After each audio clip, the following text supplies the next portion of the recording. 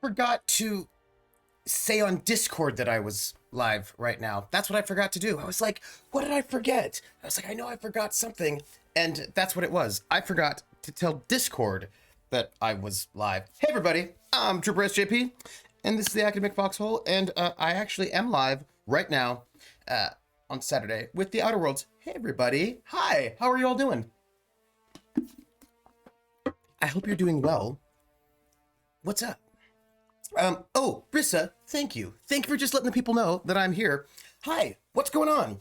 I am, Krellin asks, how do we know that I am not a zombie? And that is a very good question. It's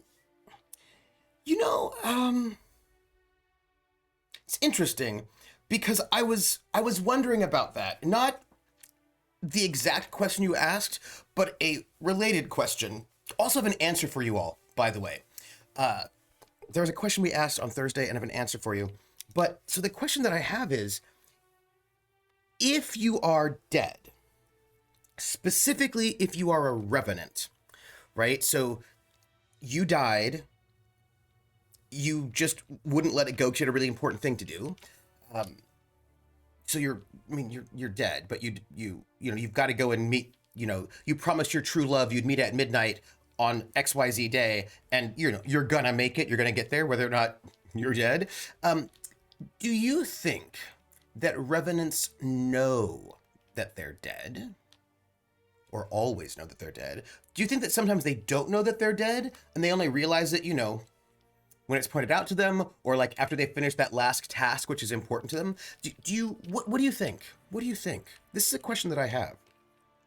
I suppose, not that I know that word, but okay. Hey, Courier, how are you? Ice Bunny, a revenant is a ghost, but revenants happen, generally speaking, when somebody has a really, really important thing to do that they promise to do, then they die, so then they come back as a ghost to finish that task, and once they finish that task, then they move on. Hey, Hawkeye. Krellin says, I think they don't know they're dead until they die in the course of trying to accomplish their goal and come back the first time. Oh. Schmelzer says, or when they get hit by radiant damage and are like, why does this burn so much?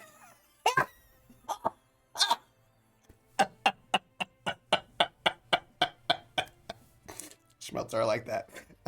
You mean like Kenji?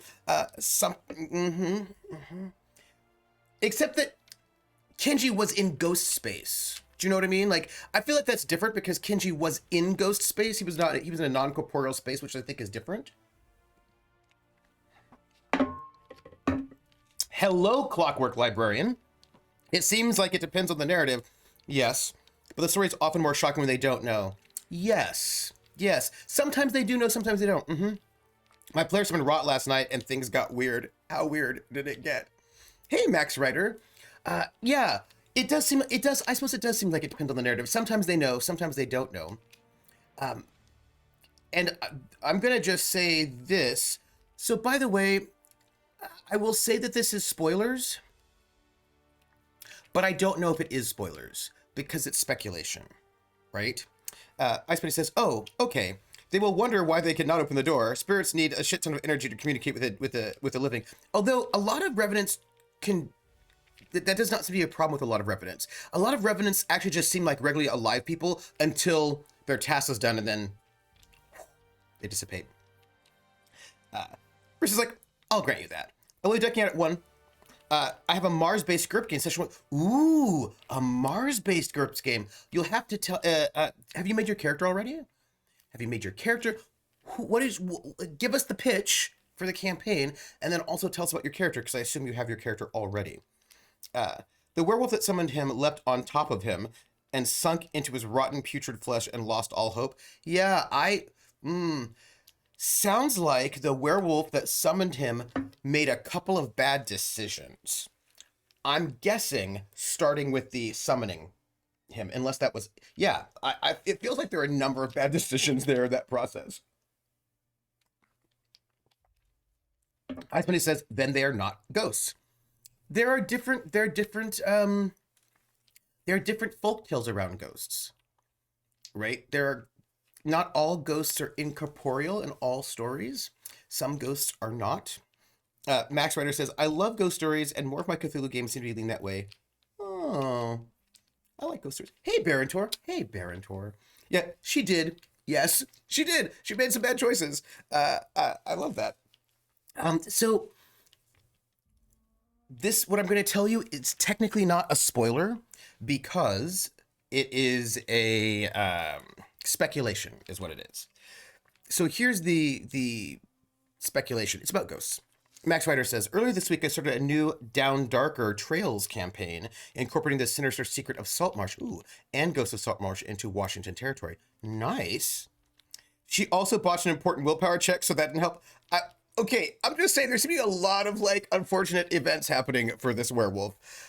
Okay, so speaking of perhaps ghosts who perhaps do not know that they're dead, but we don't actually, speculation theory, right? The Silent Hill games, right? The Silent Hill games that I have played start with you waking up from a car crash. Most of the time, not always. Also, Atomica, hello. I'm here. I just woke from an accidental nap. Accidental Nap was the name of my cover band. It was the name of my shoegaze cover, my dreamcore cover band. It's the name of my band. Yep. Thank you for those bits, Atomica. You know what that means. I haven't been able to sing this in a while, so I'm very excited. But before I do, I just want to finish that thought. In a lot of Silent Hill games, like in Silent Hill 2, you wake up after a car crash. I feel like you wake up after a car crash in Silent Hill 4. No. Silent Hill 4, The Room, you just wake up in your apartment. Locked in, but from the outside. But like, I feel like quite a number of times in the Silent Hill games, you wake up from a car crash. And you certainly interact with the universe in Silent Hill games. Like you open doors, if you can open the door. You do all this stuff. But I suppose the question is, and this is the thing that I do not, again, I don't think there's a canon answer for this, so I'm not really giving you spoilers. But are you alive in those Silent Hill games, or are you dead?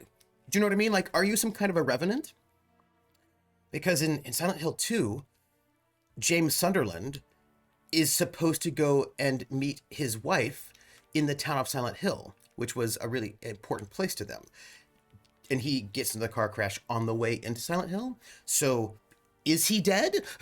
And he's a revenant, or is he maybe not dead and everything else is really messed up inside? Like, I don't have an answer to that question, but if he were a revenant, he certainly can interact with the physical world. I cannot answer that question because I don't know, but I do know that I love Silent Hill 2. That is what I'm going to tell you. All right, what do we have here? Rissa says, yes, Antonia is a child of privilege who is a journalist. Stacy's playing the patriarch of the family. Oh, nice. It's in an alternate history, not Two Handsome in Space. I'll have to dig up the prospectus to send it to you. Please do. That sounds exciting. Max Ryder said, I adapted Silent Hill 2 to Call of Cthulhu 2. I love Silent Hill 2. Silent Hill 2, I love. I love that game. I love that game. Clockwork Librarian says, there's so many types of ways to be supernatural creatures in folklore. Yeah, the rules for ghosts, vampires, and werewolves vary wildly between cultures, and there are few solid rules for them. Ways, yes. And actually, Clockwork Librarian, do not let me forget that I have a thought about that I want to throw out there for you all, because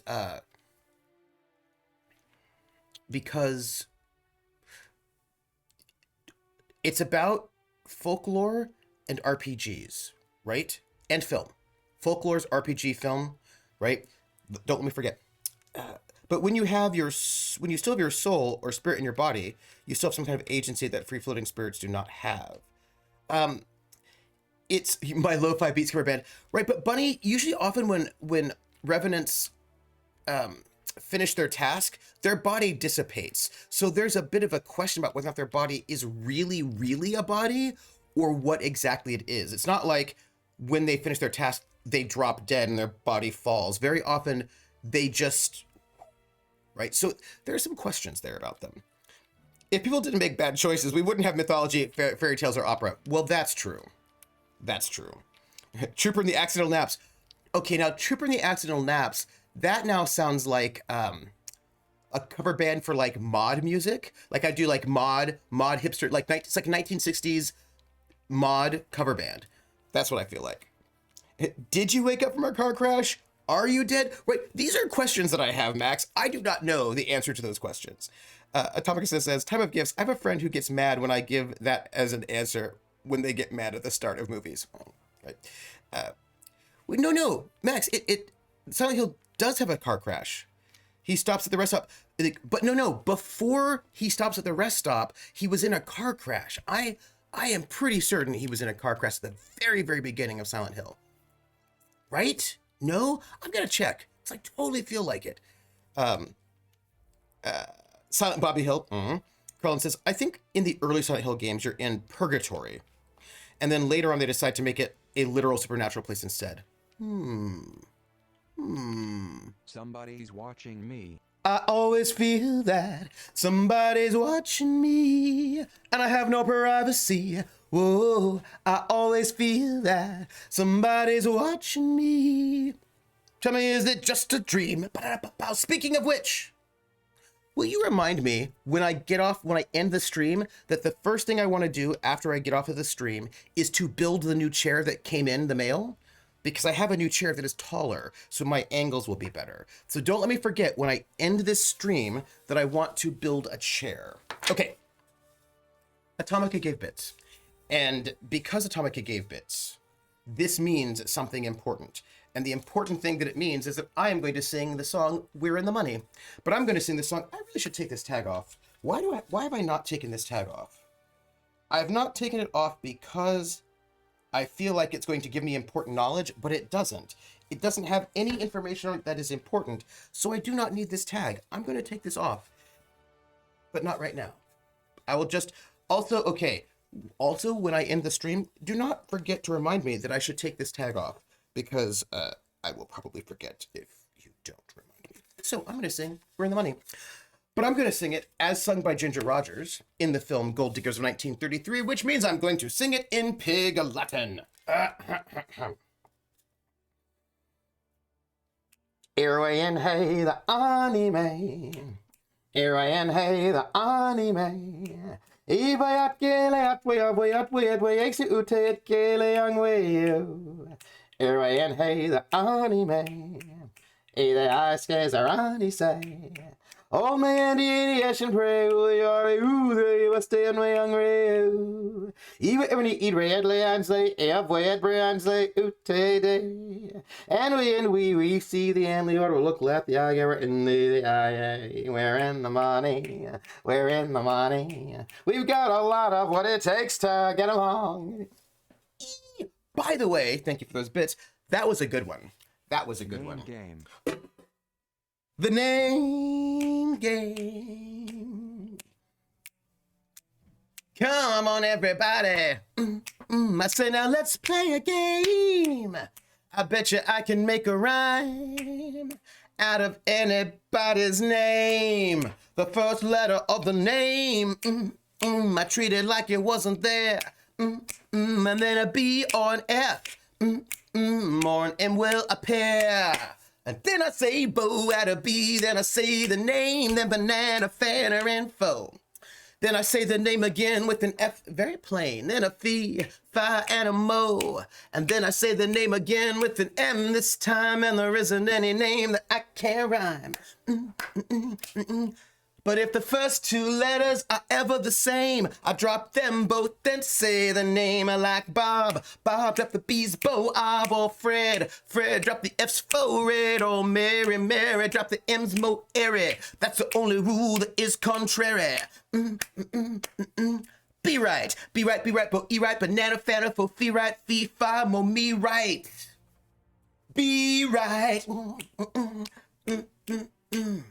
The name game. Thank you for that resub. Be right, UK. How are you doing? Also, how's Be Boodle Fluke? How is it all going? You should tell me. I'm very excited about it. Let's see. What do we got? I'm thinking, you know what Max says? I'm thinking about Silent Hill 1. And I feel like you're probably right. You're probably right. Were you the whole time talking about games or the real paranormal? Well, I was actually, with Revenants, I was actually talking about folk songs. So I was thinking about discussions of the paranormal outside of video games, because I'm thinking about a song where very clearly the Revenant has a physical body, but then dissipates. So, because I think Ice Bunny, one of the things that is important is what Clockwork Librarian says. What the stories are of the paranormal really vary very widely based on culture. They're not consistent. It's not like, well, in the real world, ghosts always work like this, because it depends on what country you're talking about, how ghosts work. Many different people have many different ways of thinking about that. It's what I would say. Max says, Silent Hill 2 is the best of the ones I've played. I love Silent Hill 2, but also I've not played a lot of them. Because I was on the Xbox during that whole, for like those first two generations, and 2 and 4 were on Xbox, but 1 and 3 were not. So I have not played 1 and 3, but I watched friends play them, if you know what I mean. Let's see. Rissa says that the reference society for Fronteria is the city of Povanis Portal on Povanis Mars, and more broadly the Empire of Brazil. Ooh. No, you're right, Max. My brother's Sil is a stroke unit nurse, sister-in-law, and they open the windows if someone dies to give the soul a way to get out. Oh, interesting. No car crash in Silent Hill 2, I'm fairly certain. Kron says, all Google results for Silent Hill 2 car crash are talking about game crashes. Oh, or a Silent Hill game that is not. Oh, Yeah, I can't find anything about a car crash in Silent Hill. I think I am thinking about Silent Hill 1. I think you're right. I think the car crash is Silent Hill 1, yeah. Build the chair now on stream. That'll be boring. Also, I would need a, well, I actually do have, but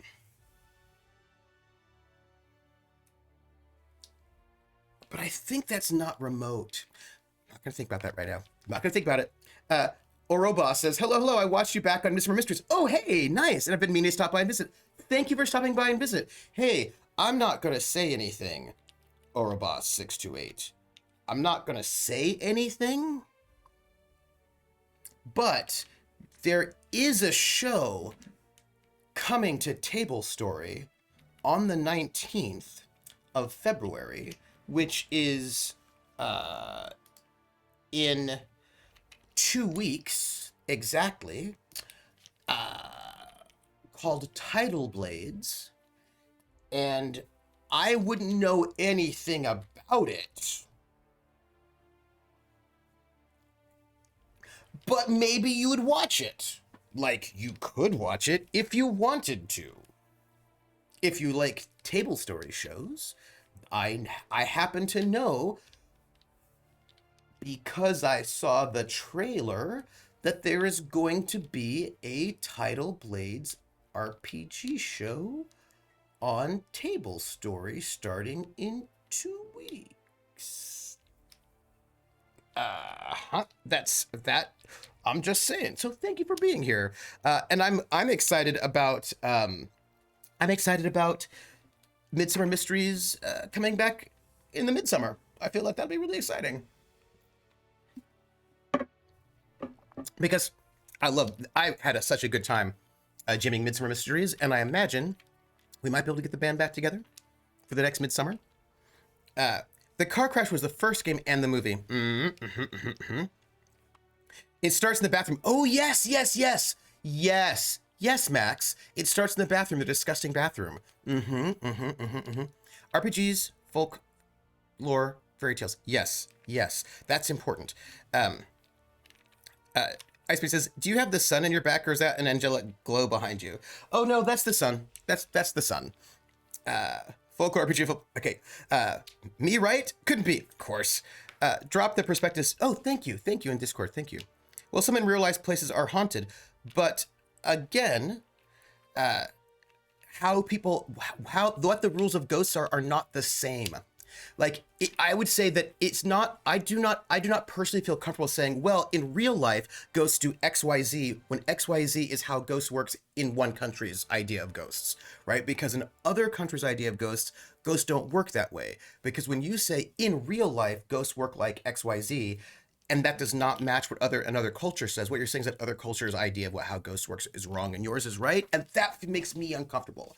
I do not tend to feel uncomfortable trying to tell other people's culture that my culture trumps their culture. Do you know what I mean? Like, it's just a thing that makes me feel uncomfortable.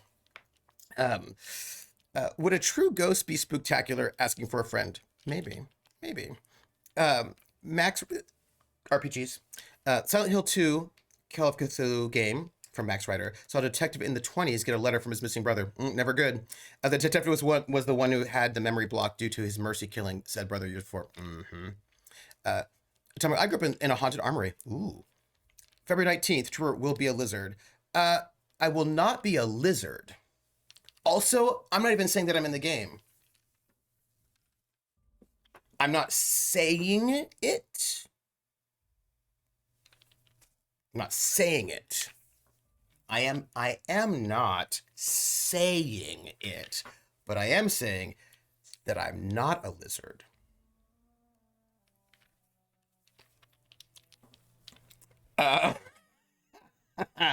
If you like Table Story and getting caught in the rain, if you like Table Story and getting caught in the rain, yeah, I spent no, not at all. What is the incitement to watch that show? Do we know someone there? I don't know. I mean, who knows? Who knows? I don't know. What?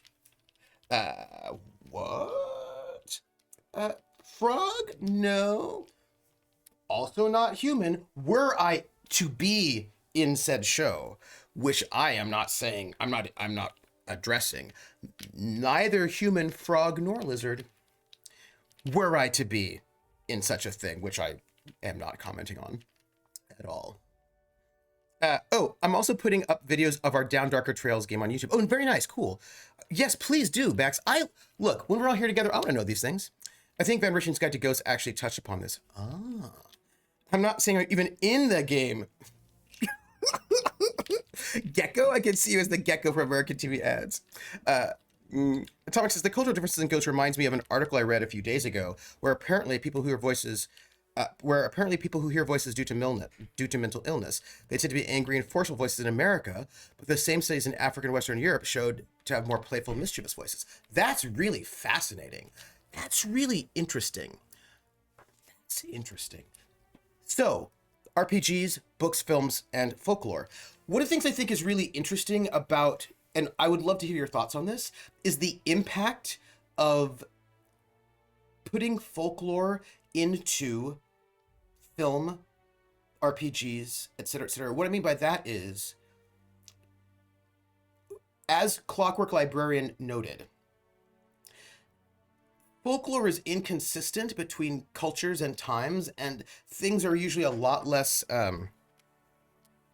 codified, right? Like, what exactly is an elf? Well, that depends on what country you're talking about, right? And what words you're using. Are elves little small Nissa, as Ice Bunny would like to say? Elves are Nissa. Okay, sure, but then sometimes they're also the she. Like, there are all these different things that elves can be. And also sometimes fairy are also, sometimes they're the same as dwarves, sometimes they're actually different. Sometimes they don't even exist. Other things exist instead. There are all these there's a lot of variation. And that variation tends not to happen in, like, the minute you get an RPG monster manual, there's no more variation about what an elf is, right? In the sense of, like, an elf and a dwarf, they're totally separate things, right? And we have stats for them and we know exactly how they work because we need to be consistent for our game. Except for some horror games do things a little bit differently. And how exactly do ghosts work? Well, we're going to tell you. In this film, we're going to tell you exactly how ghosts work. And when our understanding of a werewolf or a vampire, vampires have a little bit more variation in our culture. I think werewolves are pretty consistent, or a lot more, or more relatively more consistent.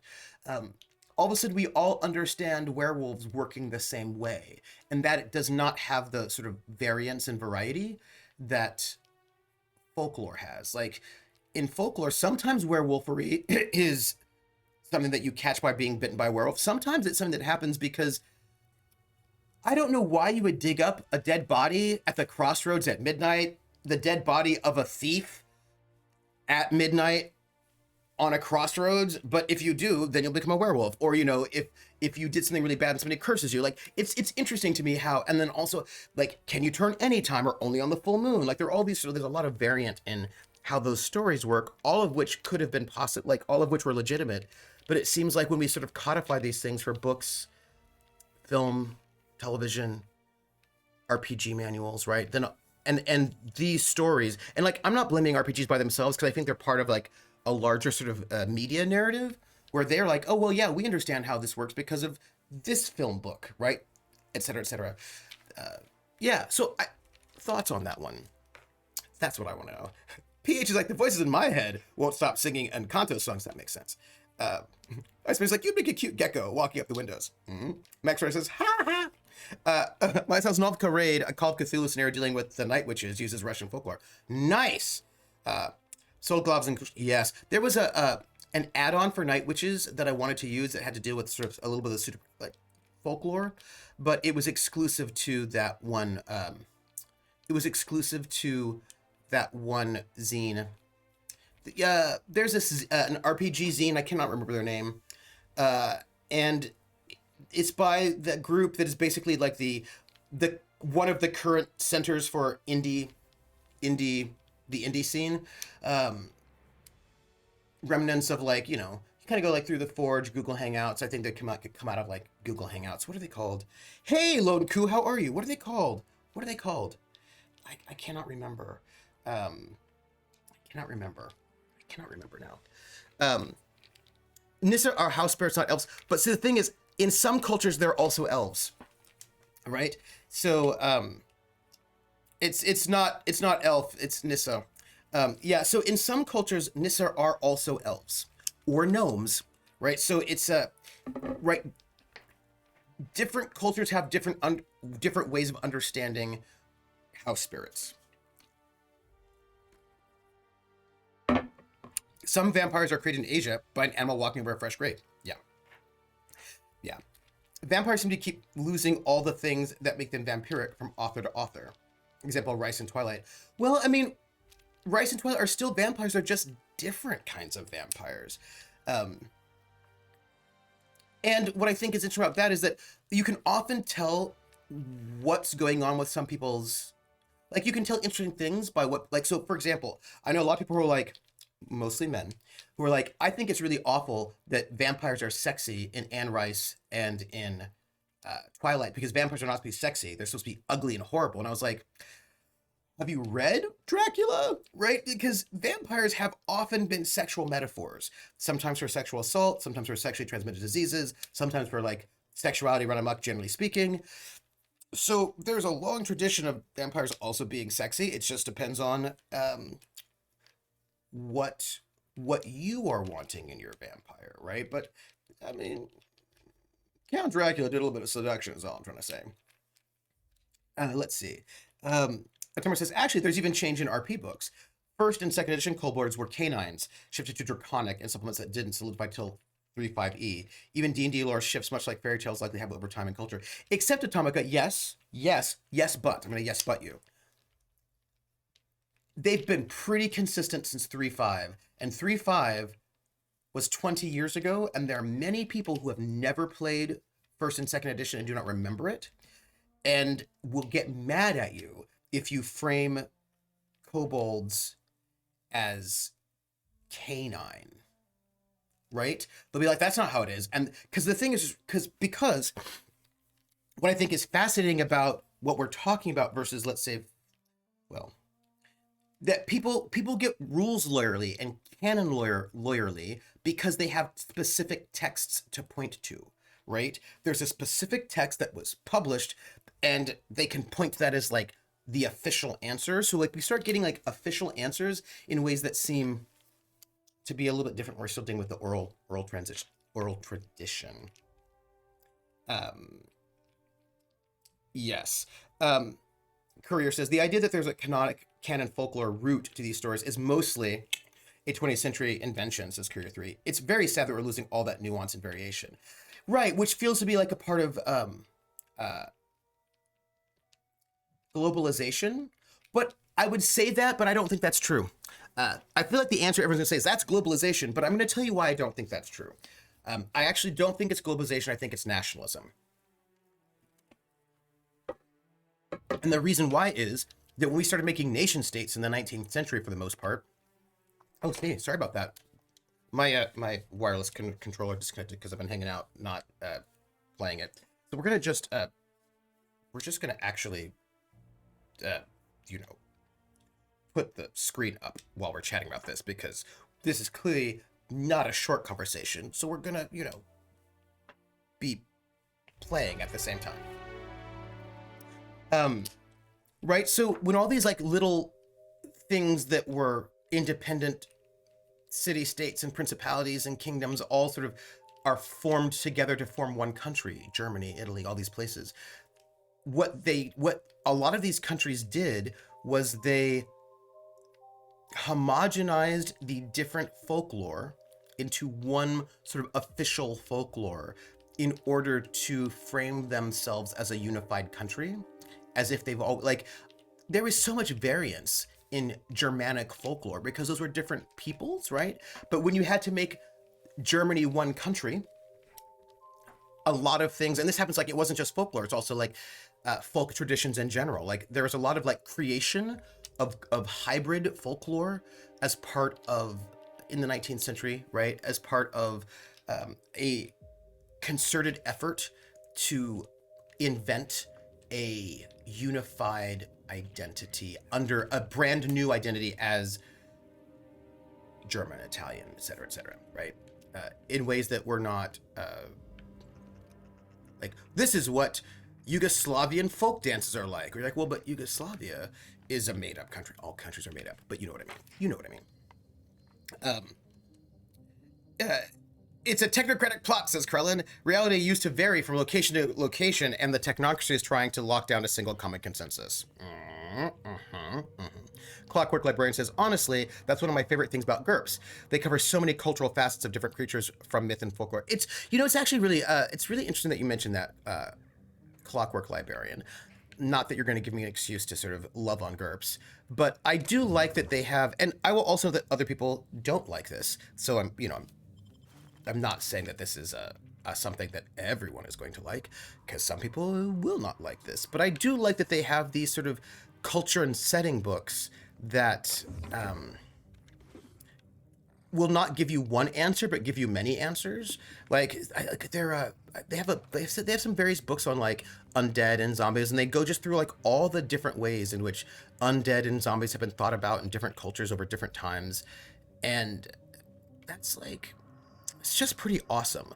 Now, why some people don't like it is because what you want is to just like have everything finished, settled, and I'm going to interrupt myself again because this is something I'm thinking about, right? This is the thing I'm thinking about. And the thing I'm thinking about is there's this thing that I've heard people say who don't really like GURPS. They don't really like GURPS, but they're also trying not to insult it, right? And they say this thing, it's a thing that I hear often from people who are not, when I say they don't like GURPS, I will also say they've never played it, right? This is often for people who've never played it. And so there are people who've never played it who are not positively inclined towards it. And when trying to explain the problem, and they will tell me what the problem with GURPS is. And I always find this fascinating. And so the problem with GURPS, I have been told by these people, which says a lot, it says a lot that they think this is the problem with GURPS. This is how they characterize it. Because I'm going to disagree fundamentally with what they said, even though what I think GURPS is and what they think GURPS is probably not that different, but it's the framing. This seems like a fancy place. So what I would say is, what they say is, right, as a reason why GURPS is not good, is they would say GURPS is not a role-playing game. GURPS is a tool set to build your own role-playing game. And this is how they conceive of it. They're like, GURPS, the reason why GURPS, is not popular and basically sucks is that it's not actually a role-playing game at all. It is a bunch of tools that you can use to make your own role-playing game, and I fundamentally disagree. I actually think it is a role-playing game. It is a coherent role-playing game that has a lot of options that you can customize. I do not think that it is a tool set to make your own role-playing game, which feels to me very different, because a tool set to make your own video game makes me think about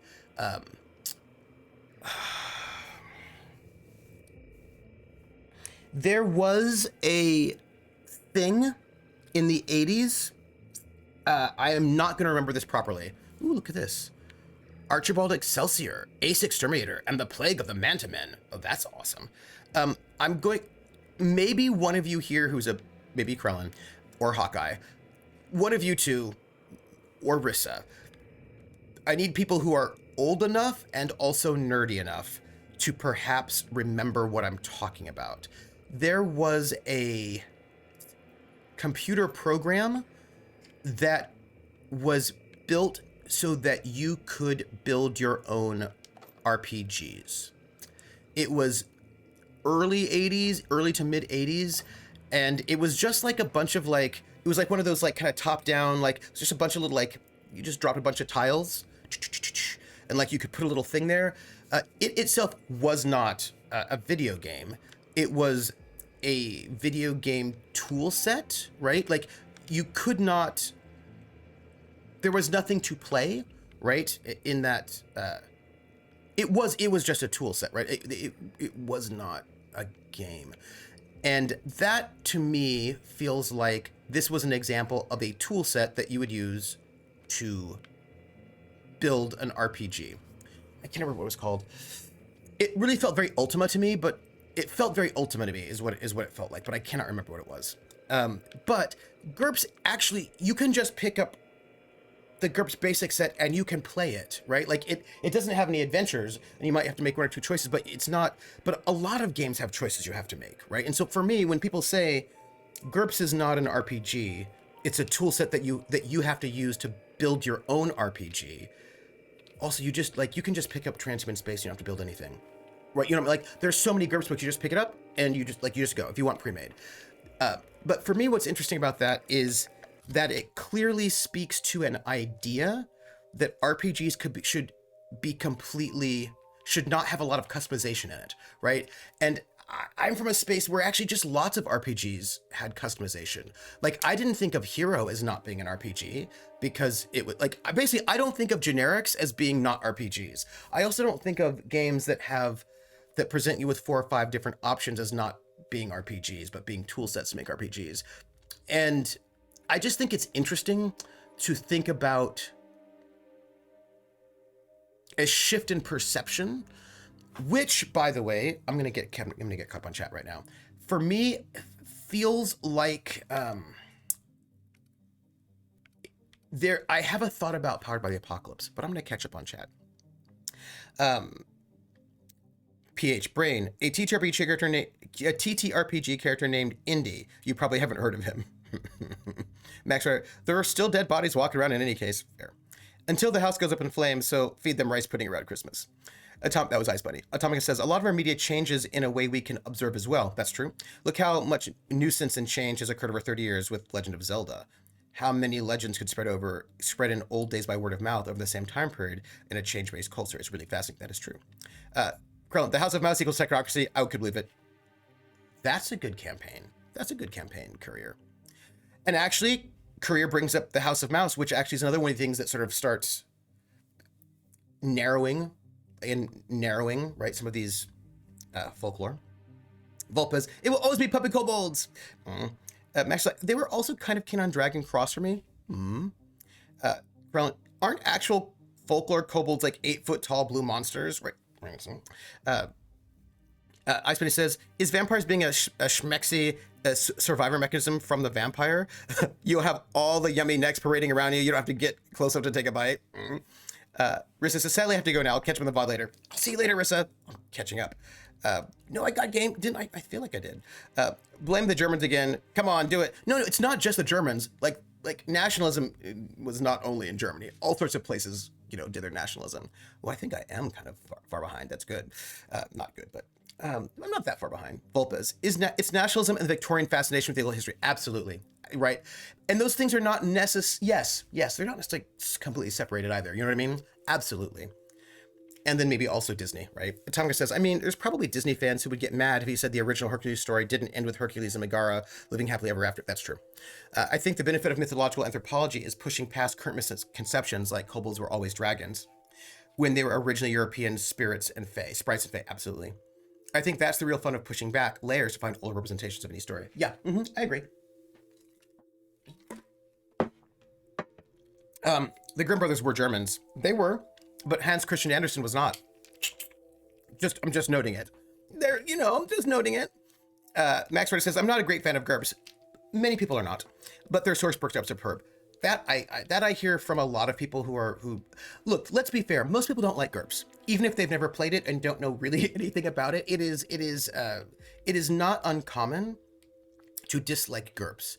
I think it's odd that it is not uncommon to dislike GURPS in 2022 when their fourth edition came out in 2000, like in the early 2004, 2003, around there, mid 2000s, and they're not like in the top 5 RPGs anymore. Like, I just feel like they're not what people are talking about. Like, it's so funny to me that there still are a symbolic touchstone of a thing to dislike, even though it doesn't actually have any cultural power right now. I just think it's funny. No opinion on playing GURPS. Never played. Would like to try it. I mean, I love the system myself, a lot. Mike Schwartz, I played in a campaign taking place in 1890. The game system's okay, in my humble opinion. Clockwork Boy, that is an interesting take on GURPS. But see, I think that take is not about GURPS itself, right? I think it's about ideas about what role-playing games are, right? Chrome's like, how are these people defining role-playing game, right? Max Rider, 80s? That's my time. I'm old. Max Rider, are you old?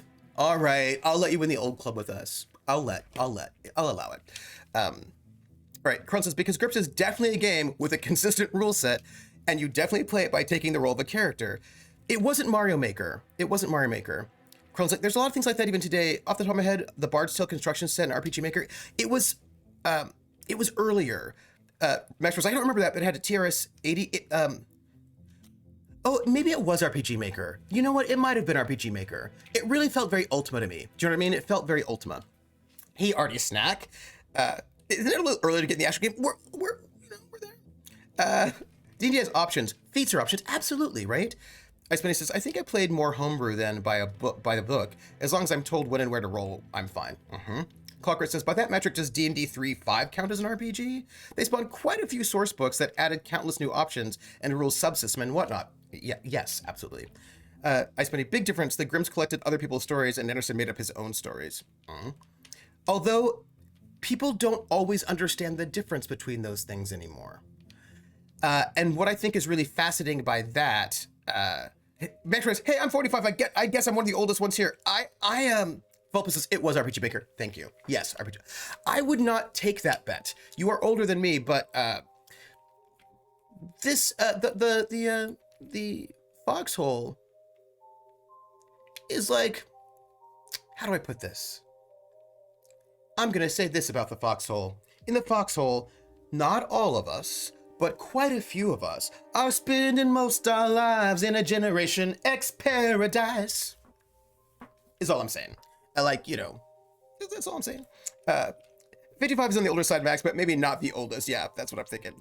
We're all we're kicking. Actually, Club 52 here, right? KY Hawkeye, Scabiac are a bit more. Can my past lives? Because PH sometimes, yes.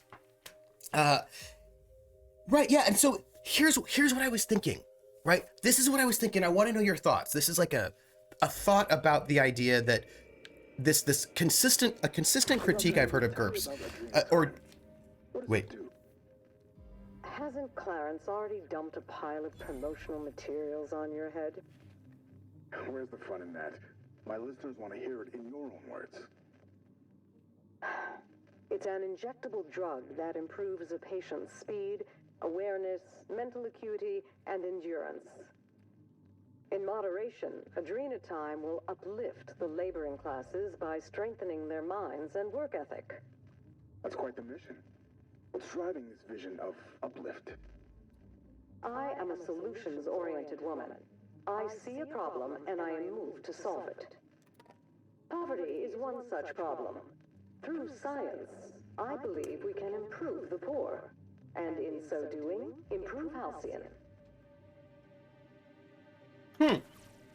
Okay. Water. So she wants to improve the life of the poor through agenda time in moderation, but clearly a lack of moderation has been happening. I also need to find the cable that I use to plug in my controller into the thing for recharging. We'll work on that. But I'm gonna just say it looks like we have we been through everywhere in here? I don't know if we have. Yes, I know what I was saying. I was talking about like the difference between creating your own things and collecting other people's things get very vague. There are many things that people will say now are folk tales that come from the who knows where, but they were just made by people. Same thing with folk songs. There are a lot of things people are like, oh, that's a folk song. You're like, actually, that was written by Stephen Foster. So people like the difference between collecting folk tales or songs and then writing your own and people thinking that they're folk songs is a very thin difference. That line gets slipped real fast. Let's see. Critique. It's not really a complaint because they don't play GURPS, right? Like it's a game that many of these people who say this have never played it and don't intend to play it, which is fine. You don't have to play it. That's cool. I'm not the boss of you. You can do whatever you want. But like, it's one of the things they will like when they're being reasonable, right? Like that's when they're being reasonable. They're like, I'm the reasonable one. This is why GURPS sucks. Because it seems like you're a more reasonable person if you say, oh, it's just because it's not really an RPG, than if you say some of the other things that people will say about it. Right? Like there are less kind things that people like to say about GURPS when they want to critique it, although I'm not quite certain if GURPS are critiquing at that moment or what's going on. That's complicated. But that's like one of the more reasonable ones that they'll say. Like if they want to seem like a reasonable person, they'll say that. They'll say the problem with GURPS is it's not actually an RPG, right? It's just a tool set they use to build an RPG. If they want to be less reasonable, they'll say GURPS sucks because all of its players are awful, because the GURPS players will just never shut up about how great GURPS is, and they always try to make you play GURPS, and that's just so irritating. And like, I just wish that GURPS players would just shut up about GURPS and stop speaking about it, because nobody wants to know. And they always, like, you can't say something like, hey, can you recommend a game? And then some GURPS player is going to come up and say GURPS, which is a weird critique, because of course if you ask a GURPS player, hey, what game should I play, of course they're going to say GURPS, in the same way that if you ask a vampire player what game should you play, they're going to recommend Vampire. People like to recommend their game, whatever. It's one of the reasons why I don't recommend the games that I like, because I don't want people to say that. I do not want to feed into the stereotype that GURPS players would like to recommend GURPS, because that is one of the main big snarky complaints people will use to attack GURPS players and GURPS in general. They'll be like, GURPS players are the worst because they always recommend that game. So like, it's one of the reasons why I rarely recommend GURPS, actually, because I don't want to feed into, I don't want to give more fuel to that particular fire. And so I try to recommend GURPS very, very rarely, and only when it seems to be very, very specifically relevant. But even then, it doesn't matter how little. If I recommend it at all, I'm gonna get the critique the complaint that GURPS players are the worst, because unlike everybody else, all they do is recommend their game. And so like I generally tend to avoid recommending GURPS, and I try to talk about it as little as possible. On my channel I get to talk about it a little bit more because it is my channel, but I still, I don't want to make life harder for other GURPS fans by reinforcing the stereotype that this is all we do. So I try to just recommend things that are not GURPS, because I feel like that's probably less likely to result in, okay, so we came in this way, we searched that area up there, we search through that building over there. I do not think we walked up this way. So I think we're going to check out this area. Or did we? Because maybe we did. I don't know. I'm going to just give a... Actually, I think we did walk this way. I think we did. Also, I know right now something super interesting is happening in chat, and I want you to know that I am vibrating in anticipation to figure out what y'all are saying. But I did with... look, I also had a thing I wanted to say. I did not want to forget, and it had to do with... why about a shift that I would like to throw out there as a thing to think about that is related to the critique of of GURPS being awful because it's a system, a toolkit, not a game, that I think has to do with Powered by the Apocalypse. So I want to throw that out there. You know what? I could read chat right now, and I would be very excited to do so, but I am not going to do so, and I'm going to tell you why. I'm not going to read chat right now, because if I do, then I will not tell you this thing that I'm thinking about, which is... I wonder what's in here. Did we go here? I don't know. But I will tell you what. We should... I'm going to just look, and then I'm going to...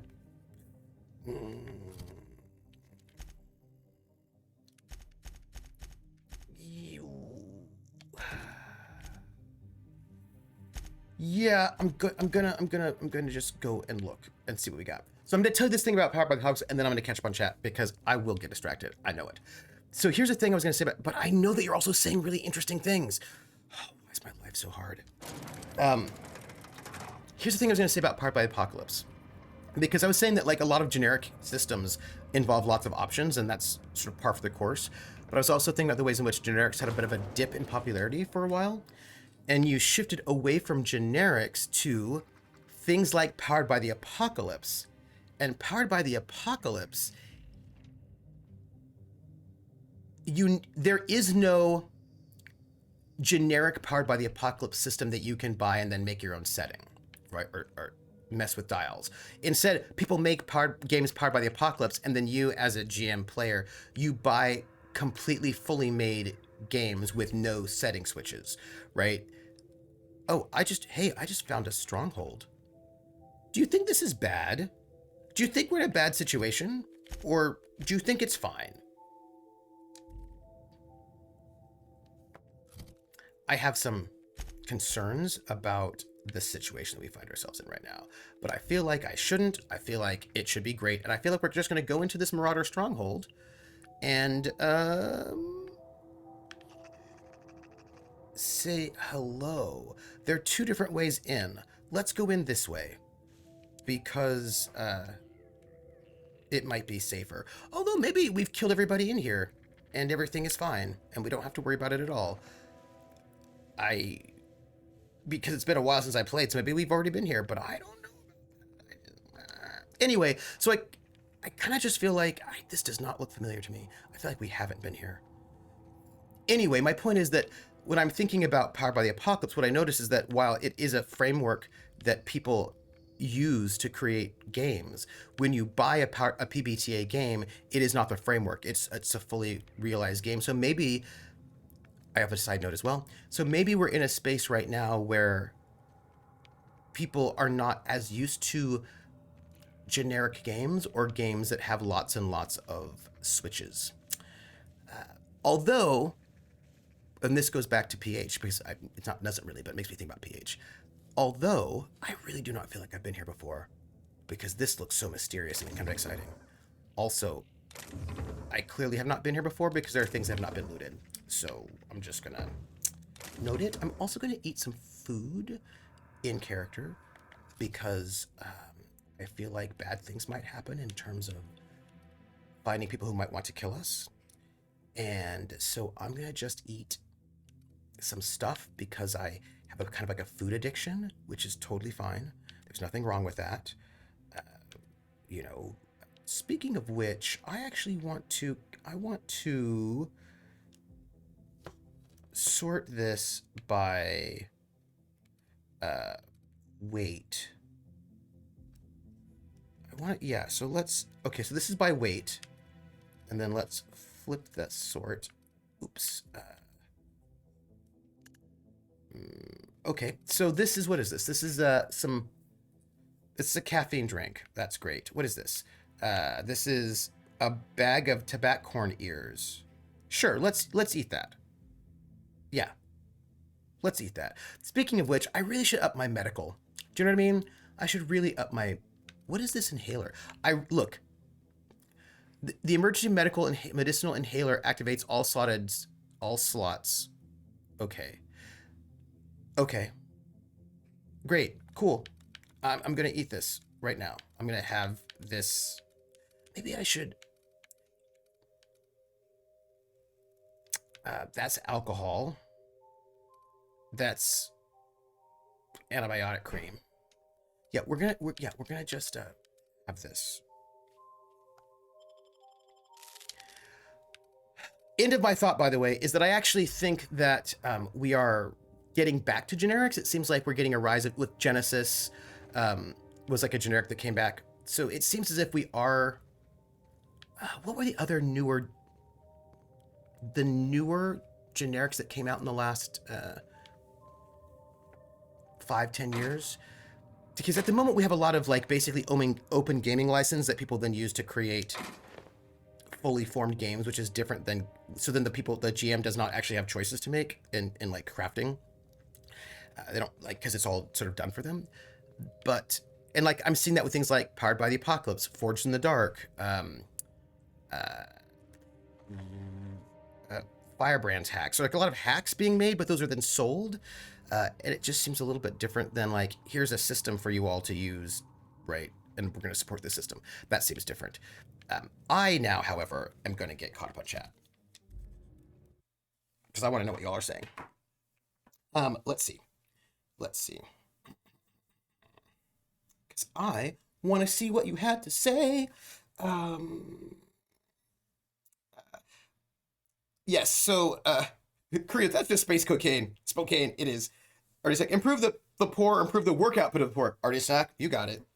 Colonel's like, it sounds like these GURPS critics think that an RPG is a setting, not a rule set. Yes, and I do think that there is the conflation in some people's minds of setting and rule set, which I think is part of a general anti-generic rhetoric, which starts like in the Forge, right? Because I was just, and I'm going to do something with this. I have like, it's one of the mini tabs I have up. It's actually more than one tab. It's actually a bunch of tabs. And I'm going to do something with it. I just don't have time right now because I've got other things on my plate. By the way, I'm catching up with chat, so I just want you to know it. While I'm catching up with chat, I'm just going to go here. While I'm catching up with chat, I'm going to go back in. When I was reading some of the early Forge forums, the message boards in the Forge, when they were talking about the bad games that are ruining the hobby, they were not talking about D&D. They were talking about GURPS and Call of Cthulhu. Those are the two games they talked about. Like the whole thread that I want to talk about how GURPS and Call of Cthulhu have ruined RPGs, and like the RPG world would be way better if those two games didn't exist, and it would be more popular with more people, and like we would be more mainstream if those two games did not exist. And one of these core arguments out of the Forge scene was that generics are bad because you must have specific rules that are catered to your setting and themes to be effective and good. I personally think they do not understand generics because I do not think that generics are generic. I think that generics are without a setting, but I do not think that they're generic because I think, for example, Genesis implies things about the kinds of games you're playing in, as does GURPS, as does Fate, as does BESM, as does TriStat, as does Hero. Each of those generic systems imply different kinds of experiences, which is why I would use Fate for this game, but GURPS for that one, and, Warp for this other one, right? So I actually don't think they are generic in the way that the Forge people critique them for being generic, saying that basically there's no flavor, you don't do anything with it. But I think a lot of people conflate RPG with setting. And I think that's why, going back to, was it what Courier said? I think it was something that Courier said. about D&D. Like D&D has options, but D&D has a setting. Although I will also add, and I think this is like, people are like, well, but D&D has a setting, so therefore it's not generic. Except that I have always experienced personally D&D as not exactly having a setting. It had like, I will note that this is because I am coming from the old school first edition, where did it have a setting? There was clearly stress and tension between more than one setting, right? Is it Forgotten Realms? Is it Greyhawk? And actually, they just came out with 1,000 different settings back then. Like there was like a bazillion different settings. And so for me, there isn't a canon for D&D or a setting for D&D. There is like, did you get like Forgotten Realms gods? Sure, I suppose, but those were like examples, I guess. And then you had like the deities and demigods book if you wanted different ones. Like, and so for me, I never thought of D&D as having a canonic fixed setting. So I didn't necessarily think of it that way, but I think a lot of people do. And so I think for a lot of people, an RPG is a fixed setting and rule set together, is what I think. Mm-hmm. PH was like, we need a singer with the last name Folk because I would enjoy that. John Folk, Jane Folk. Vulpus says, hey now, all Silly Wizard or Richard Thompson songs should be considered traditional folk songs. Well, right? Max, I prefer BRP to personally, but I'm a huge Call of Cthulhu fan. I mean, I like BRP too, but I would use BRP for some things, but not other things, right? Like for me, it's about the flavor that I want, Max, in the space. And like right now, I'm contemplating a campaign that I cannot talk about specifically because of reasons. But I was talking to Barantor about it because like Barantor, I need advice between these options, and they were like, I want to do this thing, and there are a couple different rule sets that would be useful or usable. And here are my options, and here's what I'm thinking, right? And part of it's like, what vibe do I want, right? What kind of feeling do I want? And if I pick BRP, which is a thing that sometimes I might do, I pick BRP because it's going to give me a different feeling than GURPS. And the idea that I have for the game that I want to run wants the feeling that I get by using BRP. But then a different feeling I would want GURPS for. A different feeling I would want Fate for. And one thing that I think about, hey Sarv, I'm catching up with chat. One thing that I think about a lot is that sometimes people don't understand that generics have different feelings, and then they make the wrong recommendations. And when I try to explain to them, they double down. So for example, I'll say, or it's actually sometimes I lead with the thing. I'm like, hey, I want to run a game. This is a made up. This is not related to any secret projects coming out in the future. I want to run a campaign that is set on the frontier, U.S. North American frontier, but I don't want it to be Western. I want it to be more like early days, like when you're dealing with the people just arriving, like because I watched The Witch and I want to sort of deal with like we're talking like maybe 1600s. That's what I'm looking for. I'm looking for like 1600s, maybe 1500s. So early colonies. I want to be dealing with having to build pike walls, having to find food. So I really want something that's kind of gritty. I want people to be able to worry about dying of diseases. So I want people to be a little bit fragile. I want it to feel very, very dangerous. So it's not post-apocalyptic, but if there were a good post-apocalyptic system that did the things I wanted, that might be okay. I also want really good social rules, because it's gonna be a lot of it's not gonna be just combat. It's gonna be a lot of I'm gonna want them to be able to do construction and crafting of things. That'll be really important. I'm gonna want really good support for social engineering. I would love for there to be some kind of mechanism to deal with basically realm management, because I want them to be to sort of be building a small community and building that. So I want a system that will be gritty, deadly, that will do domain management, that will have a good crafting system. I want it to have a good amount of crunch so that things so that we can get the survival element. Because I actually quite like a bit more crunch in terms of like encumbrance and that kind of stuff if we're dealing with survival. So I want that. And someone's like, oh, Fate. Fate is not the system for that. Right? Like, please do not, like, and I like Fate. I like Fate very much, but that is not the system that you should recommend with what I just described to you. Don't recommend Fate because Fate does not do those things, what I said. Fate would give you a very different feeling. I could make Fate closer to work, but that's not what I want to do, right? I was like, no. I just said I wanted, like, inventory and all that stuff to be more important. So why would you recommend Fate to me? That clearly is not the generic that you should recommend, right? You could recommend BRP, right? There are a lot of things you could recommend, but like Fate would be a bad one to recommend. I would not. Also, I don't think, I mean, I have not run Savage Worlds. I played it only when it was in Deadlands way back in the day. So I cannot say whether or not Savage Worlds would work. My sense is it's a bit pulpier, so it feels like it probably wouldn't, but I have to run it first before I could say. I actually don't think that Cypher would be a good recommendation either. If I described this game to you and you said Cypher, that would not be a good recommendation because Cypher has a very different feeling, and those feelings do not fit what I just described. Just see what I'm saying? Like, generics are not all the same, and they don't all work. And that's all I'm saying. That's all I'm saying. This GURPS book, says PH, isn't actually an RPG at all. It can tell me because it has teeth and is trying to eat me. That's fair. That's fair. Dean players always should know about playing that. What is my favorite RPG and what would you recommend playing? Oh, Max Ryder. Those two are very important questions, and I'm going to answer them when I get caught up with chat because the answers are not an easy answer. Artie Snack says GURPS is a convenient punching bag, possibly because it was last released a while back, so figured it is a safe target. You know, Artie Snack, I actually don't think so. I think the reason why GURPS is a punching bag, my opinion, is because it was one of the top 5 books out. And by that, please note, that doesn't mean it was selling a lot, right? Top 5 doesn't mean a lot when like the number 1 takes like 80% of the market and everybody else is like in small numbers. I think the reason why GURPS is a convenient punching bag is because it was the punching bag for the Forge. They really didn't like GURPS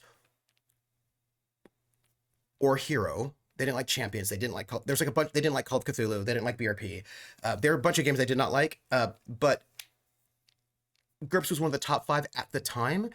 And they talked a lot of smack about GURPS in the Forge. Now you would say, but the Forge was like 1998 and it was a long time ago. Yes, but the current indie scene that we have is a descendant of the Forge, right? So a lot of the things that the Forge thought about and argued about and was part of their like base core value system has carried on into subsequent generations.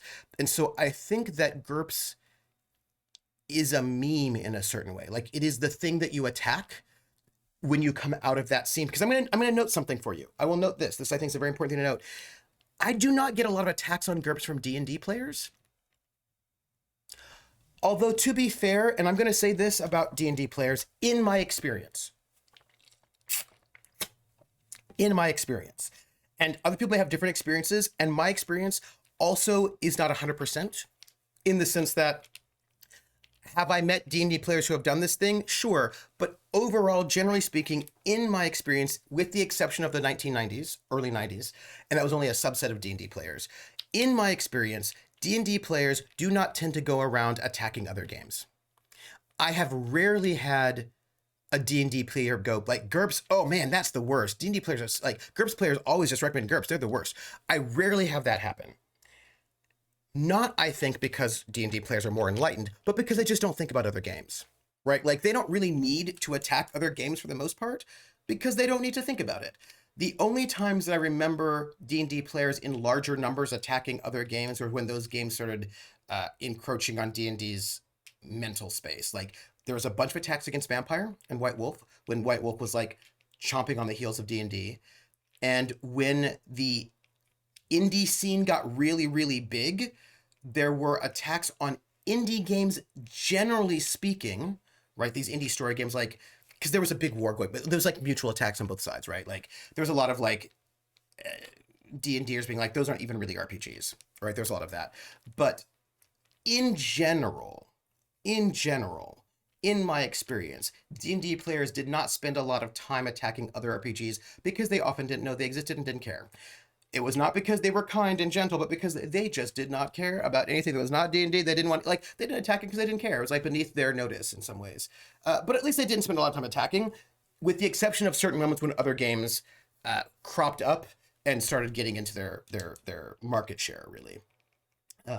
But a lot of non-D&Ders attack other games all the time, especially D&D, but also everything else as well, right? So in my experience, it tended to be indie game people and people who were not necessarily D&Ders, who would attack GURPS the most. And I think a lot of that has to do with a culture of attacking GURPS and a couple other games that was part of the indie scene, from the part of the roots of the indie scene that is like just kind of still there. But the thing that's funny to me, and the reason why I think this is funny, is not because I'm like, really, you're hurting my feelings that you're attacking GURPS. That's not the main reason why I think it's funny. The main reason I think it's funny is because many people who are attacking, like, the attack is like a 20-year-old attack. Do you know what I mean? Like you're making an attack that is like 20 years old. GURPS is not a top 5 game anymore. Most people don't even know GURPS exists. Like, if you talk to a person that just started playing RPGs, like, in the last 2 to 5 years, they don't even know that GURPS exists. So it's so weird to me to have people sort of continuing this particular attack that just feels old. Do you know what I mean? It just feels like an old attack. It doesn't feel current. So I just think that's a little bit weird. All right. You're supposed to be elitist and gatekeeping and not recommend GURPS. It's only for the super special. Well, but that's the thing. GURPS players don't tend to work that way. There are players that are elitist and gatekeeper and think that, like, actually, this was the thing, by the way, that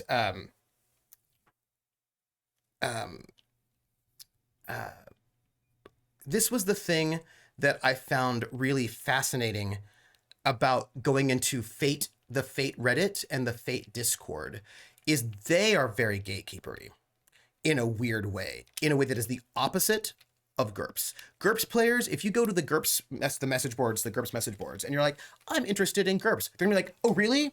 Here. If they're like, oh, I'm a D&D player, this is, by the way, I know that I'm not caught up. I know it, but I'm getting there. I'm getting there. This is, what I'm going to say is paraphrased, but I have experienced these two things happen on multiple occasions in these two different spaces, which for me represents a real difference in something between those two communities, or at least the parts of those two communities that hang out online. Somebody walks into the message boards and says, hey, I'm a D&D player, and I was kind of interested in maybe trying out GURPS. I've got this D&D campaign that I've been running for a while, but I think maybe I want to switch it over to GURPS. I'm kind of interested in GURPS. What can you tell me? And GURPS players will be like, really? That's awesome. Oh, you want to do what? You want to run you're doing what? Eberron? Is that what you said? Okay, here. Well, first off, you really want to get the basic set. That's fine. Now, what I'm about to say, I'm also going to critique the thing that they do, but they're like, that's great. Welcome into GURPS. Here, take the basic set. Oh gosh. And then somebody else is going to come in and it's like, oh, you know what? You're going to want fantasy. So it's like, no, they don't need fantasy, because that's like a genre book that tells them how to make a fantasy campaign. They probably just need the tech books. Like, get low tech. If you want to do fantasy, you just want to get low tech. You'll be fine with low tech. And so it's like, oh yeah. But they're probably going to also want GURPS magic. And they're like, well, yeah, I mean, maybe they want magic if they want the base magic, but they might want GURPS thaumaturgy. I love that book. If they want to do their own things, but it's like, yeah. Okay, well then maybe, I mean, I feel like they don't need magic and thaumaturgy, either magic or thaumaturgy, but I mean, both is fine. So it's like, I think they should get GURPS powers. Because GURPS powers, I just feel like it's the third core book. You really have to have GURPS powers. And then, like, by the time you get into the thread, like, they've had like 40 books recommended, and I usually come in at that point, I'm like, hey, new person, you don't need any of that. You can actually get away with just GURPS Lite if you want to. The basic set is fine. Anything else is just gravy on top. You do not need 14 books, people. Stop. I know you're very enthusiastic and you want them to have all the things. They don't need all that. You'll be fine. But like, the GURPS players are so excited for you to be there. They just want to recommend everything. Whereas I've seen the exact same thing happen on Fate message boards. And this is what happened. Somebody walks in, they're like, hey, I'm a D&D player, and I'd heard some things about Fate, and I'm kind of excited, and I kind of want to transfer my Eberron campaign over to Fate. So do you have like recommendations? And you'll usually get something like this. I think you should probably play Savage Worlds, or maybe Dungeon World, which is powered by the Apocalypse. Fate is really just not like D&D at all. It's really different, and like we just don't think it'll be for you. I think you would probably like Dungeon World better if you want to do something that's not D&D, because you just probably are not. Yeah, maybe Savage Worlds instead. And like, I have never been to a community that when people walk in and they say, I'm interested in your game, the response is, you should play some other third-party game instead. Like, that was a trip. And I saw it all the time in the Fate community. They'd be like, yeah, maybe you should just stick with D&D. But not like, but it was never framed as, we're too good for you. But more like, we just think you'd probably just like some other vibe instead. It was weird. It was really weird because the people showed up on the Fate Reddit asking about playing Fate, and it happened all the time on the Fate message boards. People would come in and they'd be like, yeah, how do I do every time, I swear to you. Again, another example. I'm catching up, by the way. Another example would be, somebody comes into the GURPS message board and they're like, hey, I want to figure out how I can do like companions better. And someone's like, oh, if you want to do companions, well, you can run companions like this or like this or like this. Here's some options how to run companions. And then in the Fate message boards, somebody says, I want to know how to do companions. Please note, there are companion rules for Fate. There are a number of options that people could recommend if somebody wants to do companions in Fate. But what generally happens is someone says, you want to do companions? You should probably play a different system if you want to do companions, because Fate just doesn't really do companions, even though there are options for companions. Yeah, I want to do like equipment. I want like equipment to matter a bit more in Fate. Yeah, you probably shouldn't play Fate, because Fate just doesn't do equipment, which is also not true, right? So there's this I just find that really fascinating, that with GURPS players, they will, in their enthusiasm, recommend way too many things, which I try to get them to scale back on. But the Fate people are like, yeah, you should probably just play something else, because Fate just doesn't do that, when it totally does, or it can. So anyway, I just find that really, really fascinating as a side note. Yes, and back for, isn't GURPS Steve Jackson Games? It is. Right? Okay, says, I figure people always recommend the game they like. If they didn't think it was a good game, they wouldn't play it or wreck it. That's true. Max Rider says, I'm not a fan of Steve Jackson Games personally, mainly because they refuse to add PDFs to physical purchases, which feels cheap to me, but that's just my opinion. Thought on that. Curious says, it probably doesn't help that GURPS is so inaccessible because of its hostile VTT stance. Yeah, Carl's like, Trooper would agree with you, Max. Oh, I would. Well, the PDFs is tricky, right? So like, this is what I'm going to say about the PDFs. And I'm going to defend, but then not defend Steve Jackson Games. What I'm going to do is I'm going to contextualize Steve Jackson Games, which may feel like a defense of it, but I don't know if it is. Do you know what I mean? I think I'm going to give you an explanation, but not an excuse, is what I think I'm going to say. By the way, I'm just catching up on chat. I'm not playing at the moment. I'm going to go back to it because I need to concentrate on this thought. So, VTT, inaccessible hostile VTT stance, that really bugs me. I told them 6-7 years ago that they needed to jump into, I told them, please note, side note, pause. When I say I told them, you might think, who are you? You're a nobody, why would they listen to you?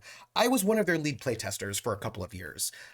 There are some GURPS books with my name on it, because I was their lead playtester, and I worked for them as a lead playtester, which is like a volunteer position. That's not, well, I mean, you have to be accepted. You have to apply for it, and then you get accepted. And a lead playtester is the liaison between the authors and the playtesters, and coordinates all of the playtest chat, and like puts it together in a usable format for the authors. So like the lead playtester is a job that does this stuff, we get our name in the book, and we get like free copies of the book. I got like 5 copies of GURPS Mars and whatever, right? So it's like, it's not like I was a rando, right? And I said to them 6-7 years ago, I was like, look, you need to do official support for VTTs, and also need to sponsor some actual plays. Not on your channel, but you need to sponsor some actual plays. And the response that I got was not good. In my opinion. And I was talking to Steve Jackson, and I was like, hey,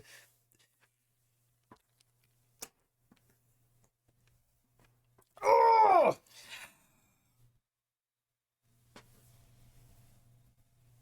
sorry. Um, sorry. Sorry. This is a thing that's really, it's like, really frustrated by this. I'm going to tell you a thing that really frustrates me. I'm super frustrated about it. Like, it's so frustrating to me, this thing that I'm about to share with you. I need to catch up with Chad. I do know that. Uh, yeah, I'm very frustrated by this. But 6 years ago, I said, you all need to do some live streaming on Twitch. 6 years ago, about ish. And also, you need to support VTTs. 6 years ago, I said this. And on the topic of live stream shows, the response was, live stream shows aren't important. They don't do anything. Why would we do that? And so I was like, I've been to Outer Worlds twice since I got in September last year. And Max said, sorry, this frustrating. Well, thank you. It's frustrating because things could have been really different if they had just listened to me. And I'm sure not the only person who said these things to me. Anyway, so they said, and because of everything that happened at Gen Con like the year before, but so they said, yeah, but VTT, like, Twitch shows don't do anything. You know what I mean? Like, it's not, like, they don't do anything. They don't have any impact. And I said, Critical Role gets 50,000 people watching it live every week. And they're like, yeah, but does that translate to sales? This was before the first Tal'Dorei book came out, but not too long before. I said, they have 1 million views on their first episode on YouTube. How does that not translate to increased visibility, name recognition, and therefore down the line sales? And they're like, yeah, there's really like, no. And then their first campaign book comes out and sells out the first print run before it even hits the stores. And I was like, look, I've been trying to tell you that this is a good idea. And they're like, well, and I was like, oh, look, this is what you need to do. What you need to do is go to Hyper RPG, Geek and Sundry, some of these bigger name professional stream channels that has a good audience and that does really good work, and you need to sponsor a show for like 4 episodes, 4 to 6 episodes. That's all you need to. I mean, a one shot you could do it, but like, or get it played on Will Wheaton's tabletop, right? Which was this era, right? We're in that era.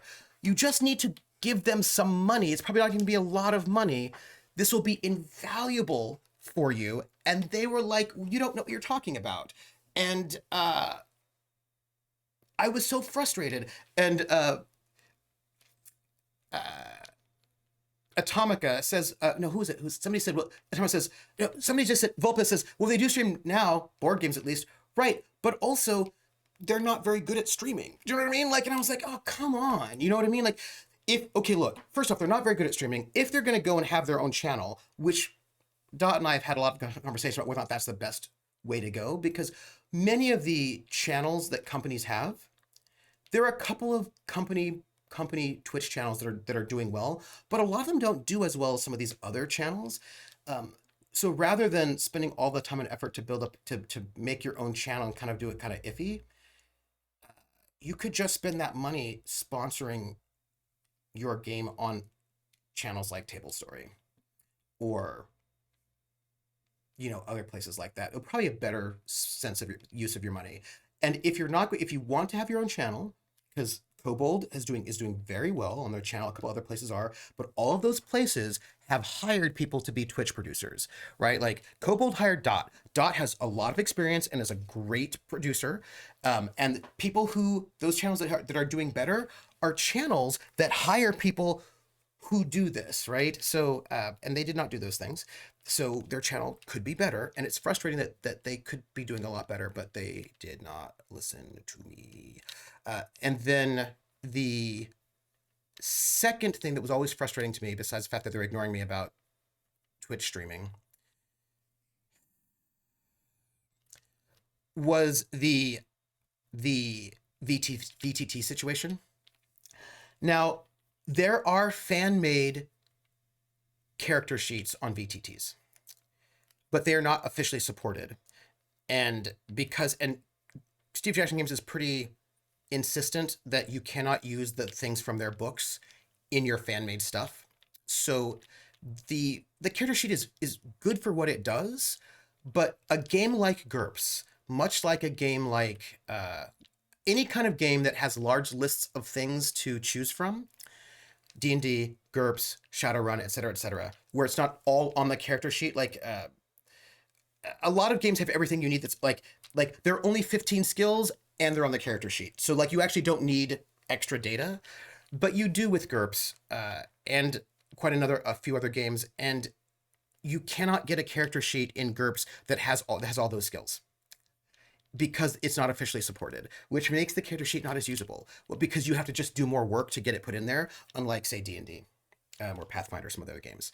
So what's frustrating is that I said to them before the pandemic, years ago, I said, look, you need to get on the VTT. And I spoke to Steve Jackson himself, and he said, yeah, but I've not yet run into a VTT that really gives you the exact same experience as being on the tabletop. And when I do, like, I feel like we will like support that. And I thought to myself, it's not about that. It's about that's where a lot of the audience members are right now. And I said, yeah, but you really should think about it. And then he said to me, well, maybe Fantasy Grounds, because like I think there's some basically fans in Fantasy Grounds who are kind of doing stuff, so maybe we'll like jump on that. And I said, Fantasy Grounds is great, but they were going to be thinking about doing an exclusive contract with Fantasy Grounds. And I said, look, I'm going to just tell you this. I recommend very much putting your stuff on Roll20, as well as Fantasy Grounds, because Roll20 is where most of the streamers stream from, because it does not require the players to pay. And like Fantasy Grounds is very nice, especially if a set group, like a fixed group, where you are the same group for a long time. But for like, if you're a streamer that's like constantly bringing new players, Roll20 is very convenient. Also because Roll20 does not require you to host, it's a little bit less work on your computer CPU, which is also better when you're running a lot of other software. So like, I was like, you should run into that, and like they just never did. And I'm going to say this. A lot of this comes down to old gamer doesn't understand new gaming while owning the company. Yeah. And the problem is for me that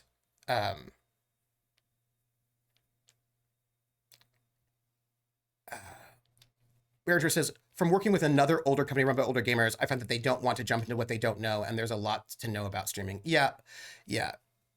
No, I'm not. No, I have two different chat windows open. I have the current moment in chat and where I left off in chat. So I have two different chat windows. So I'm not skipping anything. But what I wanted to say was that one of the problems with Steve Jackson Games is that they were, and this is the thing where I left. I want to catch up to Max Ryder about the offering digital with their physical and how you don't like it. And I want to give you the context for it. That's where I stopped that chat because this is related to this. One of the problems with Steve Jackson Games is not that they are old and don't want to change, which actually is true. That is the problem. But it is compounded by the fact that they were ahead of the curve for a very long time. They were first to market with a number of things. So they were innovative and at the forefront. And because they were innovative at the forefront with X, they have stuck with X, but X is no longer innovative and forefront. Like if they were just like old and boring the entire time, they might realize they need to change. But because what they were doing was the top of the line, I think it's harder for them to realize they need to change things, right? Because of the ways in which they were at the forefront. Don't let me forget VTT for a moment, which it comes down to this chat here, what Max Ryder said about the PDFs. The reason why Steve Jackson Games does not give away free PDFs with digital has to do with the fact that they were the first company to have a digital PDF store, right? The first gaming company. They were the first. Their Warehouse 23, and actually their Warehouse 23 is actually one of their problems. So there were no other PDF markets besides Warehouse 33. They were the first. They did it first. And that was quite revolutionary. And other companies would put their PDFs on Warehouse 23 because there was really nowhere else to do it. They did it first. And because it was like, revolutionary, right? And the reason why they didn't give PDFs with part of physical, they had a reason that does make sense. and I'm not like this is not exactly a defense, but I'm going to explain it, right? They said, a lot of the cost of an RPG is not in the paper, right? Printing does cost money, of course, but there's a lot of money to be spent in paying the authors, which they pay their authors pretty decently, paying the artists, which they pay their artists pretty decently, paying the layout, which they paid their layout pretty recently. Steve Jackson Games has always had slightly higher production costs that don't involve paper because they do a very extensive playtest process. They were very, like, one of the things about Steve Jackson Games that when people would compliment them, is that even people who do not play them would say is that their supplements are always very good, very well researched, they're very well indexed, very well edited. They have very little errata. When they do have errata, they fix it. Very thorough. They, like, as a lead playtester can say, they spend months on playtesting for everything they do. They don't do anything without extensive playtesting. And all those playtesters, that takes time and effort, right? There's outlay there. They spend a lot of time on editing. They have multiple editors. They spend a lot on that. They spend a lot on layout. They spend a lot on indexing. They spend a lot of money on people. And those people need to get paid whether or not it's a PDF, physical or digital. And when they started this, there wasn't anyone else.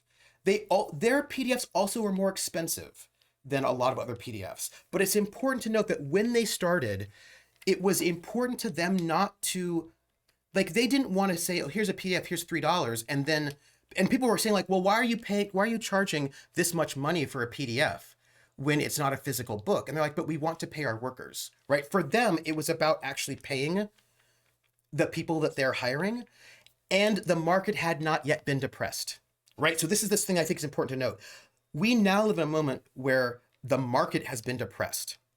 So people are getting paid almost nothing, right? Because people are putting out a 200-page RPG book for $2. Because they're amateurs, they don't have to get paid for it. People are putting out, giving it, for free, whatever, right? So there are all sorts of people who are not getting paid or underpaid, or there's no playtesting, or, right, there's all that sort of stuff. And when Steve Jackson started their whole PDF situation way, way back, they wanted to basically keep the quality. That's one thing that's consistent with them. They want to keep their quality high. It's one of the reasons why a lot of things happen with them, some of which are really unfortunate for them, some of which I can appreciate it, some of which I don't, is they did not want to undervalue the cost of labor.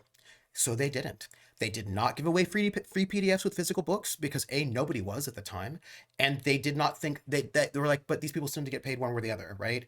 So they just didn't. They didn't go away with free PDFs, and their PDFs were expensive. Like, I mean, their PDFs were almost the same as the physical version of the book. Not exactly, but almost the same. And people were like, we don't understand why you would do this because, right, PDFs are nothing. Like, they're free, right? And they're like, but they're not free. There's labor involved. And they did that. And they did that for a while, and they didn't really have any competition, and that's what they were doing. And then we got Drive-Thru RPG and competition. And that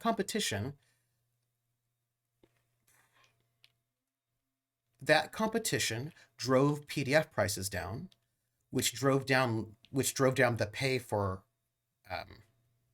people who make those things. And with that, then you get other companies like Pelgrane. And please note, I appreciate more than anything that Pelgrane, you buy a physical book, you get a digital copy. I love that because I actually love both. And I also think that with GURPS, part of this policy comes from the fact that when they started so early, that the primary market was physical, right? You did not need to encourage people to buy physical books because that's what people bought, right? It's like you bought the physical book, you would get the PDF, I suppose, if you wanted it, but people did not exist primarily as PDF only, and you needed to convince them to buy a physical book by making the PDF free if they bought the physical book. Making the PDF free if you buy the physical book in many ways is to encourage you to buy the physical book as opposed to just buy the PDF. Because those companies that give you a free PDF if you buy the physical book do not give you a free PDF if you just buy the PDF. Right? So like there's been a shift in how the market works, and Steve Jackson's model, which they made for reasons that they were tied to their idea of ethics and quality, was from a time when people bought physical books for them for the most part. And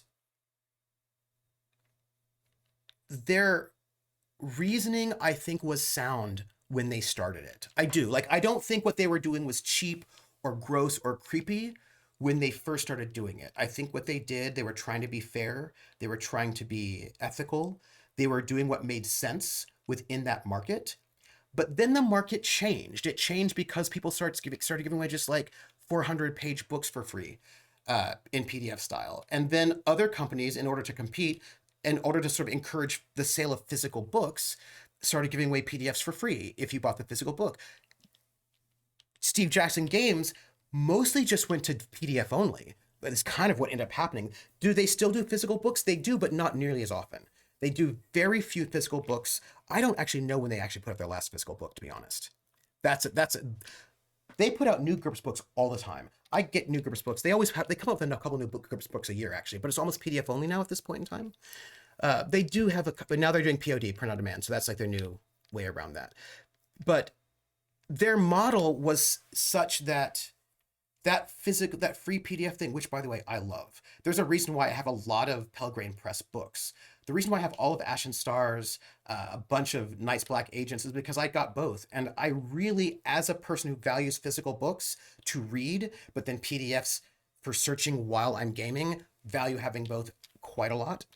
But, so that policy there comes from a kind of an ethics that I respect. But the market has changed radically, and they are still continuing with their model, which is based on a reality that does not exist anymore. Like when everybody else is devaluing labor a lot, and that even cool progressive people are devaluing labor, when you hold out, that is just not helping you. I mean, it's fine. Like they can do what they want because they make their money off of Munchkin, not off of GURPS, right? They don't make their money off of GURPS, so they actually can do whatever they want. But like that is a frustrating thing that, right, is contributing to that particular factor. The VTT thing is just mind-boggling to me, and they're just like they just wouldn't. And I said to them, I said, look, there are marketplaces on Roll20 as a marketplace. You can put GURPS things. You can format your GURPS stuff for Roll20 and you can sell them there, and you can get more GURPS players if you jumped into it, and they just didn't. And you want to know what? Do you want to know what? I'm going to say this as an I told you so. You're not Steve Jackson, but I'm going to say it. Chaosium, listen to me. I didn't actually talk to Chaosium, but they saw it, and Evil Hat, Fate and Chaosium, both old. Like Call of Cthulhu is an older system than GURPS. It also is kind of in a downturn. It is also kind of crunchy. Not exactly in its same way, but in its own way. They realized that maybe VTTs might be important. They put all sorts of an official character sheet with support, drag and drop, modules. They put all sorts of, and you know what? They're doing really well right now. They're currently the second most played RPG on Roll20. And they're doing well. Evil Hat, Fate, no longer as popular. Do you know Fred Hicks put out a series of tweets where he said they make more money off of Roll20 Fate sales than they do off of anything else right now? We were in the middle of a pandemic, and I was talking to somebody at Roll20. Roll20's, it took them like years, multiple years to get to 1 million users. Within the last 2 years during the pandemic, they went from 1 million users to like 6 or 7 million. Like the pandemic has exploded online play, and a lot of that's happening through Roll20 and some other VTTs. And if Steve Jackson Games had listened to me when I told Mr. Jackson himself and the people there that they need to jump into the VTT world, specifically Roll20, as well as some others, and they need to go and partner with some of these bigger Twitch streaming studios, they would be in a way better place than they are right now. But nobody listened to me, and it is very frustrating considering that I actually really do like this system. And I will say this one last thing, and this is the last thing I'm going to say about that before I actually get my caught up in the chat. Something now that you know all of this background of what I said, right? That I've worked there, I've published articles in Pyramid magazine. Like, I am a published RPG author, but nobody here cares about it because it's GURPS and it was in their magazine. So who cares? But the point is, published GURP author, worked for them for years. I am a 5-year-long streamer. I'm in the top 1% of RPG streamers. It's not like I don't know my stuff, right? Didn't pay attention to me. Try to explain it to them. 2 years ago, the Gen Con, not this last year, but the year before last, which I did not go to because it was virtual, there was some kind of anniversary. There was like a panel. Steve Jackson Games had a panel, and they were interviewing Steve Jackson Games and Steve Jackson himself. And they asked Steve Jackson why they thought, one of the questions was, it was it was about the company and all this thing they're doing. And one of the questions was, why do you think that GURPS is not as popular right now? And Steve Jackson, Clockwork says, this has been disheartening but interesting. I'm sorry you experienced this. Yeah. Well, I'm not that big of a deal. Crone said I'm kind of a big deal. And you know what? So Crone, I'm going to dispute you, but not dispute you. About big dealness, right? I'm gonna answer that question to you about big dealness in a way that is complicated after I finish this thought. And that is, so they asked Steve Jackson, why do you think that GURPS is not popular right now? And he gave an answer. I would have given a better answer. I would have given an answer that was accurate. The answer he gave, I think, is delusion, and it makes me sad.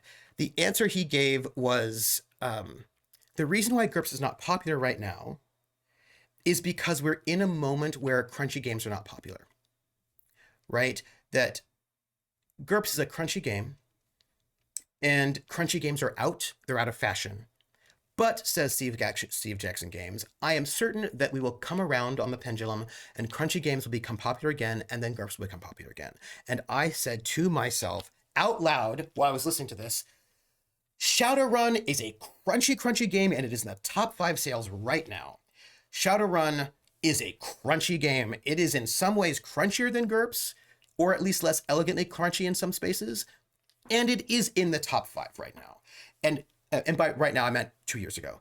Right now, at this moment, I haven't seen the most recent IC V2, but the last one I saw, The Witcher, Cyberpunk, old school Cyberpunk, RS Autorian Games Cyberpunk, same era as GURPS, also crunchy, also top 5 sales right now. So his thought that the reason why GURPS is not popular is because crunchy is not in is not true. It's just not true. Now, indie game people will also say that crunchy games are not in. Nobody wants to play crunchy games. They're not in. Look at the top 5 sales. Top 5 sales, D&D, Pathfinder, Starfinder, Cyberpunk Red. Those are crunchy games, all of them. So like the top 5 games are almost all crunchy games. So this idea that crunchy games are not popular, while it is a thing that people say, especially people who don't like crunchy games, it is true that non-crunchy games tend to win the Origin Awards, right? They tend to win the Game Awards. Like when you go to who's gonna win our prestigious Oscar of RPGs? It's gonna probably be some kind of like cool indie game that is probably not as rules heavy.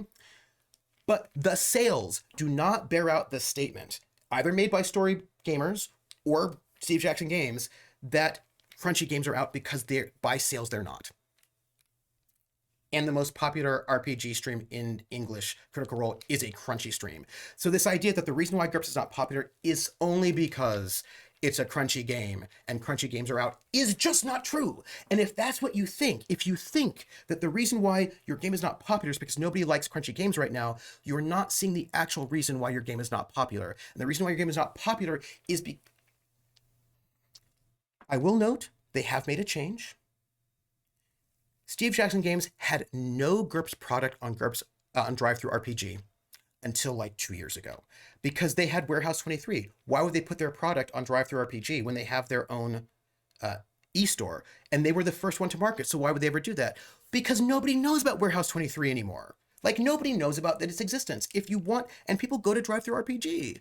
If you want people to buy your, you need to go, and they finally have put their product on DriveThruRPG, but they just are not putting themselves out there in a way. They're not marketing themselves. They're not putting themselves out there. They're not making themselves available to the current world. And if they did, I 100% believe If they did what Chaosium had done, which also includes an actual play program in stores, right? Chaosium started an actual play program like Paizo and Wizards have. If they did that, if they had an actual play program, if they had full VT support for, let's say, at least 2 VTTs, if they partnered with a big studio or a bigger name to put out a really professional and very good Twitch stream, they would be doing better. They would. They would. I 100% believe that. Because they've done very well with their Kickstarters for the Fantasy Trip and Car Wars. Big marketing pushes for those things. They've done well. But they just don't spend that. They just don't. They just don't. And I like GURPS a lot. It is one of my favorite games. And I know that GURPS could be more popular if they did that kind of work that they are not doing. And every year or every quarter, they put out their sales numbers of like their top 20 sales games, their top 20 sales products. And GURPS is almost never in there, game, except for like maybe the basic set at fairly low on that list of top 40, top 50. And it's like a lot of Munchkin, and some Fantasy Trip, or right. GURPS could be selling better for them. GURPS could be doing better for them. GURPS could be doing more stuff. They don't need to put out a new edition. They need to, and they're not doing well, and they could be, and it's really frustrating because it's a good game and it fills a niche that not a lot of other games are filling right now. There are not a lot of simulationist games out there, and it's a good one. And it's a solid system. It's got a lot of really cool things in it. And I would be, it would be doing better if they had listened to me. And it really breaks my heart to watch. It's like, I feel like Cassandra, right? Where 6 years ago, I told them a bunch of stuff and they did not listen. And then the pandemic happens and other people have taken advantage of those things and they're doing really well and GURPS is still languishing. And I do not want GURPS to cease to exist. I want them to continue to make books. And at the moment they still continue to make books, but they make books not because they make money, but because they have enough money from Munchkin that they can lose money on GURPS and just like put out these things because the thing is, Steve Jackson loves GURPS, as does a lot of people who work there, and they don't want it to die. So they just put out product and they pay for it, even though they know it's not going to make them money, really. It's like they're doing it out of a passion of love based on the funds they get from Munchkin. But I don't want that to be the case. Like, I don't want GURPS to exist out of charity because the company values it. Because all you need is for Steve Jackson no longer be CEO and somebody else to come in and be like, that's not making us money, and then GURPS is gone. So, like, it just makes me very sad. It makes me sad that a lot of this could have been avoided fairly easily. Fairly easily.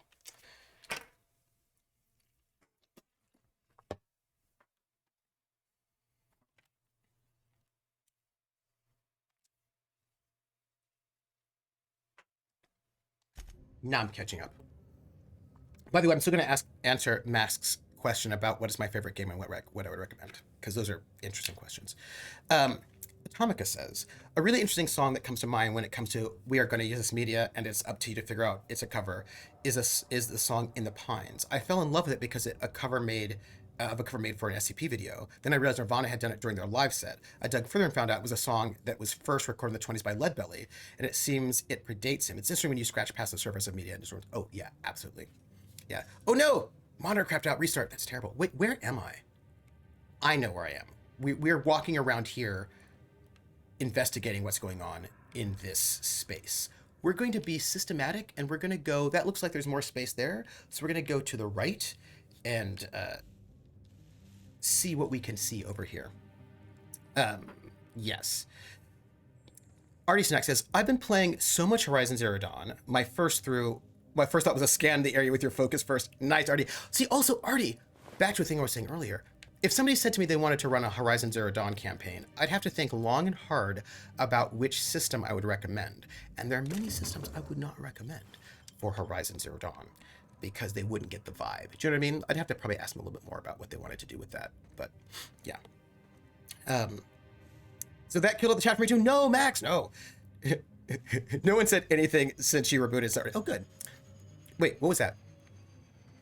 Did you see something zoom by? Did I miss a creepy thing that's just zoomed by? Like a probe or something? Did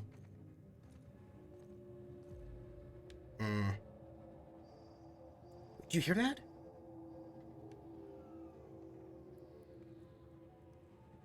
Something is suspicious.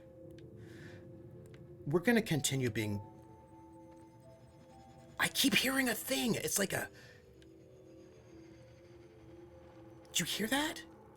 It's like a sensor of some sort. Anyway, by the way, I really would like to thank you for listening to me as I talk about my frustration. And I would not be so frustrated if I actually didn't really like the game and thought it was really good and had value, and that I would like it to continue existing in the world, because I think it provides something that a lot of other games don't. And so that makes me sad. Also, that's bad. Speaking of food addiction, says Volpez, assuming, yes, I got my, it took them like 2 days longer than they were supposed to, and so they gave me a, ooh, it does not look like I can. I do not have enough lockpicking skill for this. Well, I don't like that. They gave me a $5 bonus as a thank you for them delivering it 2 days late. I don't care. I got food. It's fine. I started playing a PBTA campaign. Don't let me forget, there's a thing I want to bring up before I stop the stream today, and that is about Night Witches. Just started playing a PBTA campaign of Avatar: The Last Airbender, and we noticed that one of the normal rules is missing. You normally get experience in PBTA games for every failed roll, but in Avatar you just answer questions at the end about how well you met your goals in RP. So far, I prefer the failure roll. Well, that's really interesting. It is normal that when you fail, you get the XP. Night Witches does not give you XP on a failure. Night Witches gives you XP for taking on particularly dangerous missions, because the players choose what missions they want to go on. And there are usually like 2 to 3 missions, and I think you also get one for leaving the duty station. Excuse me. We're going to go and shoot this. I also missed, because it moved its head at the last minute, which was awkward. But it's also dead, so I'm fine. It's fine. Yeah, so Night Witches doesn't. They use the model of you've got to pass your duty station will get you one. You can get one through a mark, and certain particularly dangerous missions will give them. If you survive that mission, you will get one. That seems fairly well integrated to the concept of Night Witches, which I think is fine. I don't know if the mechanical change they did for Avatar serves the vibe of Avatar or not. And PH, you're telling me that you don't think it does, because I think that's fair, right? The only thing I don't like about generics from the hip is that I love lore in games. Troopers play overflows, that's impossible. No, I'm going back in. It depends for me, like how we do lore will depend. There are ways in which you can do lore that I love, and there are ways in which you can do lore which I don't love as much, but mostly I don't love ways of doing lore that encourages people to gatekeep other people. I stumbled onto something big. Bigger than Minnie Ambrose's journal. Oh. Spacer's Choice wasn't making Adrena time for humans. They were making it for canids. What? The ads were all smoke and mirrors. There's no way they'd make something this dangerous for people. But why? To build an army? Like in the Archie Excelsior comics? To make them smart so they can do most of our jobs? To make them smart and give them thumbs so they can do all of our jobs? Only one way to find out. I don't know if Lucky Montoya is onto something there. I don't know. I cannot imagine that Spacer's Choice was trying to make canids factory workers. That seems expensive. We will see. We will see. Also, this does not seem to be going well for everybody here. Just gonna note it. All right. Courier 3 quotes me, says, I do not think generics are generic. Yes, thank you. Artie Snack, wait, BDSM as a system or BESM as Volpez notes? Big eyes, small mouth, which I believe was originally developed. Hey, look, it's the Moon Man. Also, the Moon Man might. It's Charles from Accounting. Why is he red? Didn't we talk to him earlier and wasn't he friendly? Why don't we just say hi and see how that goes? Yeah, we're gonna just say hi to him. And we're gonna be friendly, and we're gonna see if he responds in a friendly way. I think it was originally made for BESM. Wasn't it originally made for like a? No, I actually think it was always generic. It was basically anime. D&D always had more of a format than a setting, says Sarv. Absolutely. Yes. That's such a good way of putting it.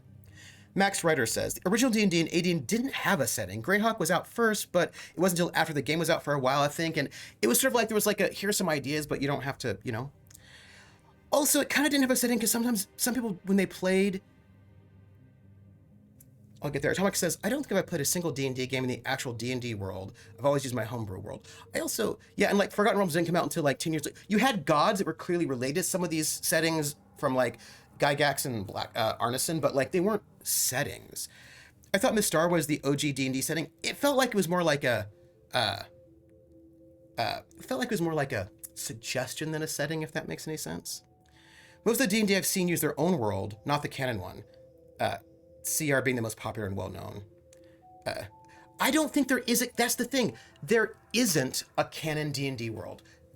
This is the thing, because I remember watching, there was somebody was having some kind of debate on Twitter when somebody's like, why does this happen in D&D with magic, da-da-da, and so it's like, well, if you understood the canon lore in D&D, you would know that there was a plague, a magic plague, and da-da-da-da. And I was like, there is no canon. There is no canon D&D world, because from the very beginning, Gygax and Arneson were not playing in the same world. So from the very beginning, there's never been one canon world. And it's weird to have people sort of frame it that way. And one thing I would say is, this is a weird thing to say, and please understand what I'm about to say. In a lot of the old school D&D games that I played back in the day, there was no setting. To go back to what Sarf said, right? Yes, it was a format more than a setting. All you needed was a dungeon and a town, but it often wasn't in a setting. There was a dungeon, you went to the dungeon. There was a town, you went to the town. Then they got another module with a different dungeon. They dropped it in, and then we went to that place. So there wasn't really a setting. Like, there was no economics. Like, some GMs, like Ezra, my buddy, made an amazing setting homebrew, right? But a lot of times it was just like, pull these, like, that's why they're called modules. They're called modules because you can drop your module into it. Like, think about the term module, right? It's modular. It's a thing you can just drop in anywhere. They weren't necessarily implying like some kind of unified setting. Hey, Charles, how you doing? Can we talk? Can I chat with you? I'd like to talk with you. Can we have a conversation? Can I put my weapon away? Can I talk to you? I would like to have a conversation with you. Can we talk? Hi, how are you? Can we have a conversation? Oh, no, apparently we cannot have a conversation. Look, I just wanted to chat with you. You know what I mean? I just wanted to chat with you. My battery's low. We'll see what happens. I just wanted to have a conversation with Charles. And, oh wow, Charles has lost limbs. That looks real bad. Some weapons are being charged up in order to rapidly fire multiple shots. Hold the attack button to charge up, release to fire. Apparently I got a new weapon. After I killed Charles from Accounting. You saw me put the gun away.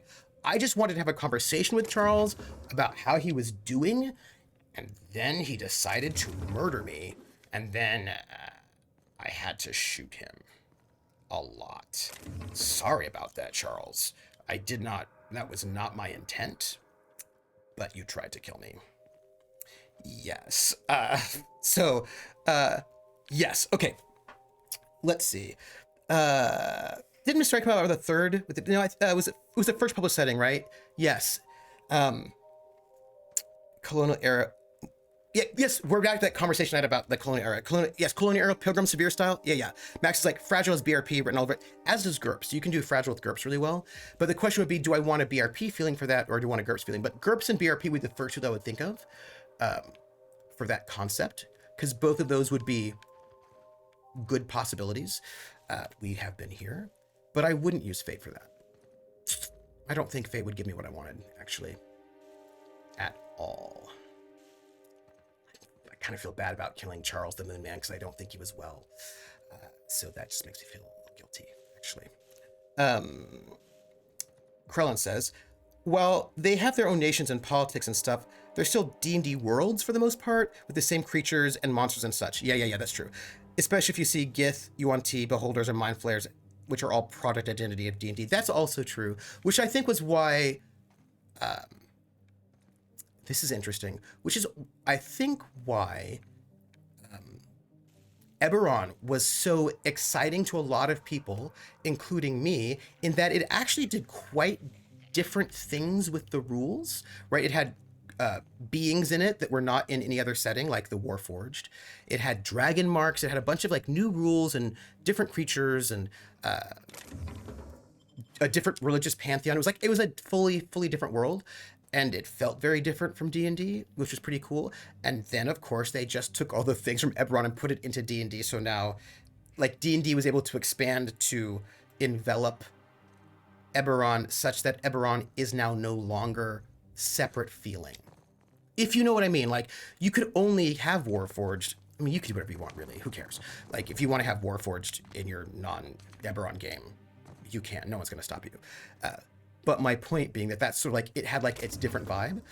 You weren't not going to find Warforged in Forgotten Realms or whatever. But that is no longer the case, which I'm not actually mad about. It is what it is. I'm not actually mad about it. It's fine. That's where I came in.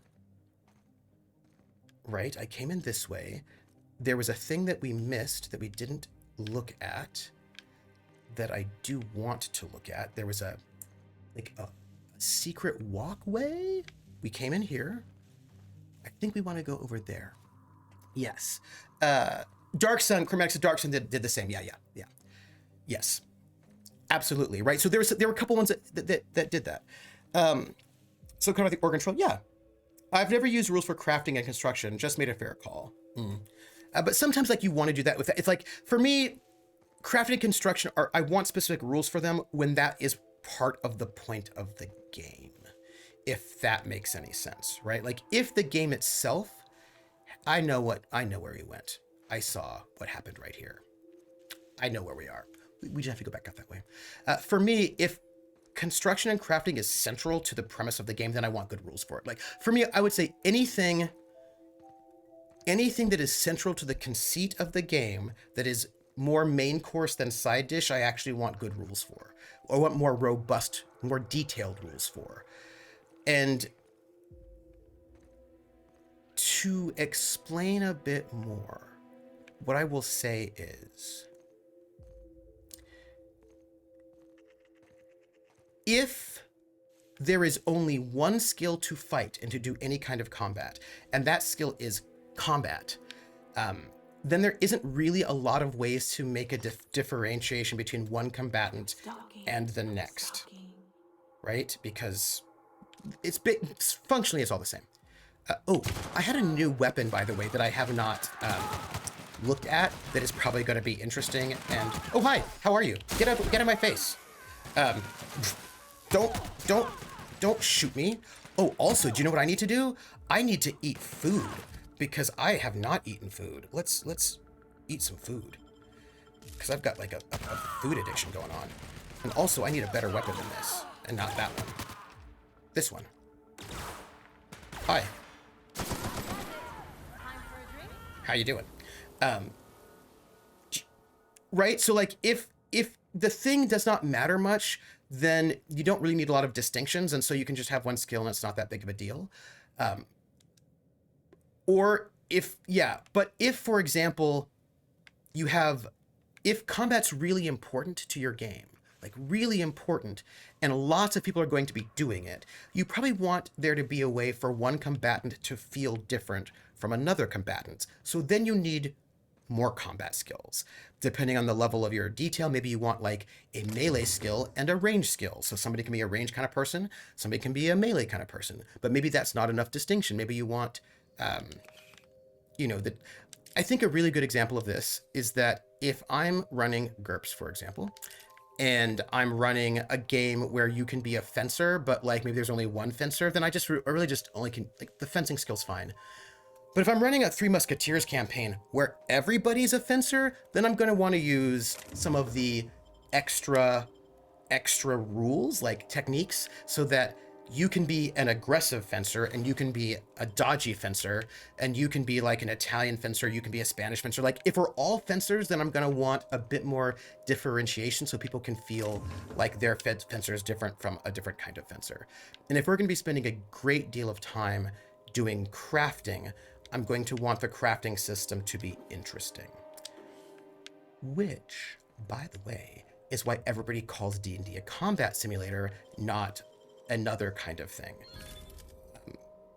Everybody always says that D&D is not made to do other things, and everyone says, well, yeah, but you don't need rules for social stuff. You can just RP it, which you can. Of course you can, but that does mean that there's no way to distinguish and differentiate characters in an RP space in a talking kind of way, because there's only one talking skill, right? Now they have, actually at one point there were no talking skills. But like there's a difference between, like, we have 4 talking skills: persuasion, diplomacy, fast talk, intimidation, and flirtation. And if you have 4, that means you can make 4 different types of talkers. And so while I wouldn't have like a huge deep crafting system in a game wherein that is not particularly important, in a campaign where it's not particularly important, I would have it in a campaign where it were important. This ain't right. These folks never had a chance. See, this is why I prefer being a spacer. The next thing, though, is that I do like systems that are modular for a specific reason. And that reason is this. If I, as a GM, do not particularly plan for crafting to be particularly important in the campaign, and so I don't really think much about the crafting rules, and then a player's like, I really want to make somebody whose whole thing is crafting, then I'm going to want to make sure there are rules to make that player feel cool. And so I would hope that I'm running a system where there are crafting rules extra crafting rules I could add to give that person as much to do with crafting as somebody else has to do with combat, right? So like, but like if we don't need it, then we don't have to use it. But if there's somebody for whom that is important, I would like that option to be there, because I want that player. Like, it's just kind of not fun when the fighter has 15 options to do when they're doing their cool thing and you have 1. Right, so I do like a modular system that allows me to let the players have cool bits if that's what they want. That's my thought on that. Also, yes, let me do this for a moment. Let me save the game just for 1 second. Yes. The Ones Who Walk Away from Gorgon, which is Ursula K. Le Guin reference. Okay, let me get myself caught up. Trooper the Friendly Shotgunner, excuse me, please die. Happens, right? Yes, you seem to want something that lays it out with rules, not making rules up for it. And that has to do with, like, supporting players. Spy Hunters, Colonial, just 1 remove the magic parts. Oh, right. So, for example, right. And also I know that Spy Hunter is based off of Warhammer, which also has like a good vibe. Yeah. Max Predator says, Baxter GURPS, I don't care for the layouts, most of their books either. Just remember that. Oh, yeah, some people don't like that. What's the Forge? Never heard of it. Budget, I don't think they're terrible. I think that they were young firebrands who were in a space, is what I was going to say. So the Forge was a community that started in like 98, 99, that came out of Usenet. Specifically, I think it was like Usenet RPG advocacy, which is like basically where people would, a lot of people who are game designers or budding game designers were sitting around and like talking about RPGs and how to understand them. And most of them were very frustrated with the kind of RPG experience they were having. They wanted something that was a bit more story based. So then they formed this community. The Forge was a message board, and they talked a lot about how to theorize making games differently than what had been there. And they basically sort of really codified the idea of narrativist games, and a bunch of games that are part of what we call the indie scene started in the Forge. Sorcerer was one of the first ones, but nobody really thinks about that. But like the big ones were like Dogs in the Vineyard was a really important one that first started that. Made Fate is Forge adjacent, but not really. Fate isn't. They're not really Fate. The Fate folks are not really Forge people, but they're like in the scene. Where are the really big? Burning Wheel, Luke Crane, right, came out of the Forge. So Burning Wheel was a big one. Dogs in the Vineyard was a really important one as well. Yeah, a lot of these big major indie games at that time were Forge games, and a lot of the people who are big indie people now came out of the Forge, right? And so it was a very, like, I know people who were in the Forge who actually quite liked it, because it was a really intense space where a lot of game designers who wanted to do something that was very story focused got to have a community and think about how to make games in this new kind of way that was like very focused. And a lot of important games came out of the Forge, and a lot of important games continue to come out of people who were once connected to the Forge. But the Forge died. They also really didn't like other games though, like, because they were there. Look, the reason why, I'm not going to be mean to them. They said some messed up things that were messed up, and I did not appreciate things they were saying at the time. But to be empathetic and kind to them, there were a bunch of people who wanted to play a style of gaming that they could not find normally, and a lot of the mainstream gamers would talk smack about, right? It was the whole role player versus role player, ROLE versus ROLL, and they were trying to get away from that. But there were a lot of D&D players who would sneer at them and make fun of them and say, you're not even really, like, they weren't getting what they wanted, and they felt like people were being mean to them. So they were a little combative in ways that I don't think is a good instinct, but I know why people do it. I would not do it, and I don't think it's cool to do it, and I think it's kind of mean, and I actually think they did not respond well to their feelings of being marginalized. I feel like they kind of used the master's tools, and I don't think it was great, but I understand why people do it. I just wish they hadn't. But there are a lot of, people who did important things that came out of that space. And that space, then there was that space. The other big space that was important for like indie history, they're important also because they were part of the group that sort of founded Indie Press Revolution, which is a printing press that basically prints all these indie games. An indie game, an old school indie game, because they're the games that are in that small size, which is kind of why Fate gets sort of pulled into it, because it's in that small size, not the full size book. It's like full size books, not indie. Small size books, indie. And so there was that community, was a really big and important community. And the other one was this Nordic LARPing community that sort of developed into this thing called Story Games, which was a lot of like play by post and writing stuff. And those two streams sort of ended up merging into Google Hangouts, which is where they would all hang out. And then that has then morphed. All those places basically ended up dying. And there's this one place, I can't remember their name. They've got a zine. Gauntlet. That Gauntlet is now like the current community legacy of that whole tradition. But with itch.io, that's where like the indie scene is a little bit more open at this point in time. There's also like the Independent Game Developers Association, which came out of that too, that whole place. But yeah, there was itch has opened up a lot of like, so basically a lot of this scene is now sort of diffused. Aces and eights, yeah. Okay, I will see you, Max. Wait, before you go, before you go.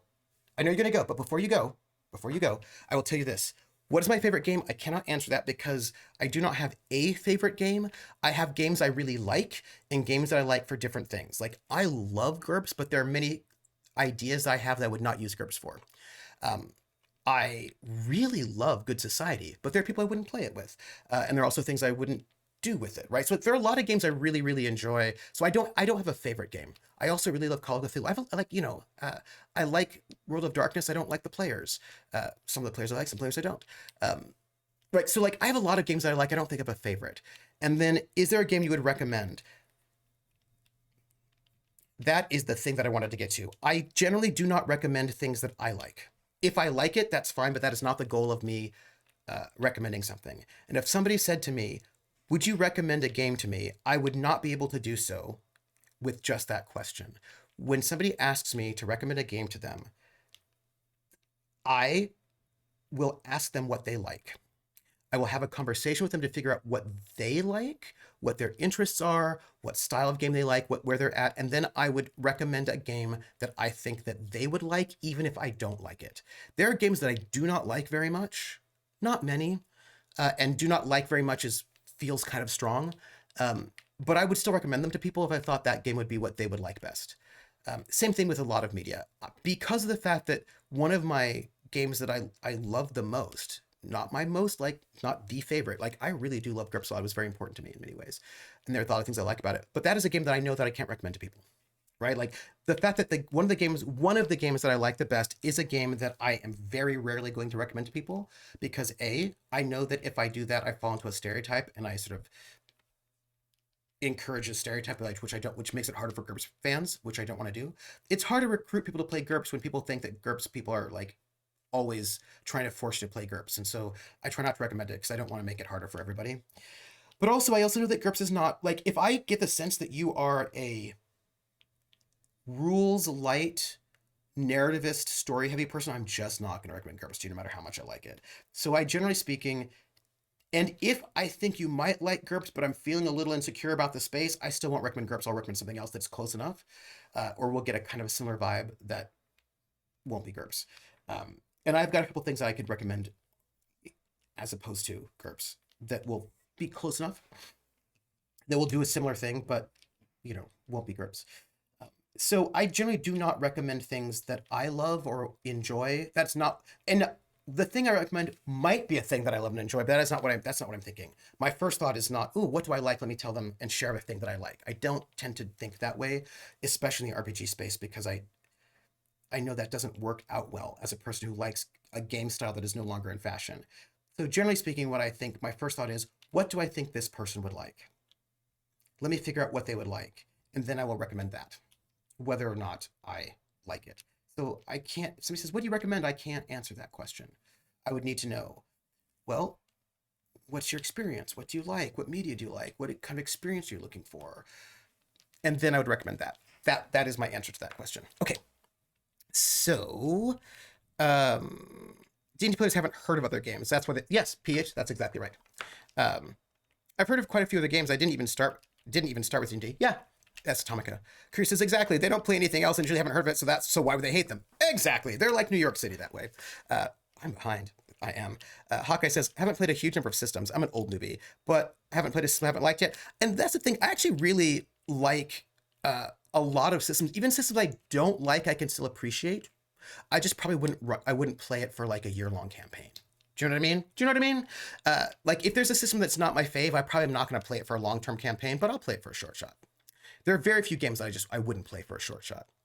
Tamara says, this is a real, you listen to Mechanica, so you don't really like Metal Feel. Yes, it does. Trevor, get new attack material. Max Ryder says, I play probably 40 more systems. I think Aftermath is my least favorites all the time. Yeah, there's systems I don't like, but there are very few systems I think are bad systems. You know what I mean? Hawkeye says, never heard of GURPS until I met YouTuber. That does not surprise me because of the ways in which they've just sort of really collapsed. Their marketing is terrible. Artie Snack says, I can confirm that I only started in the last 5 years, and the only reason I heard of GURPS is Trooper. Yeah, it's just not. It's so funny because Krillin says, GURPS is the system I played the most in the 90s. Yeah, it was a really big system at one point in time, relatively speaking. When I say it was a really big system, it wasn't the top 5, but again, remember, D&D has like 90% of the market share. So, context. Volpez, there is nothing that makes people feel so self-important and attacked as the title indie, be it music, games, fiction, or anything, and that is truth. And the gatekeeper comment was pure sarcasm. I'm getting there to reset at 141. Let's see how long it actually takes. Yeah. Oh, yes. GURPS players. Oh, you want to play GURPS? Let me info dump on you and recommend 300 supplements and probably script. That's what happens. I was like, you're going to scare them off. Stop it. You're just going to scare them off. Oh, I paused. So I thought we were going to open up to a whole new space, but actually, we didn't. I want to make sure that I am systematic about all this. Okay. I kind of feel like chatting with you is maybe forget my, or made me become disoriented. That's fine. We're going to just climb this while we're looking. If you want to play this, buy these $500 worth of books and pirate them all if you can find it. New player, slide back to Homer Simpson. But yeah, absolutely. So, I clearly have not been here before, right? In this area, which is good, because that means we're going to new places. So we've had progress for today. But I also feel like I need an overview of where did I came from there, right? Is that true? Did I come from that direction? Yes. Yes, I did. Yes, I did. Have I been in this building across the way? I think I haven't. Right? I came from over here. I was on that platform, right? I did all of that. Was I up there? Did I walk up that walkway? I went through all of here. I feel like I was up here, but now I don't know if I was or not. All right, this is what we're gonna do. We're gonna take a quick look over here. So there's more to this space this direction. So I wanna cover all of this space before we go down that way. My instinct is to go across the way, but I won't. I'm gonna just continue this way first so that by the way, we're gonna go half-hour late because I started a half-hour late, just so you know. Let's see. They don't understand the lessons of the song, God Damn the Pusher Man. Just give them the first taste. Yeah, and the thing is and look, GURPS is modular. You do not need anything else besides GURPS Lite or the GURPS Basic set. For years, back in the 90s, speaking of Krellin, back in the 90s, I played for years without having any other supplements because I was poor and I could not afford other supplements. So I just had the basic set, which at that time was just one book. And I was doing a no magic fantasy, low tech fantasy campaign. And I had everything I needed from the basic set. Would other things have given me extra doodads? Sure. But I mean, I was able to play for years without anything extra, and it was fine. Like, you don't need. Is the other stuff cool? Sure, but you don't need it. It's okay not to have it. Sounds like the Fate board is pretentious to me. Are they pretentious? Max is not here, but I am having a silly Saturday. Here's the thing. I will say this, and I don't know if Max is here right now, so he can't hear the answer to this question. And this is the complicated thing. It does sound pretentious, right? It does. And generally speaking, when people say that, it feels pretentious. It feels like you're not good enough to be in our vibe.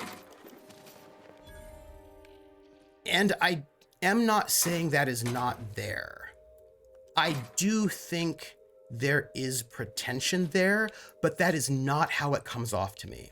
Even though I suspect that it is in there, it doesn't come across as arrogance when they say these things, which is probably why it has always boggled my mind so much. It also doesn't come across as self-deprecation though, right? It doesn't feel like they're saying, oh, you should never play our game because, like, why would you ever play our game? It doesn't feel like that. And it doesn't feel like you shouldn't play our game because you're not good enough for our game. Because let me tell you what, there are some Forge people who really have got that vibe. Like, there are some Forge people who really, really vibe arrogant, hardcore, super pretentious. And I know that feeling and I do not like it. And the Fate people do not feel that way to me. I think it's actually in there, but that is not, I don't think they would say that. And it doesn't feel that way, even though I think actually there is some of that in there. It feels like it's quite inexplicable. I think that's the hard part for me, is that they don't come across like elitists who feel like their game is too good for you. And so therefore you as a pleb would never appreciate their brilliant genius game. They don't sound that way when they say it, right? When they say these things, it doesn't come off that way. And it doesn't come off like you won't like our game because our game you know, is just not cool like your game. It doesn't come off that way either, which is why I find it so baffling. The best way, and right now you're putting me on the spot and making me analyze what I think they're doing, or how it comes off. It comes off as Fate players feel less elitist and more like they're insecure about Fate. Atomic, I'm always putting up your BS, always. The thing is, they also don't feel insecure either. That's the weird part. Like, if it was like insecurity or arrogance, I would totally get why they are recommending people not play their game. But that isn't how it comes off, right? Krellin, it's one true wayism, except that they're absolutely certain that everyone can adapt to their one true way. Or should.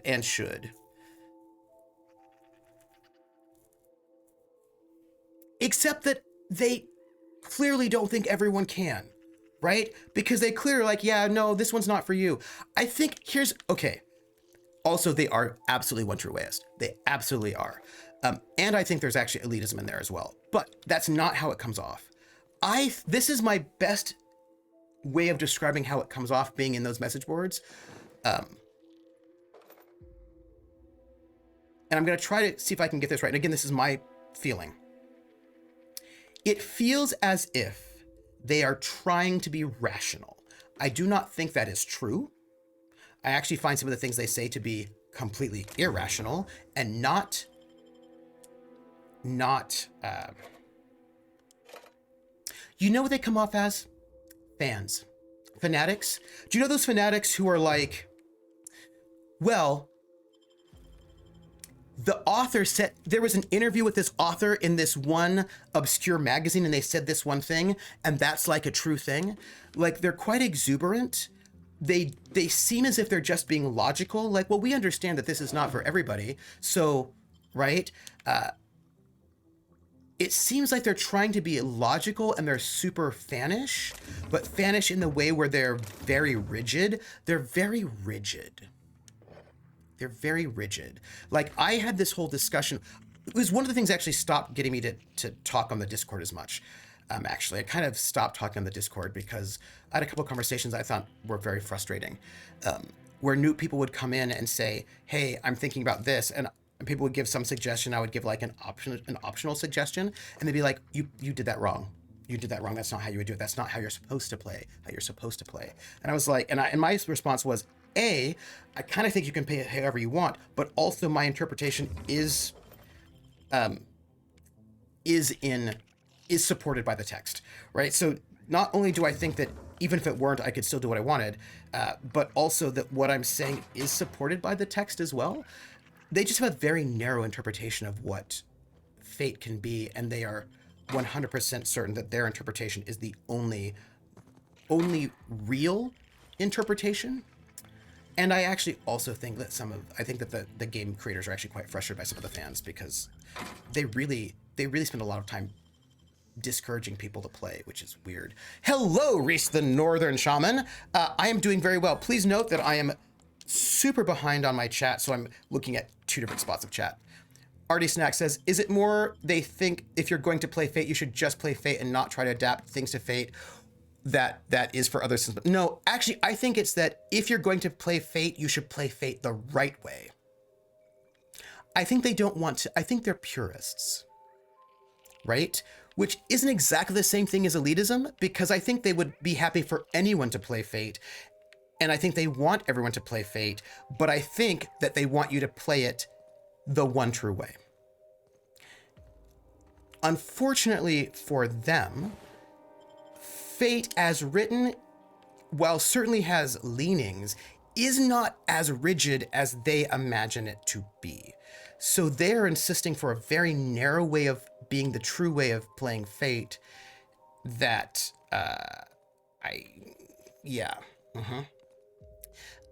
Reese says, my lord, would you play Tiny Tina's Wonderland when it comes out in March? Let me ask some questions. Is that an RPG or is it a video game? That's my first question. If it's a video game, is it Mac compatible? that is my second question. Or is it on a PS4? What system is it for if it is a video game? That is the first set of questions I have to ask. So I really think in some ways it's about purism. I think they want more people, but I think they want more people who will not change how they think Fate is supposed to be played.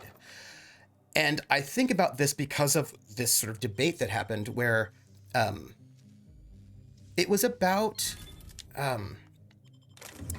basically gamism, narrativism versus simulationism. And I was noting that Fate does support a simulationist style, which Fred Hicks has also said, by the way.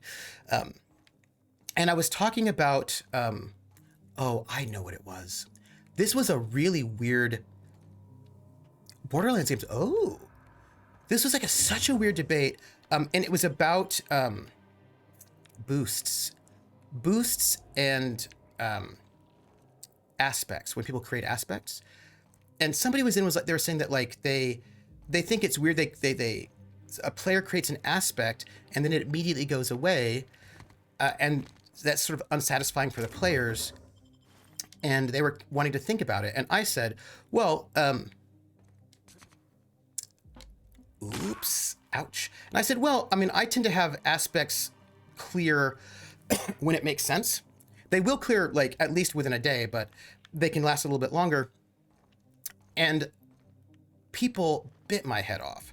They were like, that's not rules of written. It says that they have to clear. Oh, actually, I think it was about boosts maybe, because there's a way of thinking about boosts that says, there are these little things that like they use them in your next turn. And I think I said I let boosts stay for an entire scene. And they're like, that's not how you play Fate. And I was like, well, it's a little unclear. It seems like there's some wiggle room there, that it doesn't have to happen the very next scene. They say they're supposed to be temporary. That's like the concept for boosts. They're supposed to be temporary, but a scene can be temporary. Also, if your scenes are not so like there's like a bunch of ways in which this can be like the way it's described in, and of course it's tricky because Fate is not completely consistent depending on which text you're looking at. Fate Core says things slightly different than Fate Condensed. And they were like, well, Fate Condensed says that, and that's what we're supposed to really imagine it. And I was like, right, but Fate Core doesn't say that. Fate Core says that there's a bit of flexibility. And so I'm just saying for this person who wants to know if they can do this thing, that they can do this thing because it's flexible. And somebody said to me, you can say that, but you cannot say that it's official Fate. Like, you've got to say that what you're doing is idiosyncratic and not real Fate. Otherwise, you're misleading people into thinking they can do that. And I was like, people can do what they want. Like, that's so weird, right? Also, I'm not, like, I will tell you if I'm homebrewing. There are certain things that I do that are 100% homebrewing, but this thing is actually in Fate Core as text. So yeah, they're purists is what it is. They're weird purists who want people to play Fate, but they only want people to play Fate in the way that they play Fate, which is also not what the game designer said. So that's weird. Yes. Reese says, it's coming out for PS4. Oh, okay. I do not know about the Mac. It's a looter shooter action RPG based off Dungeons & Dragons, but also mixed with Borderlands. You can also multi-class. They're not at all fans of Rule Zero, no. Seems to me like the evil hat people need to ban that particular person from their Discord. I kind of feel like sometimes that unfortunate thing happens. Ooh, hello. That sometimes fan bases become something that you did not want them to, and you're not quite, I think sometimes people don't know what to do about that. But, like, I just feel like they have some bad ambassadors for a game that I think is actually a lot cooler than some of the ambassadors might make it seem, and a lot more open. Oh, well, Reese, if that is the case, and it is a PS4 game, then I will look into it. I will note that I have to finish this game first, and there's one more on my plate, Rain Man, that I have to play, but then I will definitely put that one. So I don't forget it, will somebody put the name of that game in the Discord under video game musings so I can put it on my, so I can like go and reserve it so I can get it, and then it'll be on my shelf so I know it's the next one up in my queue. So I want to queue it up because that sounds fun. Okay, let's see. Where are we? Yeah, so they don't feel pretentious. They feel purist. And one could think of purism as pretension, but it feels different. It has like a different vibe. But Artisac is correct, right? They don't want to do the purity of their system. right? In some ways, right? And how they play it, because I think that they're very invested in their way of playing Fate, and they don't. And if more people come in who play it differently, then the way they creepy, the way that they play Fate ends up being not the only way to play Fate, and that I think they probably feel like it delegitimizes them. Like they just, they need to relax a little bit. But yeah. D&D has a companion system too. It's called the GM. It never gets to be a player and it has its potential PCs happen to help the party. By the way, Atomica, I never do that. I am 100% not in favor of GM PCs for me. I don't like doing it as a GM because it gets in the way of my simulationism. And I do not like I've never been in a game where a GM's had a PC that has been fun for me because they often make their PC the star. And I was like, well, I don't think I need to be here now because you have done everything. And I don't know how I feel about all this. Yeah, I'm not into it. I kind of just feel like it's maybe not the best. Maybe not the best. Also, side note, where are we going? We came this way, right? Yes. All right. For the record, a reminder, you don't have to play Red World next. It's on my queue. You would just started teasing me. I appreciate the teasing, but it's on my queue. I think you'll find it interesting and challenging and a palate cleanser playing a FPS for 4 years. Yeah. A quick note, the list must be very long. Not for PS4. Actually, the PS4 list is actually very short. The Mac list is very long. But the PS4 list is actually very, very short. So like I'm feeling quite good about that one. Quick note about the Borderlands franchise of games, such as the upcoming Tiny Tina's Wonderlands. They are really better when you're playing co-op with friends.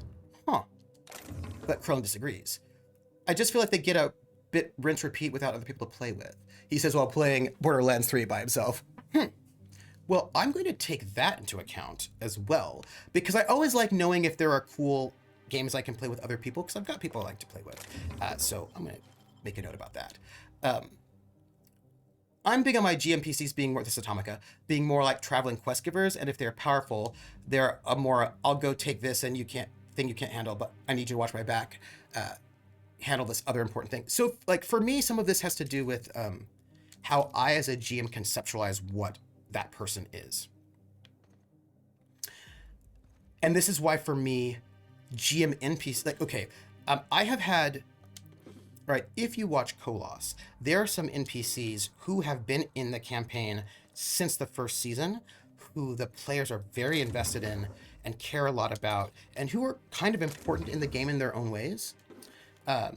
Luke, Hannah, I would say Ophelia, but Ophelia's also played by PB, so that's different. Luke, Hannah, Mother Courage was there for a while. There are a lot of people, right, who PCs, the Duke, there are bunches of people. But no matter how invested the players are in those NPCs, and no matter how often I play them, and how much and how well I know them, and how, regardless of any of that, I do not think of them as my PCs. And that's important to me. Even if I played Luke in every single session and they brought Luke on every single mission they went on, even in that circumstance, I would still not think of Luke as my PC. And it is important for me to make that distinction. What does that mean in practice for me? That means I have no problem with Luke dying at any moment. I will do nothing to save him. He is not my PC. He is an NPC, and all NPCs, all of them, all NPCs are expendable. Will I kill Luke just to kill Luke? I will not, because I'm a simulationist, and people only die when it would happen, right? but I will do nothing. I will not tip the scales. He's not a PC. He is not a PC. He's not a PC. Also, I will also say this as well. For the longest time, he did not even have a full PC sheet, because there are different levels of character. There's like super minor NPCs, medium NPCs, major NPCs, and it's major, supporting, and then minor, and there's like 3 different levels of minor PCs. And he was a supporting, also Falstaff, right? He was a supporting NPC, and there were a number, like Charlie was supporting, Luke supporting, Hannah supporting, a bunch of them were supporting NPCs. And I gave the players the option, I think when they leveled up the last time, which means I need to give them this option this time, I forgot, thank you for reminding me, of because when their faction got bigger, I gave them the option of transforming one of their NPCs from supporting to major to give them more points and all that. And I think when they leveled up, they chose to turn Luke into a full PC for their last level up. They still have one, and I forgot that. Thank you so much for letting me know that I forgot that I need to give them the ability to transform one of their supporting NPCs into a main NPC, because I give them that option, but they choose who they want, not me. I don't think, oh, I love so-and-so, I'm gonna make them, a major NPC because I love them, because they're not PCs. And I remember they had a really big debate about whether or not they wanted Hannah or Luke to be transformed into a main NPC, because they were thinking like what would be a better move. They ended up going with Luke, and also Hannah left the game. And Hannah left the game. If I thought of Hannah as my PC, I might be tempted not to have that happen. But she's not my PC. She's an NPC that belongs to the game, and I just run her. And if she's going to leave, she's going to leave. That's what's going to happen. So yeah, anyway, those things are, it's an important, different way of conceiving the character for me. That's important for me, is what I would say. I think we just have to go this way. All right. Carl's like, you tried so hard to get them to sacrifice her and give up on her, and every single player was like, no, we love her. Absolutely. Yeah, with Night Witches. Absolutely. Yes, I know exactly what you're talking about. Yes, I did. But you know what? And I was like, fine, right? Like, because like I like to give you things to poke at, but like it is important for me that I, as a GM, am not investing in those NPCs as if they're my PCs. That is important to me. That's a thing that matters to me quite a lot. So I feel like I came this way. Don't you think so? Maybe I didn't, but I feel like I did. I feel like I really did, but I also have to say, I clearly missed something, so also, this is gross. All right, yeah, it seems like it might be fun to play co-op, yeah. Anastasia, yes. The Night Witches players treated Anastasia like a PC, even though Trooper very much did not. Right, and I will say, for me, in some ways, that's awesome. Like, I actually quite enjoy that. If the players can treat someone like a PC, that means they're invested, and I really appreciate that. But despite that, I think it's important for me not to. No matter how much I like them, right? I personally want to make sure I keep a little bit of distance from those NPCs so that I can remain impartial and fair. So here's this thing that I want. Let's see if we can find it. All right. Where are we at? We're at here. Today on RPG Talk with Super... that's Volpez. One of these days we'll just accept that one Saturday a month. We'll just set one Saturday a month and talk RPG Talk. And don't bother. That is not necessarily a bad idea. I probably should set... Yes. Yes. That is not a bad idea. I do not know how this is going to manifest, but I do feel like it would not be unwise to set aside one day a month for an RPG talk. That said, I have some thoughts about that suggestion, Volbez, which, by the way, I'm not opposed to and also makes sense. However, I probably wouldn't do it. There are things that would depend on. There are things that depend on, right? So for me, the first thing I was going to say was it would make sense to me to have that be only while I'm running, while I'm GMing RPGs, right? If I'm actively GMing, then I feel like once a month is, or right about to GM, feels like once a month is actually makes a lot of sense. It makes sense to me. So I was thinking about doing it that, but then I was like, well, but the question is, do I take one Saturday a month, or do I have a special day where I get to talk RPGs on this one special day? That's like not a Saturday or a Thursday. That's like an additional day that's once a month. And I thought if I did that, that means I could actually run arena games on those months. Like if there's like a month that I'm not doing RPG talk because it's not the moment for it, then I can run arena on that day, which means I would need a fourth day to stream, which I would really like. But I cannot do that during the school year right now. Like in the and the thing is, do you need to be wrapping up in 15 or are you going to 4:30? I am certainly not going to wrap up before 3:30, and then when we get to 3:30, I'm going to just see how I thought feel. I knew the OCI backwards and forwards. The Marauders got a way of finding every nook and cranny on this rock. OCI, fancy joint. Smells like Wentworth's and leather. A real slice of Byzantium. You don't set that up unless you're planning something big. Oh, interesting. Adrena time? Sure. But something tells me there's more to the story. Got a hunch to follow up on near the old mines. Interesting. I'm leaving this here, in case I gotta come back. Convenient for me. So clearly there's some kind of larger conspiracy, or Lucky Montoya thinks so that's exciting.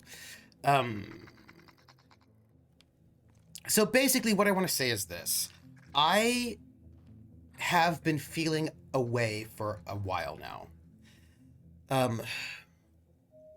Trooper, says Ice Bunny, do not put too much on your plate, Mr. Trooper. There's a job you have to do. I know.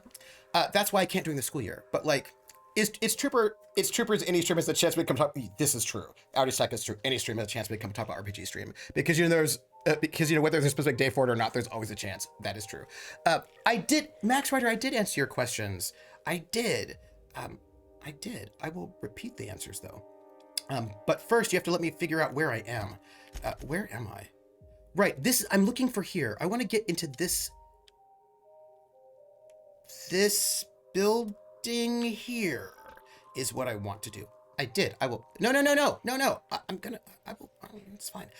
So look, what I wanted to tell you was for a while now, I've been feeling like I wanted to add a second RPG to the channel.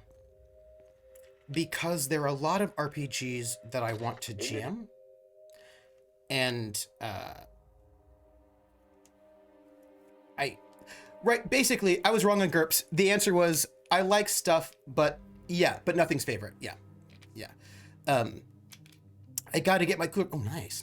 Hey, Grinning Moon, how are you? Grinning Moon, just so you know, I am split between two chats. The chat that I've not caught up on and the current chat. So you just have to know. I'm doing very well. I'm going to show the preserved eye. Measurement complete. Thank you. Ocular identification complete. Thank you. Welcome, Clarence Mosley. Access granted. Welcome to the Office of Creative Incubation. Thanks. Look, folks, I feel like we've been getting a lot done in the Outer Worlds today. I feel like I can actually say, even though I don't think I've officially... No, I've not completed a quest because these are multi-stage quests, but I've like ticked at least 2 different boxes so far. I'm just saying. No, I would say that GURPS isn't my favorite. It is one of my favorites. I like it a lot, but there are a lot of ideas I just wouldn't use GURPS for, right? And please note, I have not GM'd GURPS except for 2 arenas on stream. I've been streaming for 5 years, and I have not run GURPS on stream, except for 1 arena, 1.5 arenas.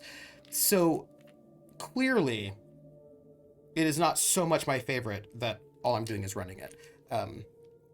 Right? So I would say it is one of my favorite games, but I do not think it is a good fit for everything. And there are other things I like better for other concepts, right? Like if I want to play Call of Cthulhu, I'm going to play Call of Cthulhu. I'm not going to play GURPS. I might play a GURPS game that has some of the Cthulhu mythos in it. But if I want the Call of Cthulhu feeling, I'm going to run it in Call of Cthulhu, right? Not GURPS, because those have different feelings. If I want Cthulhu mythos with a GURPS feel, then I'll run GURPS. But if I want the Call of Cthulhu feel... I ain't buying the facade. You can slap gold paint on a Spacer's Choice gun, but it's still gonna misfire twice a clip. What do you think's going on in here? Okay, we're not going to stop this game. We're not going to stop the stream until after this thing is... Whatever happens here, it happens. Or my battery runs out on the controller. One of those two things. So, just thought. Because I systematic. So yeah, it's one of my favorite games for a lot of reasons, but I also don't think it's not like my only, like I like a lot of games and that's one of the games that I like a lot. But as for recommendations, I generally will not tell you what I love. I will tell you, I'll figure out what you like and then I'll tell you what I'll recommend that. Including things that I don't actually like at all, if I think that you'll like it best.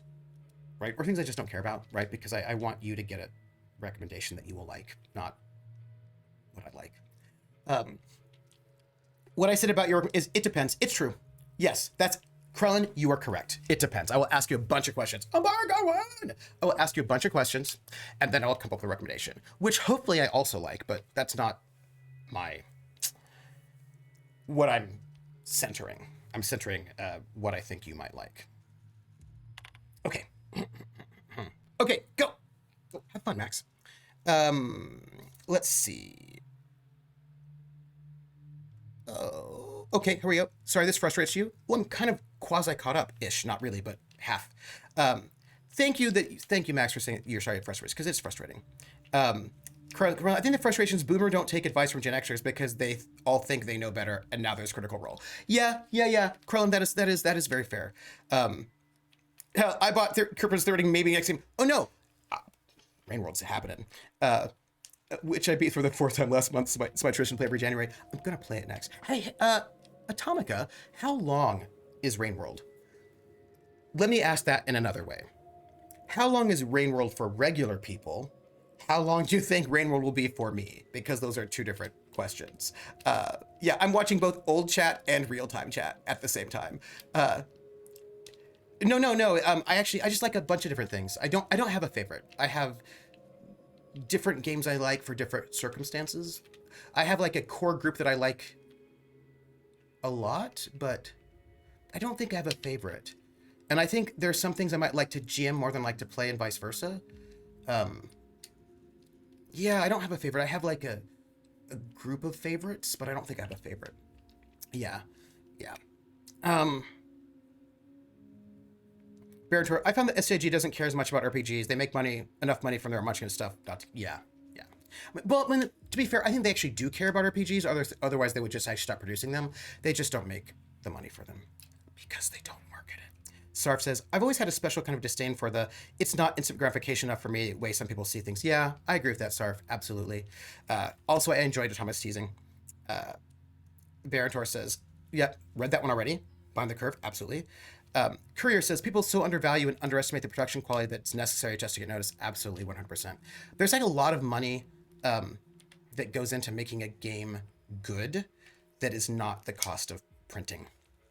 Although the cost of printing has gone up a lot since the pandemic, so that's always gonna be a problem as well. Thomas says, my playthrough last month was maybe around 12 hours, so maybe 20 at the worst for a new player. So like, a year. So that means it might be a medium length game for me. Let's see. Gimsy, Gorgon International Messaging System Interface. It's not the best choice, it's the only choice. Thank you for using Gimsy, your employer-sanctioned messaging system. Friendly reminder, Your messages are company property. Unauthorized reproduction, distribution, or deletion of GIMSI content may result in early termination of your employment contract. Please see the following options. We have a message from Goodfellow L, subject reception procedure and protocol. From Goodfellow L to W. Mackay. What do we know about... I don't know what we know about this person. Lawrence Goodfellow, management. Mackay, after some deliberation, I've decided to update your standard procedure and protocol while you operate the front desk. Commit the following to memory. 1. Do greet visitors and workers with a smile. 2. Do mention Space's Choice brand products and services in your daily greetings. 3. Do monitor and report extended lavatory breaks. 4. Don't mention our surveillance and security system to arriving visitors. 5. Don't talk about the incident. 6. Don't let any auditors into the upper floor under any circumstances. Failure to adhere to protocol number 6 will result in a demerit on your permanent record. I don't mean to be harsh with you, Mackay. You're part of our family too. Regards. Lawrence Goodfellow, management. Why don't we go to the door controls? Personal memo, no auditors on the upper floors. Orders from Mr. Goodfellow. Why don't we unlock the lavatory door? Why don't we unlock the showcase? And then exit. Why don't we do all of those things? I feel like that's a great idea. And I feel like our life is full of joy for having made those great choices. Are those great choices? I don't know. Okay, now I'm getting myself caught up, and I'm in a hybrid space now where the chat, my old chat, some of it I have read out loud. So I feel like we're in a weird temporal anomaly. These are fancy lavatories. Anyway. Hawkeye says he will never find a VTT that does that, which is to feel exactly like it is playing on the tabletop, and that is true. So I feel like, and also I feel like, again, medium is the message, right? Don't play an RPG thinking you're watching a TV show because you'll be disappointed. Don't watch a movie of a video game thinking you're going to get a video game experience because you'll be disappointed. Don't go to a VTT thinking you're going to get a tabletop, like an in-person physical tabletop experience, because you'll be disappointed because they're a different medium. Figure out what that medium does well. I feel like I'm stealing a lot of stuff. Oh well. And then lean into that. Figure out the ways.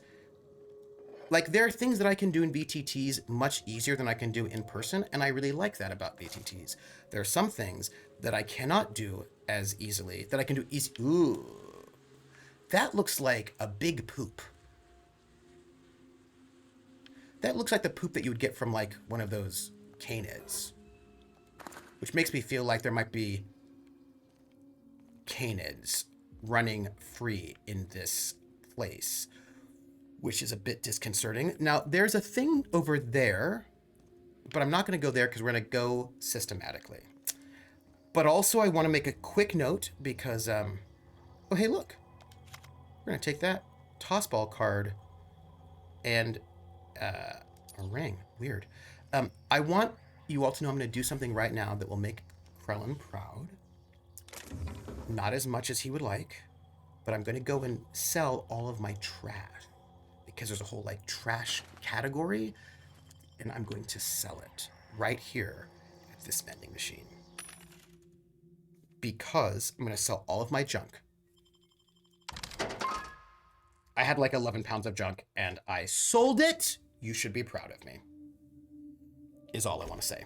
And there are probably other things I maybe should also sell, and I'm going to think about it. Okay. It looks like I didn't think about it because I realized that I actually probably wanted to break down the armor and the weapons so I could have armor and weapon pieces, right? Armor weapon parts. And yeah. Also, I think I've got new weapons, and I really think I need to sit at one moment and before I sell the gear, I think I need to go through all of the stuff that I have and upgrade all of my, and I need to do this with the ship, I think, right? I think I need to go to the ship.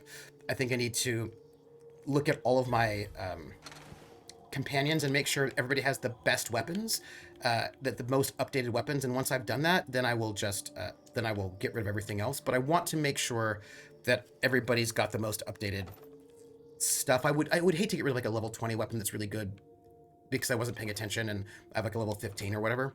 And I know that not all of my party members have the best armor.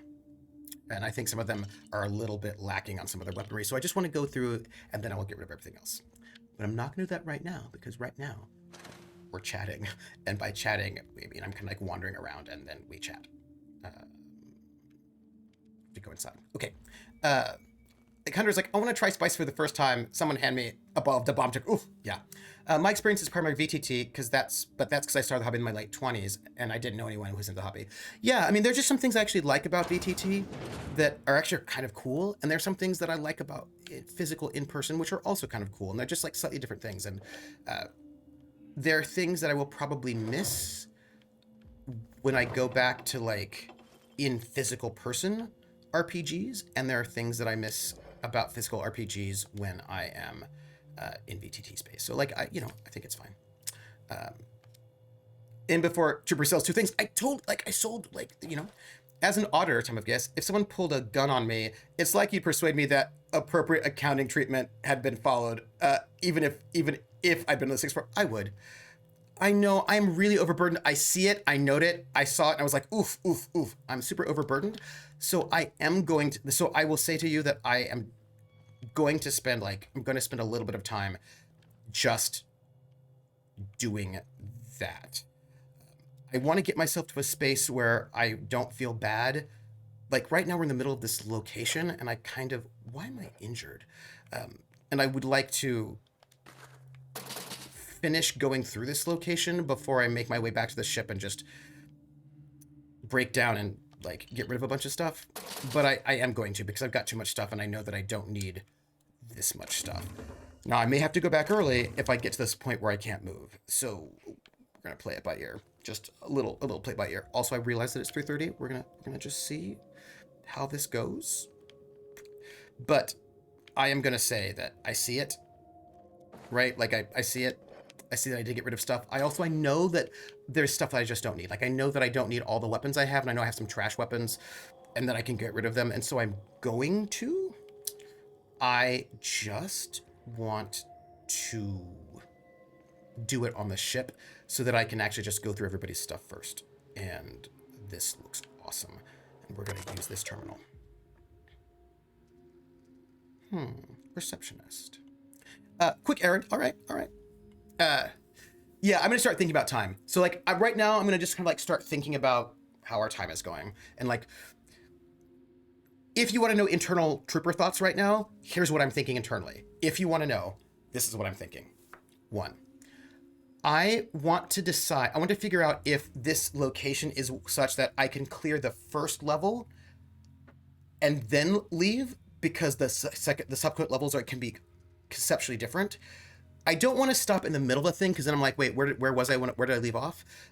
So I want to be able to clear something so that when I come back, I know where I'm going next. And my ponderance is this a place where, and if I just clear the whole first floor, then I can like go back to the ship and that'll be fine? Because if that's the case, that's what I'll do. I think we did all of that. Yes, we did all of that. So we're good. And actually, I'm thinking it's probably the case. Am I officially caught up now? I'm not officially caught up, but I'm half caught up. I'm quasi caught up because there are some comments I didn't get to see. Security folks can't hit the broadside of a mannequin. Yeah, because the thing is, I want to kind of just get a sense of like how big this location is on the bottom floor. I'm almost caught up. I'm like, I think from the future. Also, I need my cursor not to be there. Hello, cursor, don't be there. There we go. So I think there are a lot of comments that I have read, but not all of them. So, all right, let me see what we have here. See, like this right here is one of those things in my thought process, like, okay, this looks like a space that I don't want to go, that I can like not go. If I can go to all the other places here, then I bet I can leave that as like the next place to go, as like a walkway. Like if there's a way. You're steady and your trigger finger at the ready. Adrenatide brings out the hero in you. Show your boss that you are prime, because you take Adrenatide.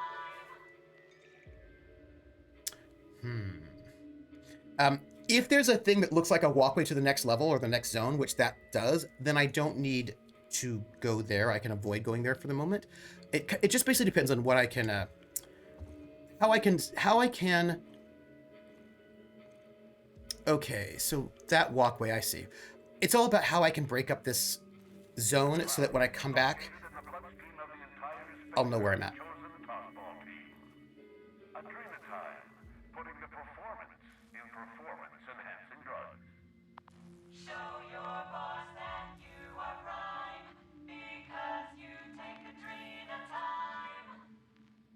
Max, Volpus was noting that a bunch of people are bringing board games onto Twitch, which actually I think is actually and by the way, I actually do want to play a couple of board games or ish. I got some games that are like solo games that I actually want to play with you all because I thought you might find it interesting. Which goes back to what I had to say. Cut your resting hours in half and double your productivity with Adrena Time. Now I'm caught up. Now I'm caught up. Mostly caught up. Actually, that's surprising because I just got to the point where Krellin says, "So Trooper caught up by just skipping a bunch of stuff." That's where I'm at in the old chat. So I'm actually very close. Right. So you want now? Well, 1,000-Year-Old Vampire is technically not a board game; it's a solo game. But I can tell you something now, which I don't know if you'll find interesting. But I have plans, and I wanted to tell you one of those plans. There are a lot of things I want to tell you all. I've got a lot of RPG things to tell you. This last season, season 4 of Kolos, was the first season of Kolos we ever missed a session. We ever missed an episode. And we missed 3 or 4, I think, which was very distressing to me. I do not like missing sessions. And I built Kolos specifically with these... All right, so this isn't upstairs, so we're not going there. With solo and duo episodes that we wouldn't miss, but we missed for a lot of we did not make me happy, but that is what happened. But it's important for me to take care of people on the cast. And so I would rather us miss than the cast not be good.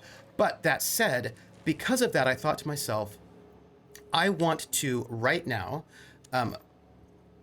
prepare for some kind of fill-in RPG in case, for some reason, Kolos has to, if there's something that happens and Kolos can't go, I want to be able to jump in with something else RPG related, because generally speaking, it's not me. The reason, in my entire time, in all the time that I have been GMing on stream, which has been for about 4 years now. So the first year I didn't GM RPGs. I GM'd, I was playing video games. I have only been the cause of a failure of the game once total. Out of everything I've done, all the hundreds of sessions of RPGs I've ever ran or played in, it was only one time that I could not, that a show was canceled because I couldn't make it. Kolos can't go on, have a Pepsi. It's real. I love it. Workday's done, relax. So generally speaking, if Kolos doesn't go, it's because there's something going on with the players, and we're going to take care of our players first and foremost. So generally speaking, that means that if in the future we have to sort of not have a Kolos for a week because something's going on, and something that's going on that can't be covered with a duo episode, speaking of which, I've got to finish my planning the duo episodes for this coming season. But if that happens, then I want to be able to jump in and toss in something else, right? Toss in a different game, which could be 1,000-Year-Old Vampire, could be Iron Sworn, which I'm also thinking about. I also kickstarted Space Sworn, Star Sworn. So it could be that. So there's some so basically I'm at the process, and you saw a little bit of this for my Streamiversary stream. I'm creating a new overlay that has a bunch of generic RPG, is set up for RPGs of different numbers of players, regardless, and so I could just, if I had to just hop in at the last minute and just do something new, I could just hop in and do something new, and I have already a set up for it. So that's what I'm doing so that we can do that. And the thing is, sometimes not everybody has to drop out. Like sometimes somebody can still go and they might want to, right? They might be like, hey, I can still play. Can we do a duo? So I want to actually have on deck and prepared, pre-prepared, like a couple of duos I could do last minute, a couple of solos I could do last minute, that kind of a thing, so that we won't drop out, because I like to play. So that was a thing. By the way, we're not going up the staircase because that's a good place to block. However,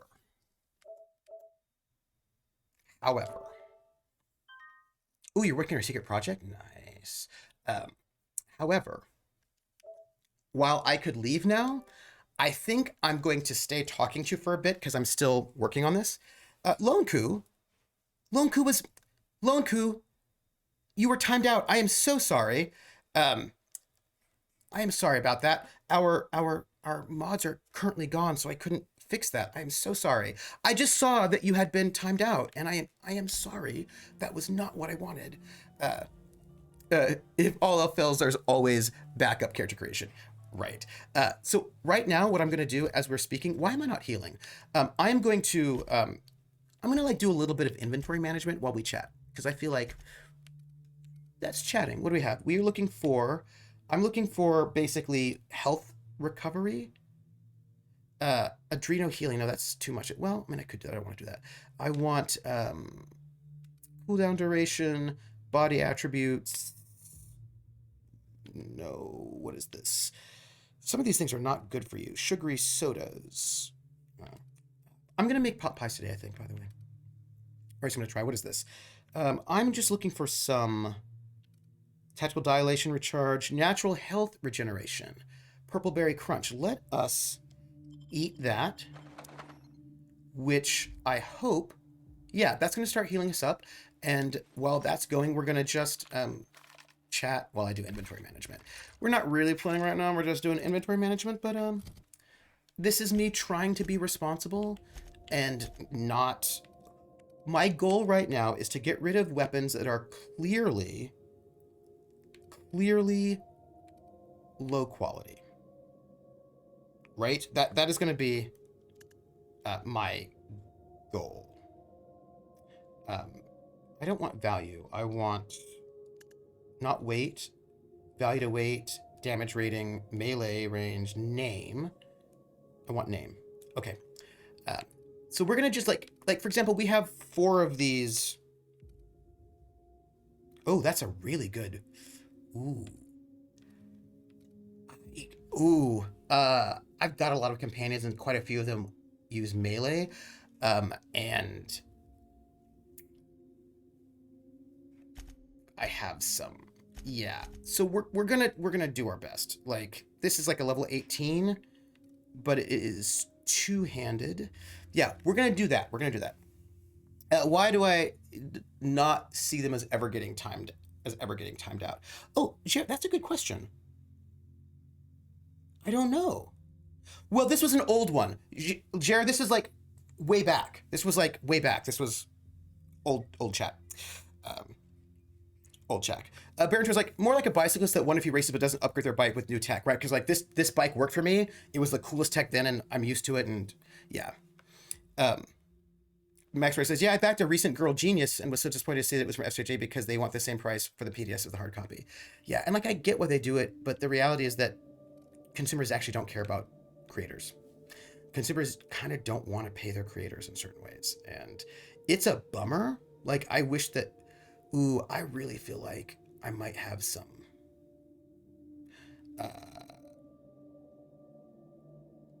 tactical shotgun. Cool. Compare. No. Okay. I have this sawed-off shotgun Mark II with 180 DPS. This 840. This is not as good. You know what? I think I really have to do... No, there are things that I can get rid of. There are things that I know that I can get rid of because they're low level, like these. Anything under level 20, I'm going to get rid of. I'm telling you all right now, if it is under level 20, I'm going to break it down. Okay? We have decided, because I'm seeing level 30 items here,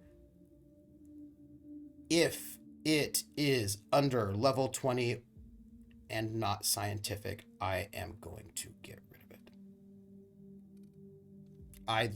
I affirm and swear to you all, I'm going to break it down, because, right, that's what we're doing. Anything under level 20, getting rid of it. That's it. Ta-da! And I hope you're proud of me, because I'm doing this for you.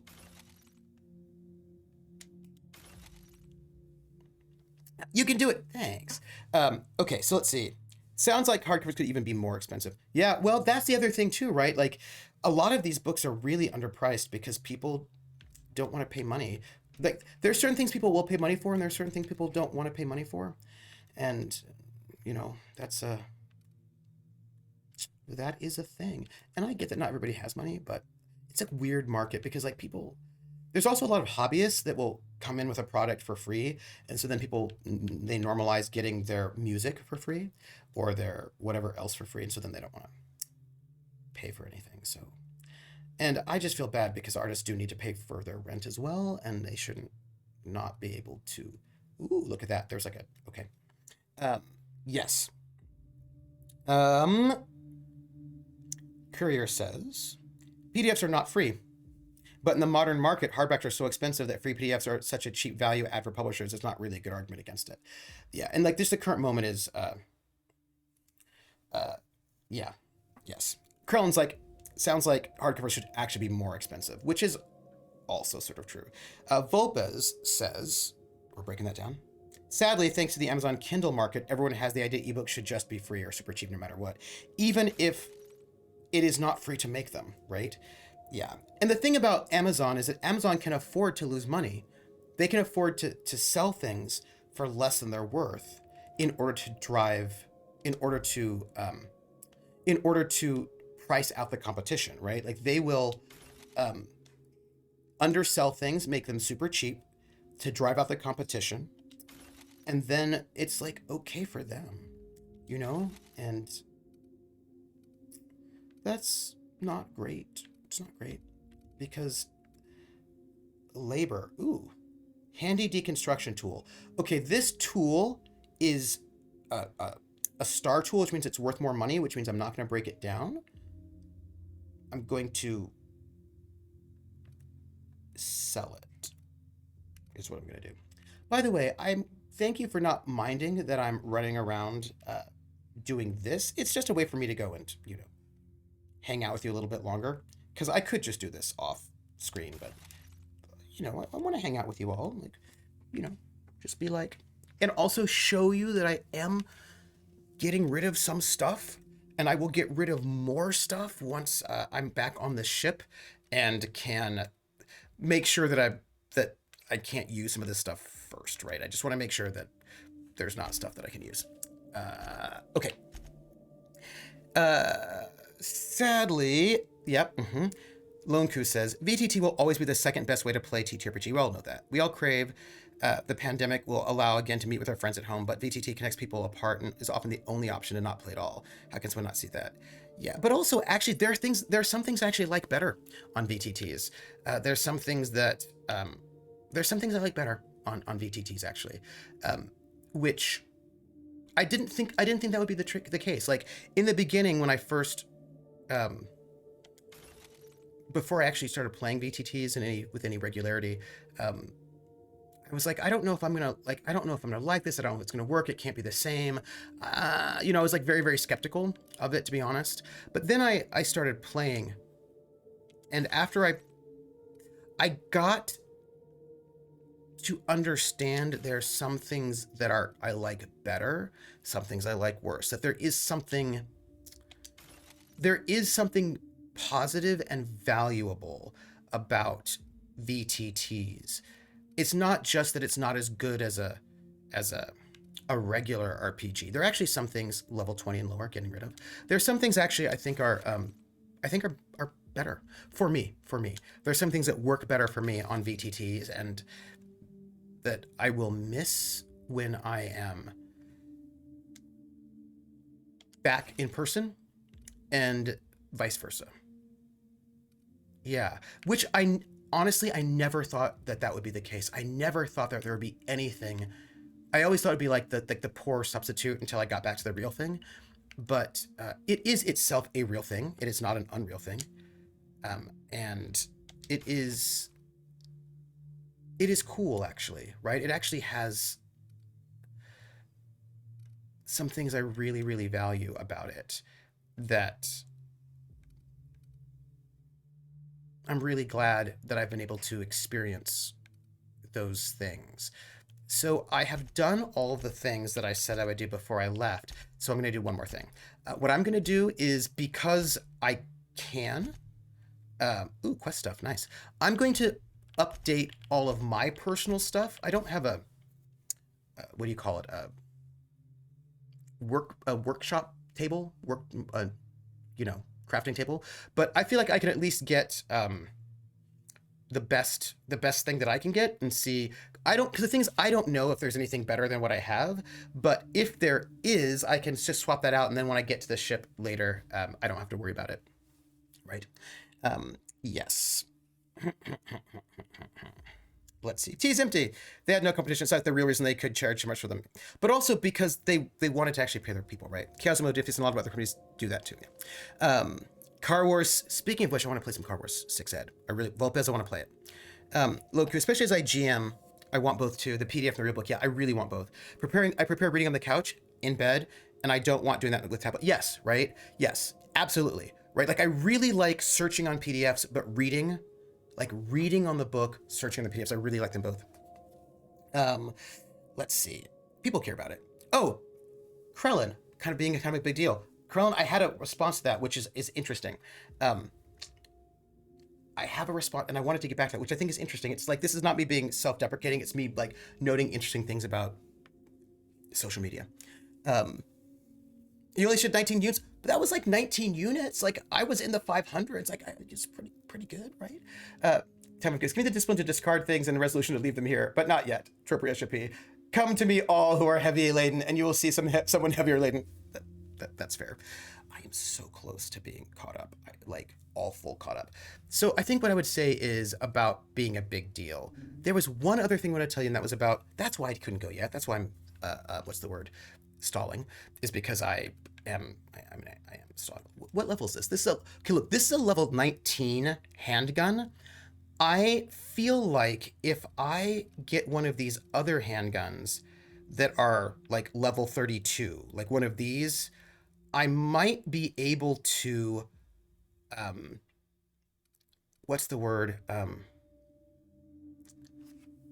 might be able to, yeah, I think I need to go back to the ship because like, look at this. I've got like this is a 19, that 32, that's pretty good actually. And that doesn't seem like it's particularly upgraded. That's a 28, that's not bad. That's a 26. Like, I actually just feel like, I feel like I will probably be able to use all those armor parts I have, and I need more money. I should actually sell some of these things. That'll be tricky. Yes, that'll be tricky. We need to think about this, people. I need to sell some of this stuff so I can get more money, so that I can spend money to up one of these guns, so that, because I suspect if I up this gun, it'll do more damage than the current gun I have, and I think it will be less expensive to up this one, but I don't want to sell things until I actually upgrade myself, until I really see where I'm at. So I think what I'll do is see if there's like a sniper rifle, because I don't think that one's been upgraded particularly much, that I might be able to, use. So it's a long gun. Yes. I don't think the Christmas is well designed. Trooper, equip that. You want to see if okay. Yes, I will do that. I will see if the DPS changes, because I did spend some time. Let's equip. Let's equip it. Let's see. What is its DPS? 703. So the DPS itself doesn't change. You've got to be at a workbench, and I have to.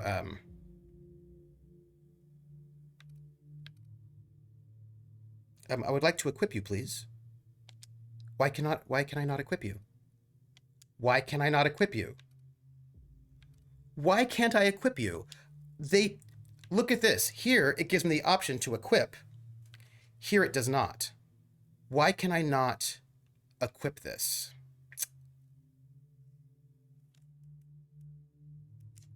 I have a question. Why can I not? I can't equip this at all.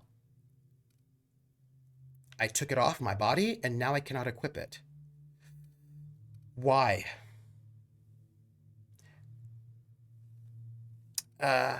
Maybe it's because it's too low level, and once you get high level, you can no longer equip low level things, maybe? That's weird. I've never had this problem before. What if I hit options? Options, equip. Equip. Yeah, I'm just going to manually equip you. Yeah, I did it. We're good. Yeah. All right, we're good. We're good. We're good. Yeah, so I'm going to just look for long guns because I think... See, this is a high sell value because I've really clearly spent a lot of time upgrading it, but I think I must not have spent a lot of time upgrading the other things. So I think I could look at those guns, and if there's something better, I can probably just swap it out right now and then upgrade it. So I'm going to do that. I also, yeah. Let's see. Yes, it's okay. Remember, I'm going to talk about being a big deal because there's a way in which I think there's a weird thing going on there that I think is interesting.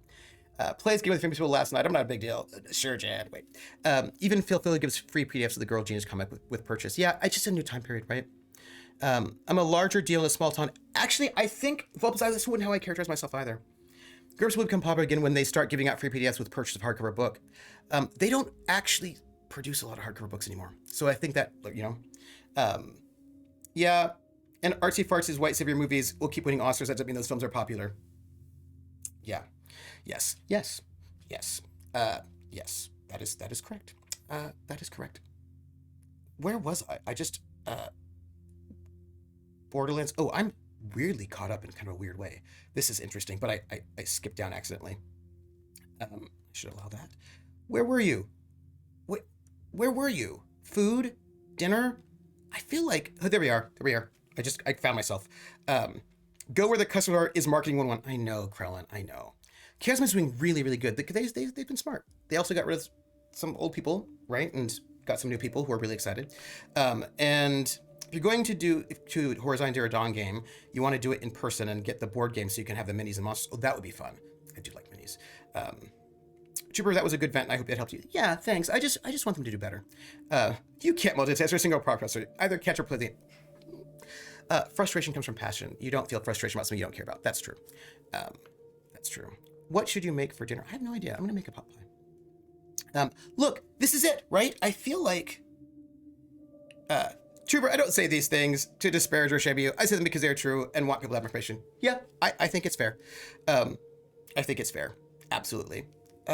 So, I think I am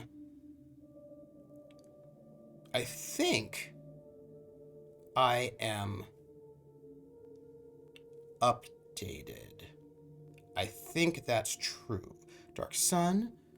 They had some Warforged and Greyhawk, but they've been brought through Dimension. Oh, that's interesting, Max Rider. Thank you for that info. I don't think Max is here anymore. Yes, I feel like...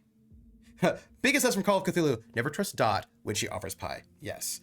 Oh, there are a couple little things I've been missing, but it looks like... Fun facts, Atomica. The current Outer World speedrun is 10 minutes 32 seconds, which is the average playtime of a Trooper stream. Look, I'm in that quasi-caught-up place. Atomic already snacks says the sad cycle of these people were mean to me, so I'm going to be mean to them. And yeah, it makes me sad. It makes me sad. Yeah. Maybe you should make a questionnaire that you can give people when they ask you to recommend. I like the conversation. I like to sort of talk to them and get a vibe. Let's see. Fate players feel less elitist and more like they're instant. Yeah. See, we're there, right? We're there. Reese, how you Reese, right? Talking about tiny. Somebody's putting that in the game for me, right? The tiny Tina's Wonderland, right? Because they're going to do that for me, because that'll be helpful. Thank you. Rain World, right? PCGMs, right? This is where we are. Borderlands, Solo, Night Witches. We've all said that. I'm almost caught up. Wrapping up. Plates. We said all that. Answer the questions. Look. Grinning Moon. Look, I'm just very... Right? Okay. That you're arriving at the thing that I wanted to say right about here. This is good. Yeah, actually, and... Look, we are... I think we're basically caught up right now. I think we're basically caught up, right? Yes, we're caught up. We're caught up. Woo! This is why it's good that I do not have like 40,000 people talking to me in chat, because that would be a little rough. So we're looking at a long arm with 365 DPS. That's basically a sniper rifle of some sort, like a hunting or sniper rifle is what we're looking for to see if we have anything better. That is what we are going to be looking at this moment as we are chatting, because I want to get these 3 things in before. Look, this is not going to take a lot of brain power, so I can talk to you about it while I look. Yes, thank you. Big deal. All right, the 3 things in my mind. Big deal. Jason Morningstar. And another game. More RPGs. So, the thing about the big deal is this. And this is a thing that I've noticed. And I think about it. And I don't know what I don't know. It's a thing that I notice, and I'm just noticing it. Do you know what I'm saying? Like, I'm noticing it, and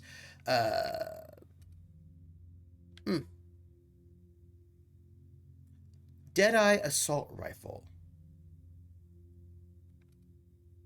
I feel like that.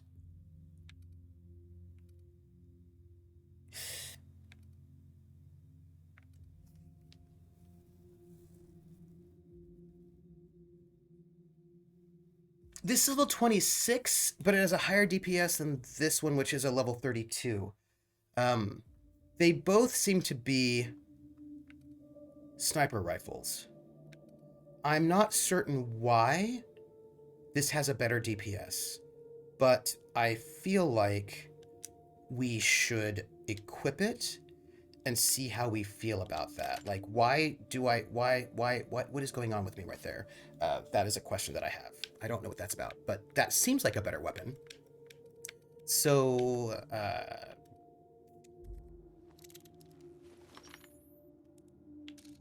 yeah, I mean, that looks like a really good weapon. Why? I don't know why I wasn't... Well, I don't know. Well, fixed it. Fixed. Big deal, Jason weapon, more RPGs. Thank you. They didn't both. This one has, actually, the other one had stagger, so that seems like, generally speaking, a better all-around weapon. I don't know why. I don't know what that's about. Okay, so this is an assault rifle that's at 987, but remember, this does have modifications put on it, so we'll check it out. But like, we're going to be looking for assault rifles around 987. So about being a big deal, what I will say to you is that I'm not a big deal. Except that is, when I say that, I mean that in a weird way. What I mean to say is, there's perception and reality. This is what I want to say. There's perception and there's reality. And perception of who is a big deal in the TTRPG sphere, in my observation, tends to be based on a couple of things. And what is this? What is this? This looks much better. It's 4? Oh, good. Thank you. I just want to clear this up and then we'll go. this is a heavy weapon. I'm not actually carrying any heavy weapons, so none of that, but this is clearly a better weapon than that gun I have up there. So we are going to that one, right? Like that's doing 987, and this is like 1208 without me having done anything to it. Yeah, I mean, just we're swapping that one out. Just so you know. Yeah, you're a big deal in the same way Grips was a big in the 90s. You're big only in the tiny little sphere that is outside the actual big deal. Yeah, talking about DPS is kind of like talking about APR. It's an expression describing damage interest, but it's not explicitly those things. It could be that the thing has more impact per instance, but doesn't occur as often, or occurs way more frequently, but it's suitable. Yeah. So what I want to say is that I'm going to say that I think I am a big deal. No. Yeah. Okay. Ooh, that looks interesting. I think I am a big deal, but I do not think that people think I'm a big deal. But to be more specific, in my experience, what makes somebody a big deal in the RPG world is not if they actually are a big deal. There are a lot of people who are famous and thought of as big deals, but they cannot back it up at all, right? Like not in terms of viewership or numbers or who they bring in or what they bring to the table. A lot of people are very famous and very big deals, and they do not bring a lot to the table. However, they are famous on Twitter. And what I have noticed is that what makes a person considered a big deal in the TTRPG realm is one of the following. You are, so this is what, an 840? Okay. You are very, very, level 26. You are very, very present on Twitter. You have a lot of Twitter followers. You generate a lot of controversy on Twitter. You're very present on Twitter, is what I would say. TTRP Twitter seems weird. Yes, it does. I think it is weird. Cakebar was like, I was blown up by that famous TTRP space on Twitter. Right. And the thing is that there are a lot of people who are actually very famous on Twitter. And a lot of people do their casting via Twitter. I do not. I don't think, oh, this person's big on Twitter, I should put them on my show. What I do is I look at shows and then I look to see who's on them and see who seems like they'd be really interesting to play with. And those are people I pick. And when I think about people who are famous, if I want to be somebody famous, I do not think who has a heavy Twitter following, because I have done research. And heavy Twitter following does not translate to higher viewership on your stream. It was the same thing. Twitter is weird. I said someone who was very on Twitter. And this is the same thing as, I knew a bunch of people who are like, there are some channels who are like, we only want to cast people who have huge followings on Twitch as video game streamers. And if we can cast people who are huge on Twitch who are video game streamers, then we will get huge viewerships.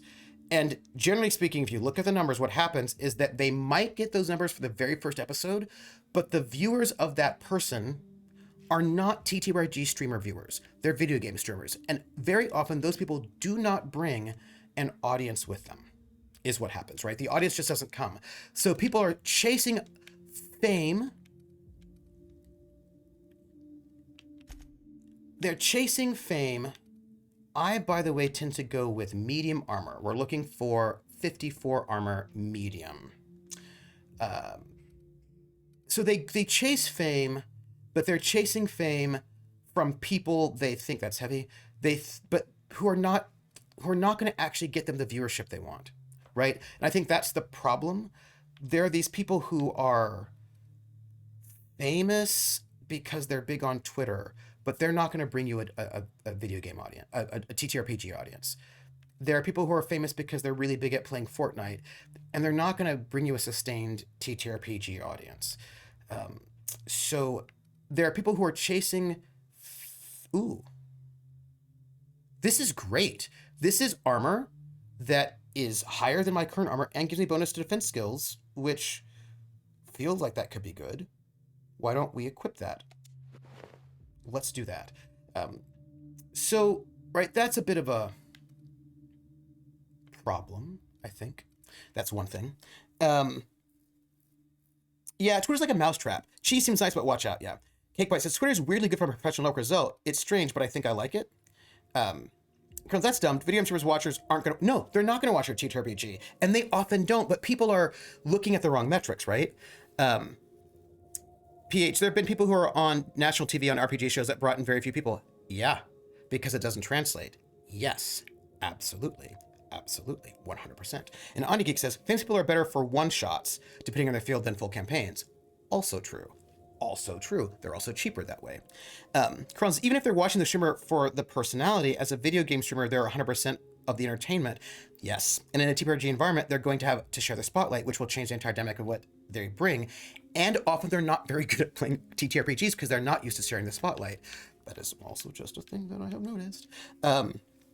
Atomic says, I have a thing I hope to do this summer, and I have someone I feel is a relatively successful streamer who wants to help and appear in it. And I don't care about his followers because they aren't RPG people. I care about it because he's a cool dude and will bring something. Yes, and that's why.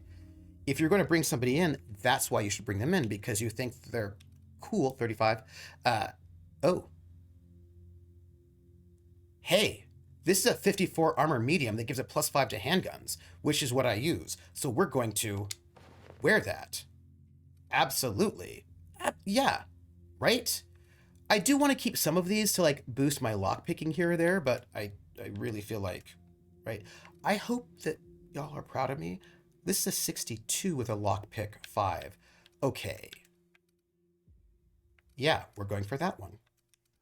Medium, lockpick 5, 62, boom. In it. That's heavy, we don't care. Light. Yeah, so, oh, and the other, sorry, there's another category.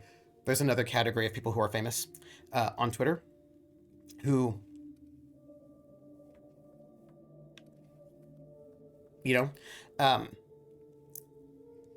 people who are famous because they are somewhere adjacent to Critical Role. By the way, I said it was 62, right? 62? That armor that I've got on right now is like a, yeah, it's that one, it's the 62. Right, so there are these people who are Critical Role adjacent, and by that I mean they have never been on Critical Role. They never will be on Critical Role, but they have done Critical Role cosplays on Instagram, or Critical Role filks on Instagram that got popular, people like them. So they have done Critical Role adjacent things. They are not a member of Critical Role. They never will be a member of Critical Role. They're not Critical Role, but they are weirdly in the circle of Critical Role somehow by doing fan-related things. And then people think they're famous and want them on their RPGs as well. Jared says, I think the one exception I can think of is Table Story, which was founded by video game streamers and often brings in video game streamers, but I also feel they vet their people by more than just popularity. Yeah, I'll tell you, Table Story does not care about popularity at all. They just don't. And they do have a lot of video game streamers, but a lot of them like also have a lot of good RPG chops. They're like video gamers who also have RPG chops. And yeah, they're in the orbit of, right? Yeah, they don't cast for popularity at all, Table Story. They just don't care about that. They just care about like finding people they're gonna have fun playing with, and which I think is pretty cool. Look at that, everybody. I think I did a really good job with that right there. So when it comes to being a big deal, what I would say is I'm not a big deal. Kind of.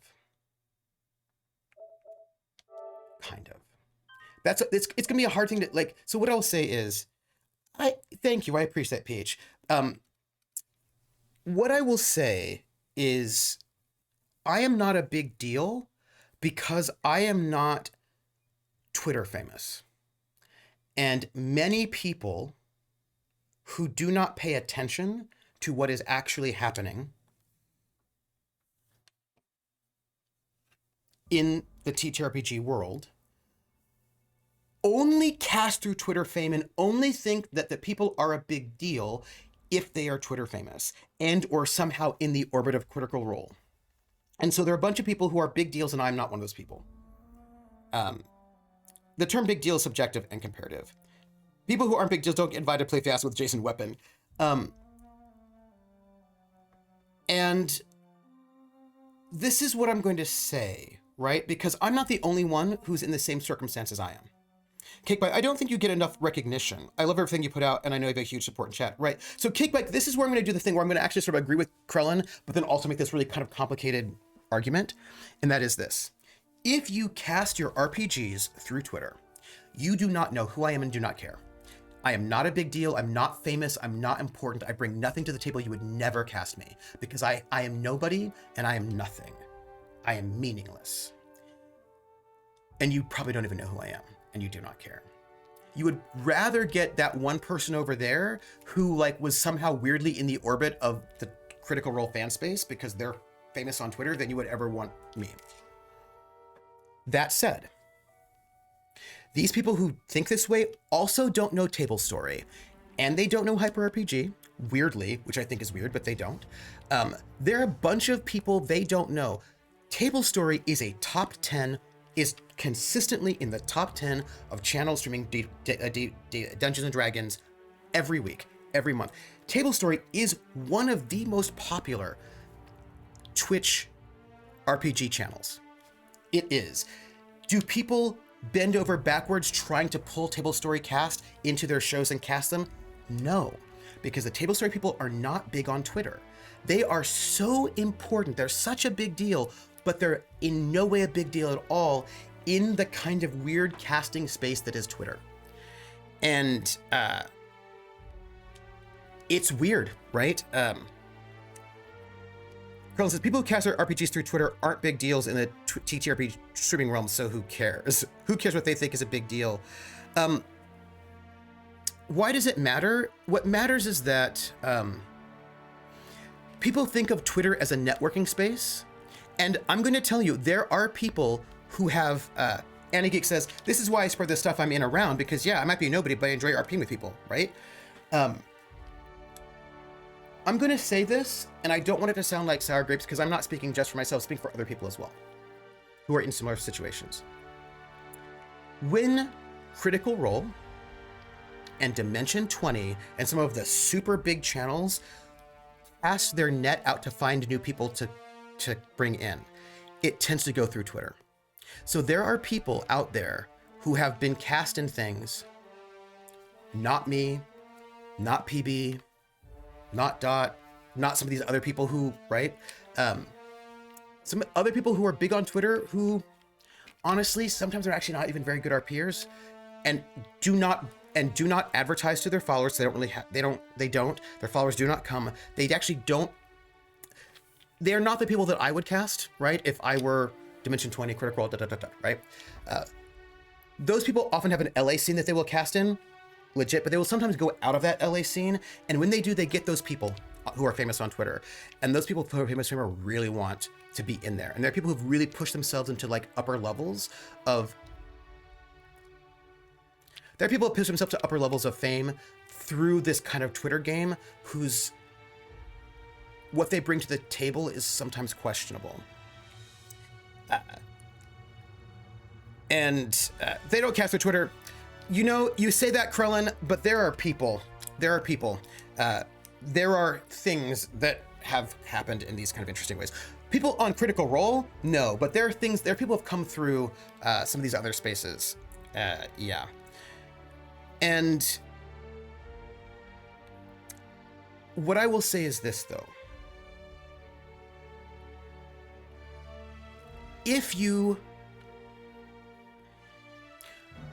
I am a top 1% streamer, right? That is a true statement. I'm a top 1% streamer.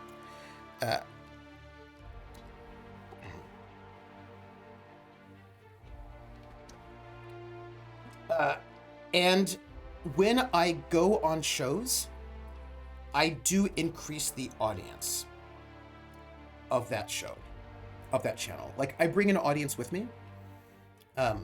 When I was GMing on Weave the Tale, the shows that I GM'd had the highest viewership out of all their shows.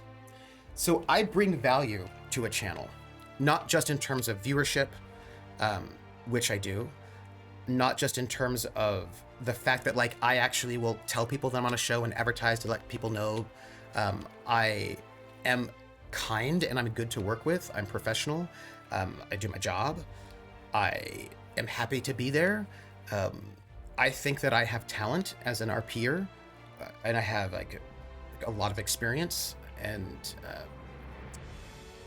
yeah, so when Krellin says you're a big deal, the answer I give is yes and no, right? Oh, I've enjoyed my time with Weave the Tail too. I have quite a lot. And the thing is, I'm happy to go to their channels. Do you know what I mean? Like, I'm happy to do so because I love it. But there are channels who have said, yeah, you're not big enough to be on our channel. We would cast you, but we want somebody who's really big. I have been told that. They have later asked me to be on their channel later. But what I will say is, if you pay attention to the RPG world more deeply, right? If you pay attention more deeply to what is happening, not just who's loud on Twitter, and often loud in a controversial way, but if you actually pay attention more deeply and you look at what people are doing, what kind of quality product they're doing, what kind of viewership they bring, what they bring to the table, how they share a table, all that stuff, how they promote the show. If you cast them in something, do they promote it or do they not? There are people who are famous, they're not really famous, Twitter famous, sort of. You cast them on the show, they don't even mention it on their Twitter. They've got all these like 40,000 viewers and they don't even mention it. If you pay attention, you might actually want to cast me. And if not me, you might actually want to cast, you definitely want to cast PB. Like, my gosh, you want to cast Pumpkinberry. If you are not wanting to cast Pumpkinberry, you are not paying attention. You're not paying attention at all to like what is happening in this world. Come on, right? You're going to cast Draconix. You're going to want to cast Dot. You're going to, like, there are people you're going to want to cast if you actually pay attention, because those people, they are big deals. However, people don't know it and don't think about them and don't realize they exist if their sphere of influence is who has huge numbers of Twitter followers and makes loud noises on Twitter. Yes. So, you know what I mean? Like, that's just a thing. I'll say you're big to me. Thank you. I do appreciate that. The PH is correct. Weave the Tail support stuff is so professional. I love working with Pope. Like, there are people I would work with again. Like, if I have the time, I would absolutely work with Weave the Tail again. Absolutely. And Geek says, that's how it was for me when I was on the radio here in Illinois. I was the highest rated in the station, and I still, to this day, even though I haven't been on in 2 years, people send me messages asking when I'll be back. Absolutely, right? PB is solid gold, absolutely. Or having her gym, solid gold. Dot's too smart to be loud on Twitter. Well, I mean, that's the thing. That doesn't get you a lot. Do you know what I mean? Like, that doesn't get you a lot. I'm just gonna say that I'm a person that pays attention, and I said about it earlier, so thank you. But like, think about this. Let's talk about markers of fame and importance. I have been on Roll20, which is a marker of importance, twice total. Once, Fiasco, recently, but I was brought on to Fiasco, a Roll20 for Fiasco, not because of Roll20, although they actually just had some personnel changes, so maybe, but because of Night Witches, because of Bully Pulpit games, right? Because I did Night Witches, and I just recently did, that's really because of Geek Space, right? Because of Night Witches and because I just did Fiasco recently, I was on their mind. So then like, oh yeah, right. But I am not asked to be on Roll20 regularly. I will say there is going to be a Roll20 thing that I'm doing in about 2 weeks, but I cannot say what it is just yet. I'm doing a thing. But that was because of the creator of the game who said, I want this person to GM this game for me. I want this, like, they're not going to be in the game. Somebody's watching right? me. I always feel that somebody's watching me, and I have no privacy. Whoa, I always feel that somebody's watching me. Tell me, is it just a dream? Pow. Thank you, Ninja. Ninja.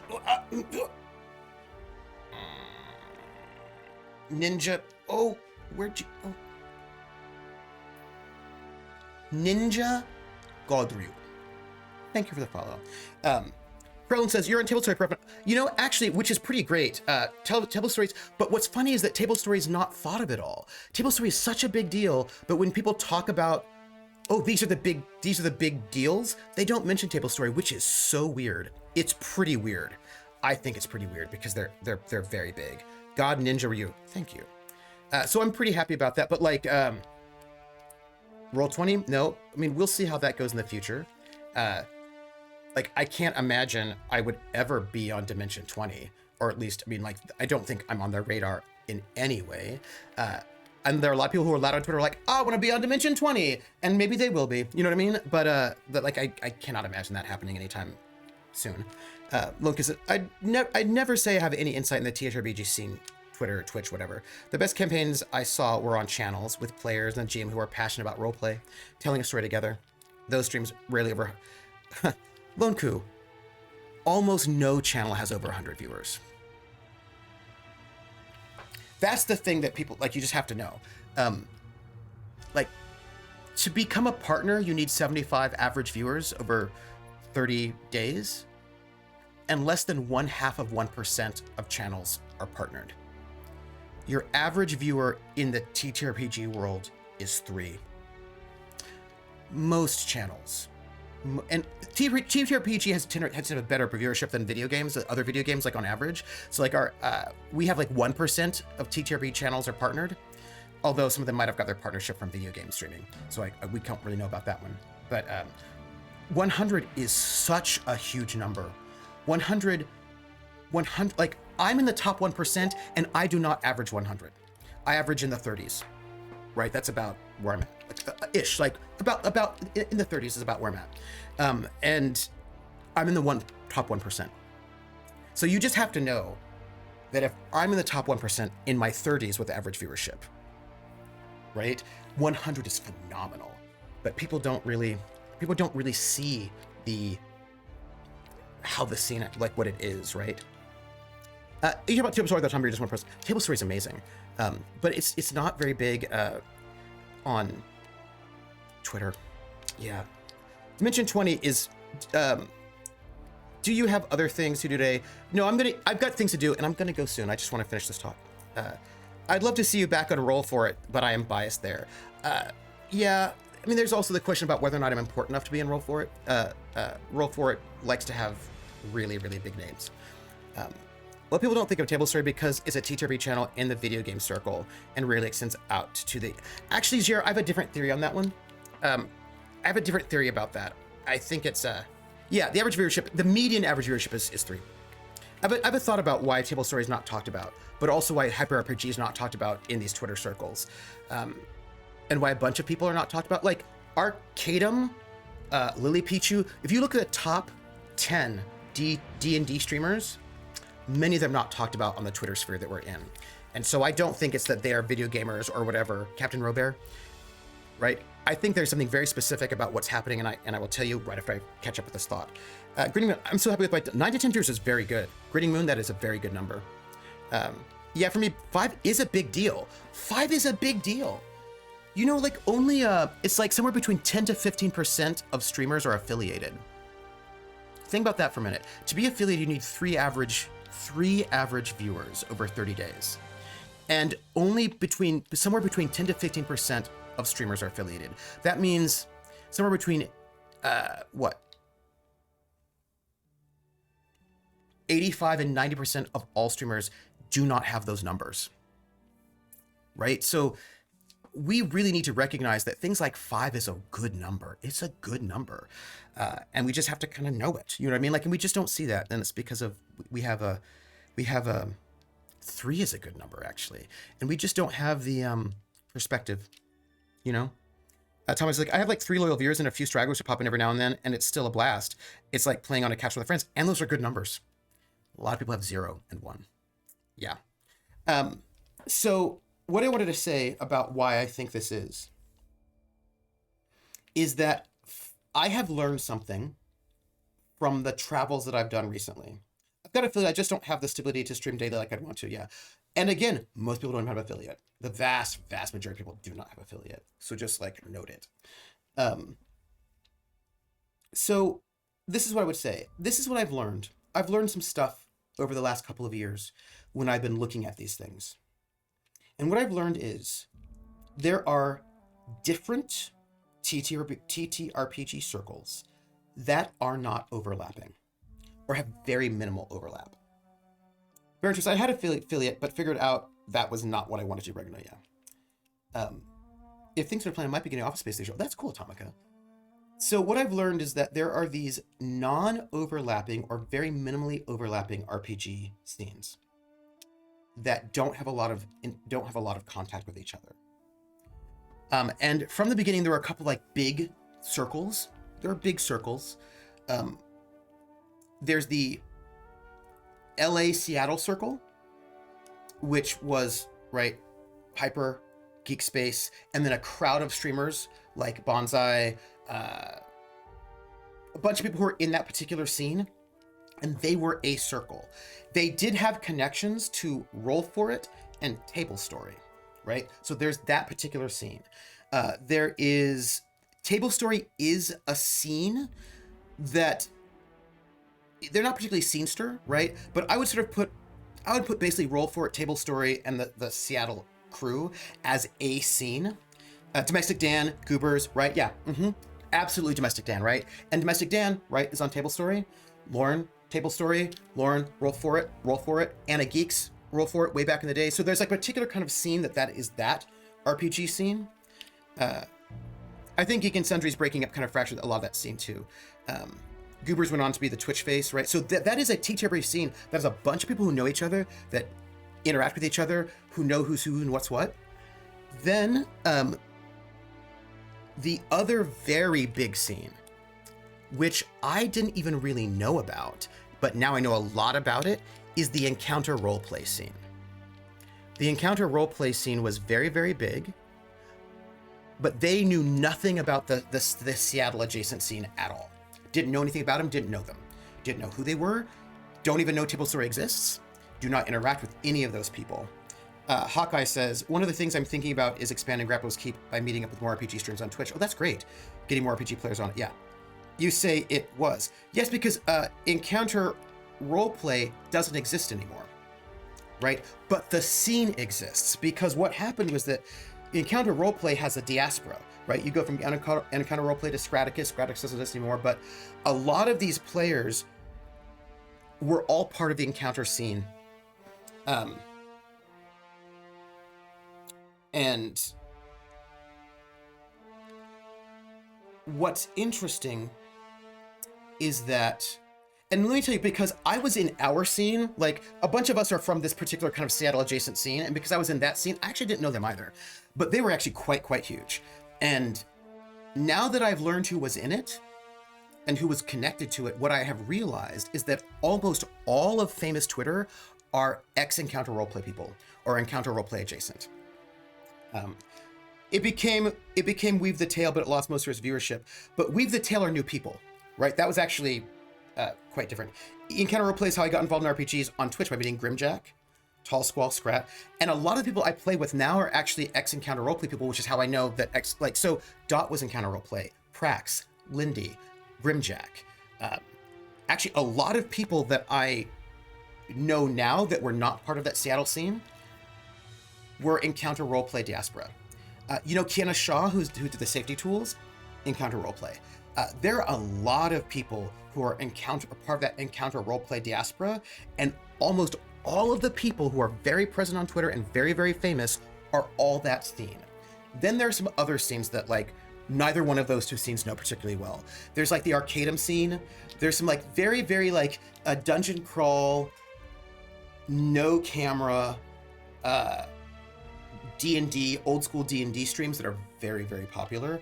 very, very big, huge audience bases, a whole group of people who hang out together with them.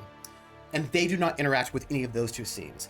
So it's not that the other people aren't really RPGers or they're not famous. It's just that these are not scenes that actually interact with each other hardly at all, or very, very little, and don't even often know about each other, because a lot of these scenes are very insular, right? They watch their shows, they don't look. Like, I personally make it a point to look at shows outside of my circle to see if there are cool new things or new people.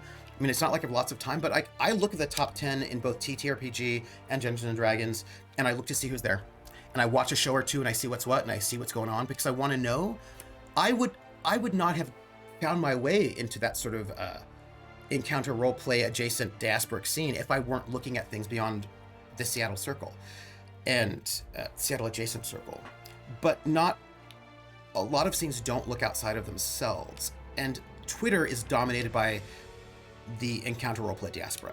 So if you are from that scene, I am not going to be important. Although now, I think it's funny that I'm getting a little bit more fame now that more of those people know me, which is interesting. But some of those channels are not. Some of those diaspora channels are not even. Like, I mean, yeah. I mean, it's just one of those things. I kind of think that there is a real disconnect between who is big and loud in Twitter, and then who's like some of the top channels. I just think that's a bit of a disconnect, and the kind of lack of looking outwards to other places has an impact there. Yeah. Bronze Girl with Seattle too. Yeah, yes, absolutely. Bronze Girl with Seattle. And note, she's doing stuff with Critical Role, right? So like, that's still part of this whole, right, vibe. Yeah.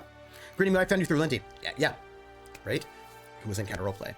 Well, given that Twitter fame doesn't translate into Twitch fame, might help explain why there's a defunct thing and not a still thing. There's also drama. I think it's something else, Krellin. What I found is that the encounter role-playing diaspora is very volatile. Like, they're very, like, let me put it this way. I do not think it is smart to be too dependent on Twitter. Not because Twitter doesn't translate to Twitch, but because there are a lot of really hostile people on Twitter who want to tear you down. Like, there's a lot of like, how do I put this? Oh, sorry. There's also an Atlanta scene. There's also an Atlanta RPG scene that's got like D4, they also have quite a few podcasts. There's an entire Atlanta scene, which is also a different scene that people may not be paying attention to. So you have things people like, how come there are no RPG studios in the East Coast? Like, well, actually there are. They're all in Atlanta. You know what I mean? Like, they're actually, like, there's a bunch of stuff there, but you don't know that scene because you don't pay attention to them. But they're also quite big, right? Like, they're quite involved in, like, the D&D crews. So it's funny, there are all these actually quite big scenes that you can find if you look on the stats of who's like doing really well. But if you only stay in your one scene, you're not going to see it. And Twitter as a scene is dominated by one particular group, right? So a lot of other things are not as present, which I just think is really particularly fascinating. Yeah. So Carl, I'm going to tell you about that Twitter thing. A lot of the Seattle scene also comes from an improv background too, so they have different ideas of how RPGs should go. Yeah. That's the sermon you were talking about. Says and a geek. I like the group I'm in is very small, part of the Eastern scene, since most of the members are Ohio and further east. Yeah. We even typically had someone from South Africa. Oh, that's very cool. Speaking of which, I had a thought that I would want to do something later. I want to do something. A lot of them moving on. Yeah. Also feel like the Seattle scene might be better viewed as the Eubank scene, as a lot of the LA Seattle crossover are tied to him in both GS and Hyper. Yeah. Although it's tricky because it's spread. Like, Roll For It is not connected to Eubanks, but Roll For It is connected to Anna Geeks. Right? Anna Geeks was part of Roll For It, and then Lauren was. Lauren also connected into Table Story. So there's a way in which, right, and also Table Story then has me, Domestic Dan. It has like a bunch of people, right, who are, like, it's actually not technically Seattle. So there's like, it's, Eubanks is there, but it's also kind of stretched out a little bit way by kind of interesting stuff. Yeah. I love meeting up with that salty ginger. Oh, amazing. At PAX U. When YouTuber's going to be all famous and be too big to sing Ginger Rogers? Oh, I will always sing Ginger Rogers. You don't know. Picking people apart is a thing that happens on Twitter for sure. But actually, is there a Chicago scene or is that just Rivals? Rivals is tricky because they want to be in the LA scene, right? So that's a little bit tricky. I'm not quite certain if they're like a... There's an Atlantis where they only play at night and the writing is terrible. I love that. So I think that's a little bit tricky. The D&D Cruise people snipe at the D&D Cruise because they're not invited. Yeah. Almost most of the people in my group are all authors, so that's interesting. Yeah. So what I would say about Twitter, here's the thing that I've noticed about Twitter, which is why I don't know how much I'm very careful what I do on Twitter. There are things I do on Twitter, there's things I don't do on Twitter, which probably limits my Twitter fame. But here's the thing. Twitter involves being very angry about people who are bad people or doing the wrong thing or not doing the right thing regularly. There are regular sort of like upswellings of anger about people not doing the right thing. But I want to note something about that. Let's take, for example, yelling at shows for not having enough people of color in them. It'll go through TTRPG Twitter. This show is the worst because you don't have enough people of color. Tear it down. We should cancel it. Rip it apart. Right? There are name game. What? Ooh, there could be some name gaming going on. I'm so excited. Thank you, Time of Gifts. There are other shows that also don't have any people of color on them, and TTRP Twitter never calls them out because they do not know them or think about them or look at them, right? I'm thinking about like the fact that we talk about this, it's such a big deal, and like, have you looked at top 10 D&D Twitch shows? A number of those shows are all men and all white and super kind of sketch, never called out because the TTRPG stream doesn't even know they exist because they don't pay attention to anything outside of their circle. So there's a particular kind of Twitter circle that basically attacks itself all the time, right? It's very, very self-harmful, right? Like if you're in this TTRPG stream, you're attacked all the time by your own people for not being good enough, and all sorts of other people who are not in that circle never get mentioned, some of which are even sketchier, like Arcadum, right? Never really gets called out. Arcadum was doing such sketch stuff, sexual harassment, never called out on TTRP Twitter, and it only broke when it happened in RP, and like, it only vaguely sort of circled in. So there's a way in which, and there are people who are in this TTRPG Twitter space who actually didn't do anything wrong, but they still get attacked and torn down and pushed out. Because it's a very, very, like, quick to get angry, lack of nuanced, very righteous, incestuous and strange, getting likes because like they get likes. You get likes by being outrageous in certain ways. It's a very strange scene. And so what I find is what happens, because it happened to a lot of places that are in this scene, because when you look at the old Encounter roleplay diaspora, there are so many broken channels there. Encounter roleplay's gone, Scraticus Academy's gone, It Me JP with Adam fell apart. Like there's a bunch of people in some ways who just sort of all collapsed out of that space. And what I noticed is it is a lot of you live by Twitter, you die by Twitter. Twitter will love you, and then they'll turn around and rip you to pieces because that is the scene they're in, and that is what their economy is based on. Their economy is based on public declarations of shaming people, public declarations of being sorry about things. People are running around being like, I'm gonna post on Twitter how like I'm so sorry for this thing, for this huge long twit thread about this stuff. And I was like, why are you saying this on Twitter? Twitter they're not your friends. They're not here for you. They're not here for growth or rehabilitation. They're like the viewership for Maury Povich or whatever. Like they want a spectacle of blood. So you will get famous on Twitter, but that Twitter scene is not a scene that I think, in my opinion, you should ever put your heart into, because they will murder you. They are, it's not a healthy space at all. I do want to raid PB, absolutely, 100%.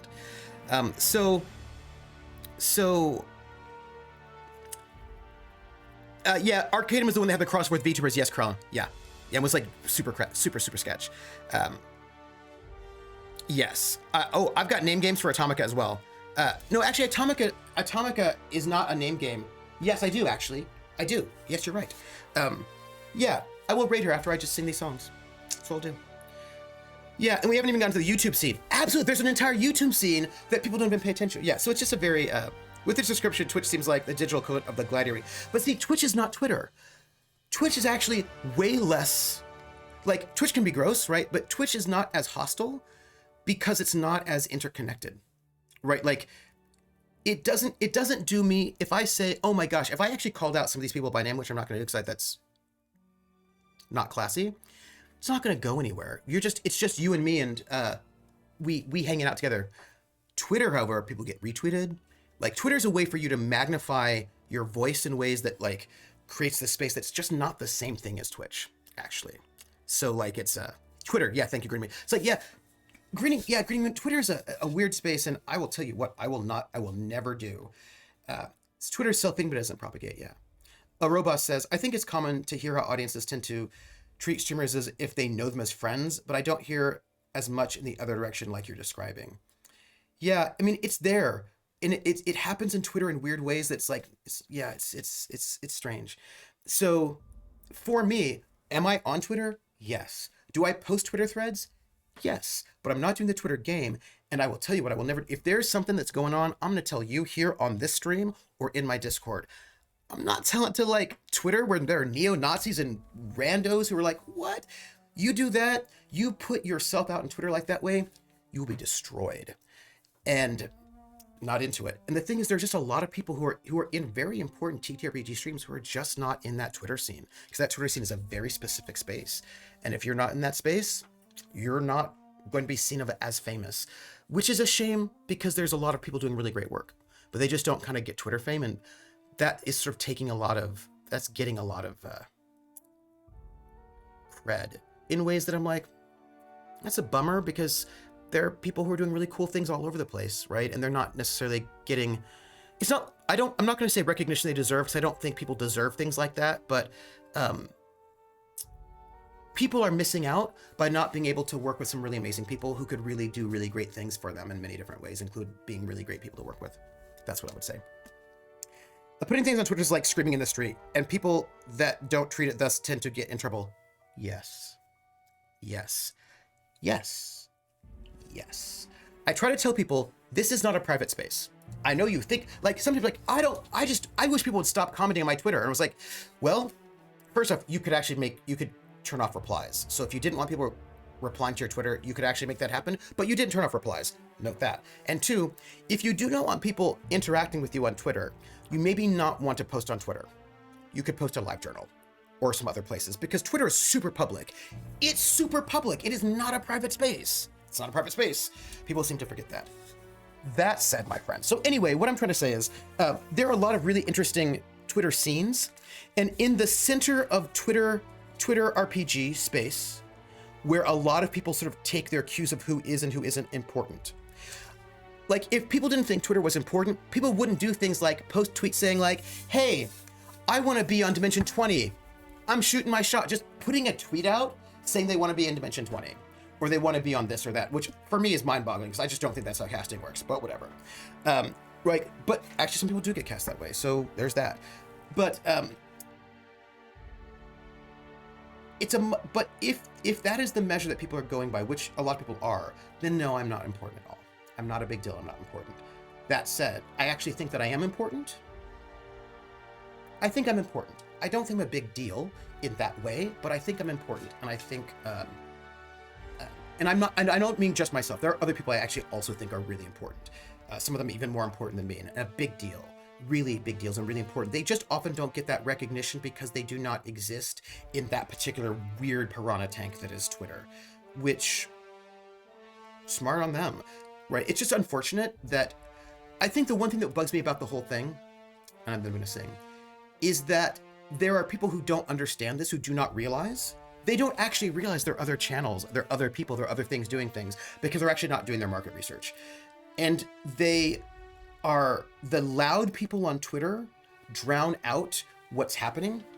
And then that's a shame, because that's a bit of a distortion of what's going on. It makes me a little sad, but for a lot of people, but you know, it is what it is.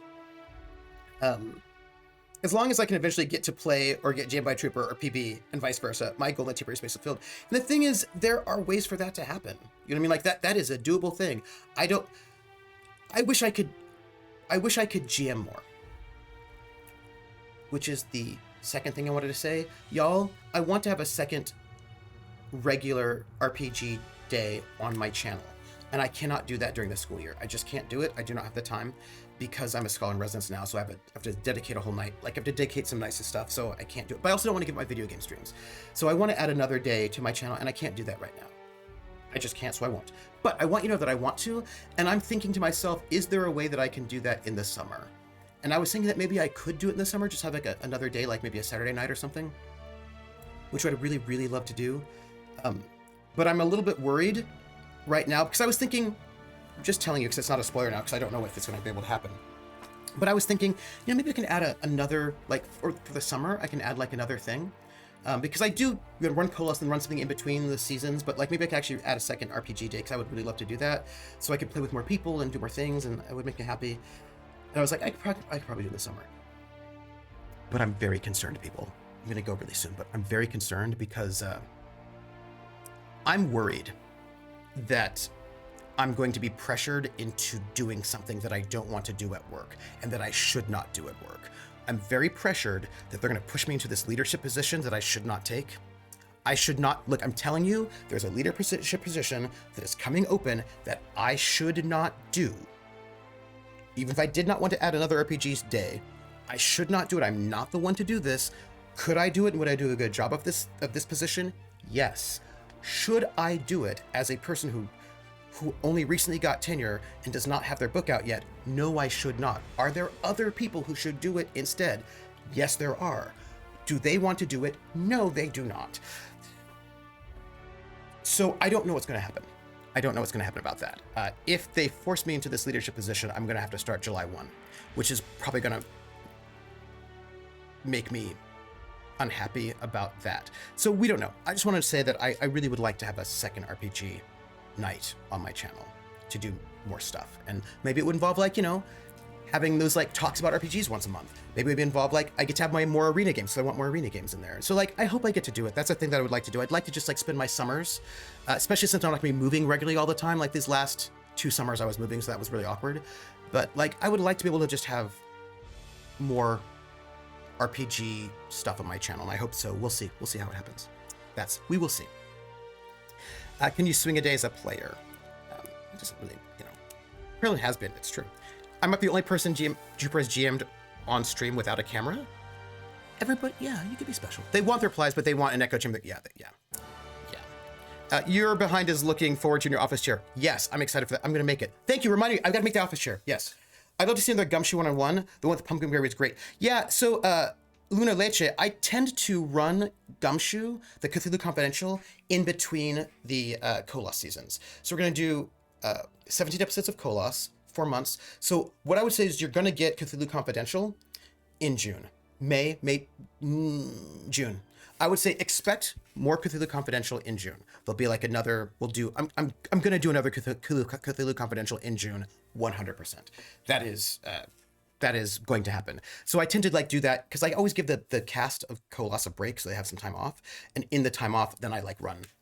So far I've been running Cthulhu Confidential. I've got a lot more Cthulhu Confidential to run. So it's going to happen. Absolutely. Just say no. Here's the thing. I have said no, but they still need that job. Yes. Trooper, we need you to head up this important thing. It might be a lot of work, but we think you'll do a great job. And now you say, look, I said no. I said I should not do this job. And everyone's like, okay. Oh. But here's the thing. Somebody needs to do the job. Should not be me. They can't force you to do anything you don't want to do, even contractually. Are you a person that can say no when... If you ever no sign up, I'm going to be, like, I want to do, one of the things I really want to do is I want to get more arenas so that everybody can, like, y'all can come in and, like, do some arena groups with me. That'll make me really happy. Yeah. I'm already helping by not reminding me of the other things I want to talk about. Yeah. So, I don't know what's going to happen with this leadership position that Yeah. Look, when it hits 5, I'm out, no matter what. I'm gone. What I want to say this about this leadership position, eventually I will do this leadership position. I will, because we all have to do it sooner or later, and I will do it. It's just that this is not the time for me to do it. It is not the appropriate time for me to do it. Not because I don't want to, but for a lot of reasons it's not appropriate, and I think would set a bad precedent. I do not think that people who are at this stage of their career should be doing this leadership position. And if I do it, that'll be just enough excuse for them to pressure some other people who are younger than I am to also do it, and they shouldn't do it either, right? We should not be the ones doing it. It is not the time for us, and I do not want to contribute to making it harder for my colleagues who should also not be doing it, right? Because, so like there's a lot going on there about the ways in which I actually think it's not a good idea, not just for me, but also I don't want to set a bad precedent. But we'll see what happens, right? Okay, so who should be doing it? This is a really good question, PH. I know who should be doing it, but unfortunately, the administration did not hire that person. Like, we were supposed to get a new hire, and that person should have done it. We should have got a senior hire. Because basically, I'm mid-range. Like there are junior faculty, there are mid-range faculty, and there are senior faculty, and this is a leadership position that should go to senior faculty. And one of our senior faculty retired, and that senior faculty should have been replaced with another senior faculty member, because at this moment we have two. We have two senior faculty, one of whom is a dean and is not eligible for this leadership position, one of whom just finished it.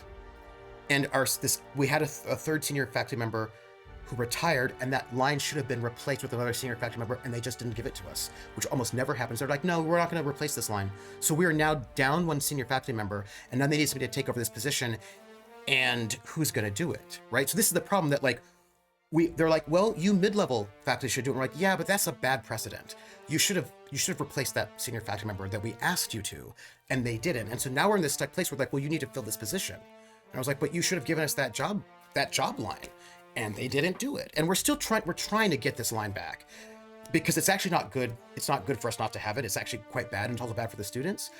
But so we're in this sort of sticky situation where somebody needs to do this job, somebody needs to do it. But we're kind of been screwed over by the administration. And I do not want to reward them. I don't want to reward them, but somebody also needs to do the job. So I don't know what's going to happen. Anyway, I talked about, look, I've gotten almost every single thing I want to talk about all done. So I'm the oldest spring chicken yet. That's basically it. Well, actually, that's actually also not true. I'm also not the oldest spring chicken. It's just that the oldest spring chicken just finished doing it. There's another spring chicken, older spring chicken. There are two older spring chickens, two mid-level faculty members who are older than I am. One just finished doing the job. One is doing a different job, so can't do it, which means like, it should be you. And I was like, I really don't think it should be me. If I had to, because literally nobody else can do it, I will do it because, you know, I'm a team player. But they should have hired a senior faculty member. They should have asked. We said, can we have this? And they just said, sure, no. So like, that's the problem. The problem is the administration did not actually replace our missing person, which has now put us in a situation where they're like, right, we're in a bad space. Okay, so I said almost everything I wanted to say except for one thing, and I can say it before the stream ends. I talked about wanting to have another game. I talked about everything except the one thing, and this is this. Jason Morningstar. I'm not gonna forget it. I didn't forget it, I got it. It is this. Talked about the fame, talked about everything. So proud of myself. A lot of video game stuff and all the stuff. So here's the thing I want to say about Jason Morningstar. So I have long had a question. And we talked about this on Thursday, and that question was, in Night Witches, he says that you can get through a duty station in one session.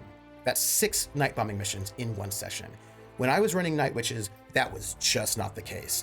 We got 2 bombing missions done in one session, and sometimes that was a struggle. It would take us like three sessions to get through a duty station, and sometimes we would like cut it a little short so that we could do it in 2 sessions. So we did like 40 duty stations in 13 sessions, about what we did. And that's what happened, right? And he's like, yeah, you can get this done in an entire duty station in one session. I was like, I have no idea how you could do that. So since I was playing with him last night, I asked him, I said, I want to know how you do this. Like, and he said, because I said, it just takes me so long, right, to get through this, a duty station. And not just because I was online, I actually ran Night Witches offline, same thing. And what I suspected was true. He, by the way, is very sweet, does not judge anybody's style. He's like, if it works for you, it works for you. He said, yeah, we're very, very efficient when we play. Like, he said, it's all about our pacing. Like, he says, we do not let scenes last longer than 5 minutes for the most part. Like, scenes will last about 5 minutes, and then we'll go to the next scene, we're done. And that's also how we got through so much Fiasco in about 2 hours. That was a 2-hour stream, Fiasco, including making characters at the top. And did we get through all 4 rounds? No, we got through 3 rounds of scenes with the aftermath and the tilt and making characters in just 2 hours.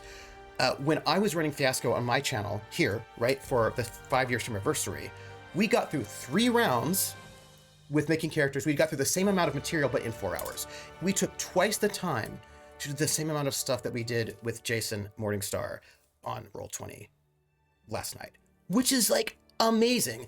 I just think it's super interesting, right? The ways in which pacing is different. Like the idea of like, hey, wild engineer, how are you? The idea of like doing all that and like, you know, like I just thought was really interesting. And I really, it was a very fun Fiasco. I really enjoyed it. I came on it by accident halfway through. Oh, it was so fun. I had such a good time. My group is the same way with me. Some groups get a ton done, some very little. All depends on the group. Yeah, and look, I will note that I enjoyed myself. I had such a great time on that Fiasco. I also had fun on the longer Fiasco. I can enjoy both sort of like paces. It's just really interesting to me to see how pacing is so different. That said, honestly, your way was easier to follow for me. I got lost yesterday. Oh, it was intense. Your brain. Okay, so I'm gonna sing and then we're gonna raid. That's it. First, we got a donation from Atomica. Atomica donated 100 bits.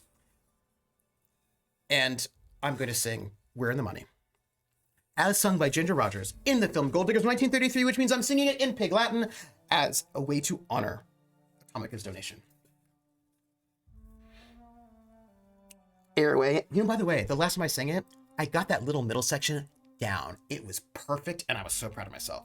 Because it's hard. It gets really, really... when we say, and we look that guy right in the eye, that's how it is in not in Pig Latin, that section is really actually quite difficult in Pig Latin because that's like a lot of like syllables that all come in really quickly, and it's really easy to miss that part up.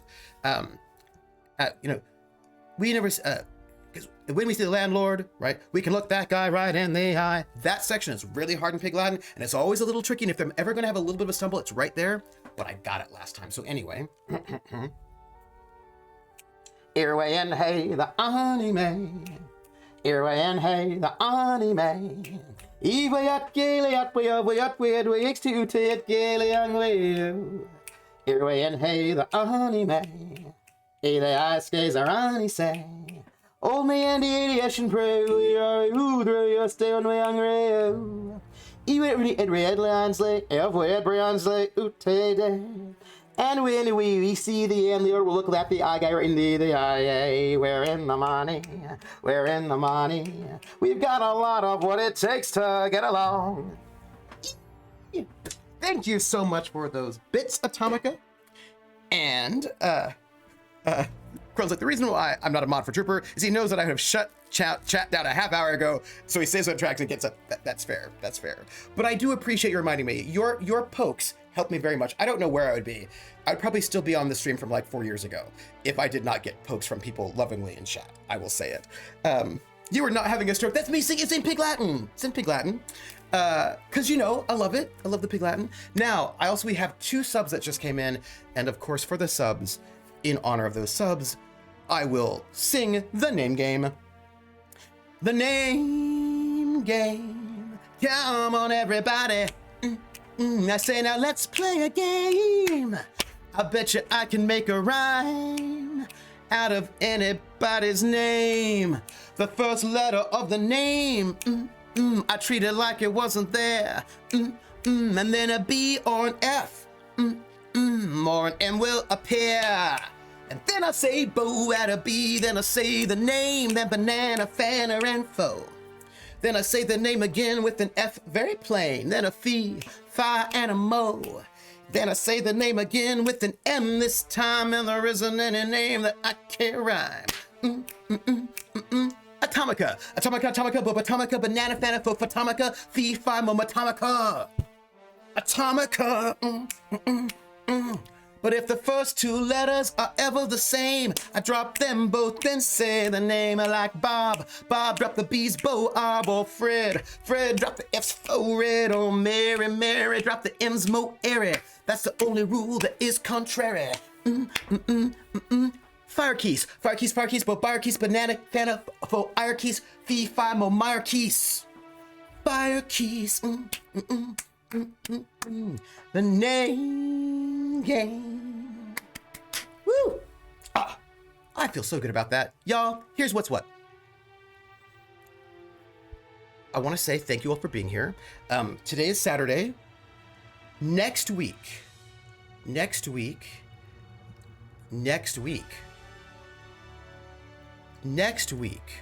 on Wednesday at 7 p.m. I need to update my calendar. Next week, Wednesday, 7 p.m. on Other Dog's channel, you can find me playing a spy in the RPG game. It's a 4-shot, I think, 2 or 3 episodes of a game called Top of the World using the system Rosette Diceless. We are all 1970s spies, and we work for an organization in the UK. And so you can find me getting my spy on. I just ordered a black turtleneck. Also, I need to get a wig out. Anyway, before next Wednesday. Next Wednesday, you can find me there. Thursday, here for The Long Dark. Friday will be the opening episode of Season 5 of City of Light and Shadow, a special episode with a bunch of guests, none of whom are our regular players. I'm still pinning down one more person. We'll see how that goes. And then Saturday, you can find me here for more of the Outer Worlds. I don't know if I'll be able to play the banjo on this coming Saturday because I still got a lot of writing to do, so we will see, but I hope so. And starting work at 5 a.m. does suck. That's terrible. That's the worst. So, that said, thank you. Oh, hey, join the Discord. We have one, if you like. Oh, I also didn't want to tell you. I actually want to spend this time with a talking to a lawyer. So I want to do some musicology streams as well. That's one of the things that my goals for this coming year. Oh, I have some things I need to do. We've got some things to do together as a chat. We need to have a Foxhole stream. We're gonna do that sometime soon.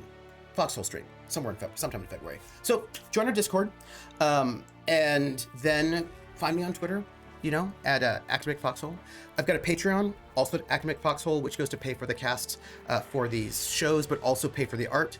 That kind of stuff. And also, archive of the shows on YouTube. Those are all the places you can find me. I love you all. You are awesome. But we should go and raid PB. We're going to raid PB because PB is amazing, and I love PB. And let's see. PB, are you still online right now? Because if you are, I'm going to be really happy. Yeah, Pumpkinberry's live. We're going to... Yeah, and the thing is, I just talked to a lawyer, and so I have language that I can use to help me when I do a musicology stream. So my goal is to do some musicology streams. So I want to add another day that I can do stuff with that'll like some RPGs, maybe shorter campaigns like, mini-series, some one-shots, some talks, some musicology stuff. So I want to add another day to my channel. And we're just going to see how that goes. But this is our raid command. That is not even how you spell that. I encourage you all to use it. So when they DMCA you, I'm ready to sue. When they try to sue me, I can say, actually, you can't sue me. Here's lawyer speak. And usually that will be enough. If you have lawyer speak, that's usually enough to get them to actually leave you alone. But because most of the time they count on the fact that you don't know your rights. They just work on intimidating you. So I have good lawyer speak, so I think they'll mostly leave me alone if they'll probably strike. They'll give me a strike, and then I'll rebut with lawyer speak, and they'll probably leave me alone. So, and if they don't leave me alone, I still feel like I'll be okay, because it's fair use. So we're gonna raid Pumpkinberry. Give the love. I love you all. I just want to say, I know I stayed late. I'm going to go make food and make a chair and do some writing. And I just want to say that I really appreciated having this time with you guys because it's been a while and I've missed you all. So, and it's been a little stressful, a lot of work. So thank you. You're the best. All right. We're going to say hi to PB. Catch you on the flip side, everybody. Bye. Bye. We're going to raid. We're raiding.